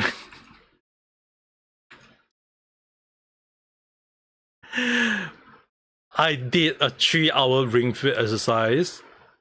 Like legit 3 hours. Like normally, like all the previous one is just basically like 1 hour, 1 hour, 1 hour, or something. Like the difference for that specific day was that because it was considered technically my 1 year anniversary, so I decided to just say, you know what? Let's just do a 3 hours ring fit exercise. And I never really like. And then after the second year, I did cooking, the eating pizza stream. Third year, just chatting stream. This is 4th anniversary. I'm eating. Yeah, I don't know. I need to up my game on the anniversary. It's like I've seen some. I know like all the VTubers around, like they have their own way of celebrating their 1 year, 2 year, 3 year anniversary. I don't think I did a proper 2 year, 3 year, 4th year. Yeah, no. I feel so bad right now, dude. I feel like personally I need to do a proper anniversary probably next year. Birthday stream that I think I think I was trying to do that as well, dude. Like I feel so damn bad, dude. You're back to thinking about the food you need to try in Japan. Oh, there is a lot though. If given a chance, try out most of the local popular food. See online, see which one they're offering. Give them a try. There is so many on hand to try. I personally do like a lot of different food, Japanese food. But then not all Japanese food I like though. I have to highlight. Even Japanese don't like natto, okay? Some Japanese people like natto, some Japanese people don't like natto. In case anyone wants to know what's natto, it's basically let me see whether I can find it.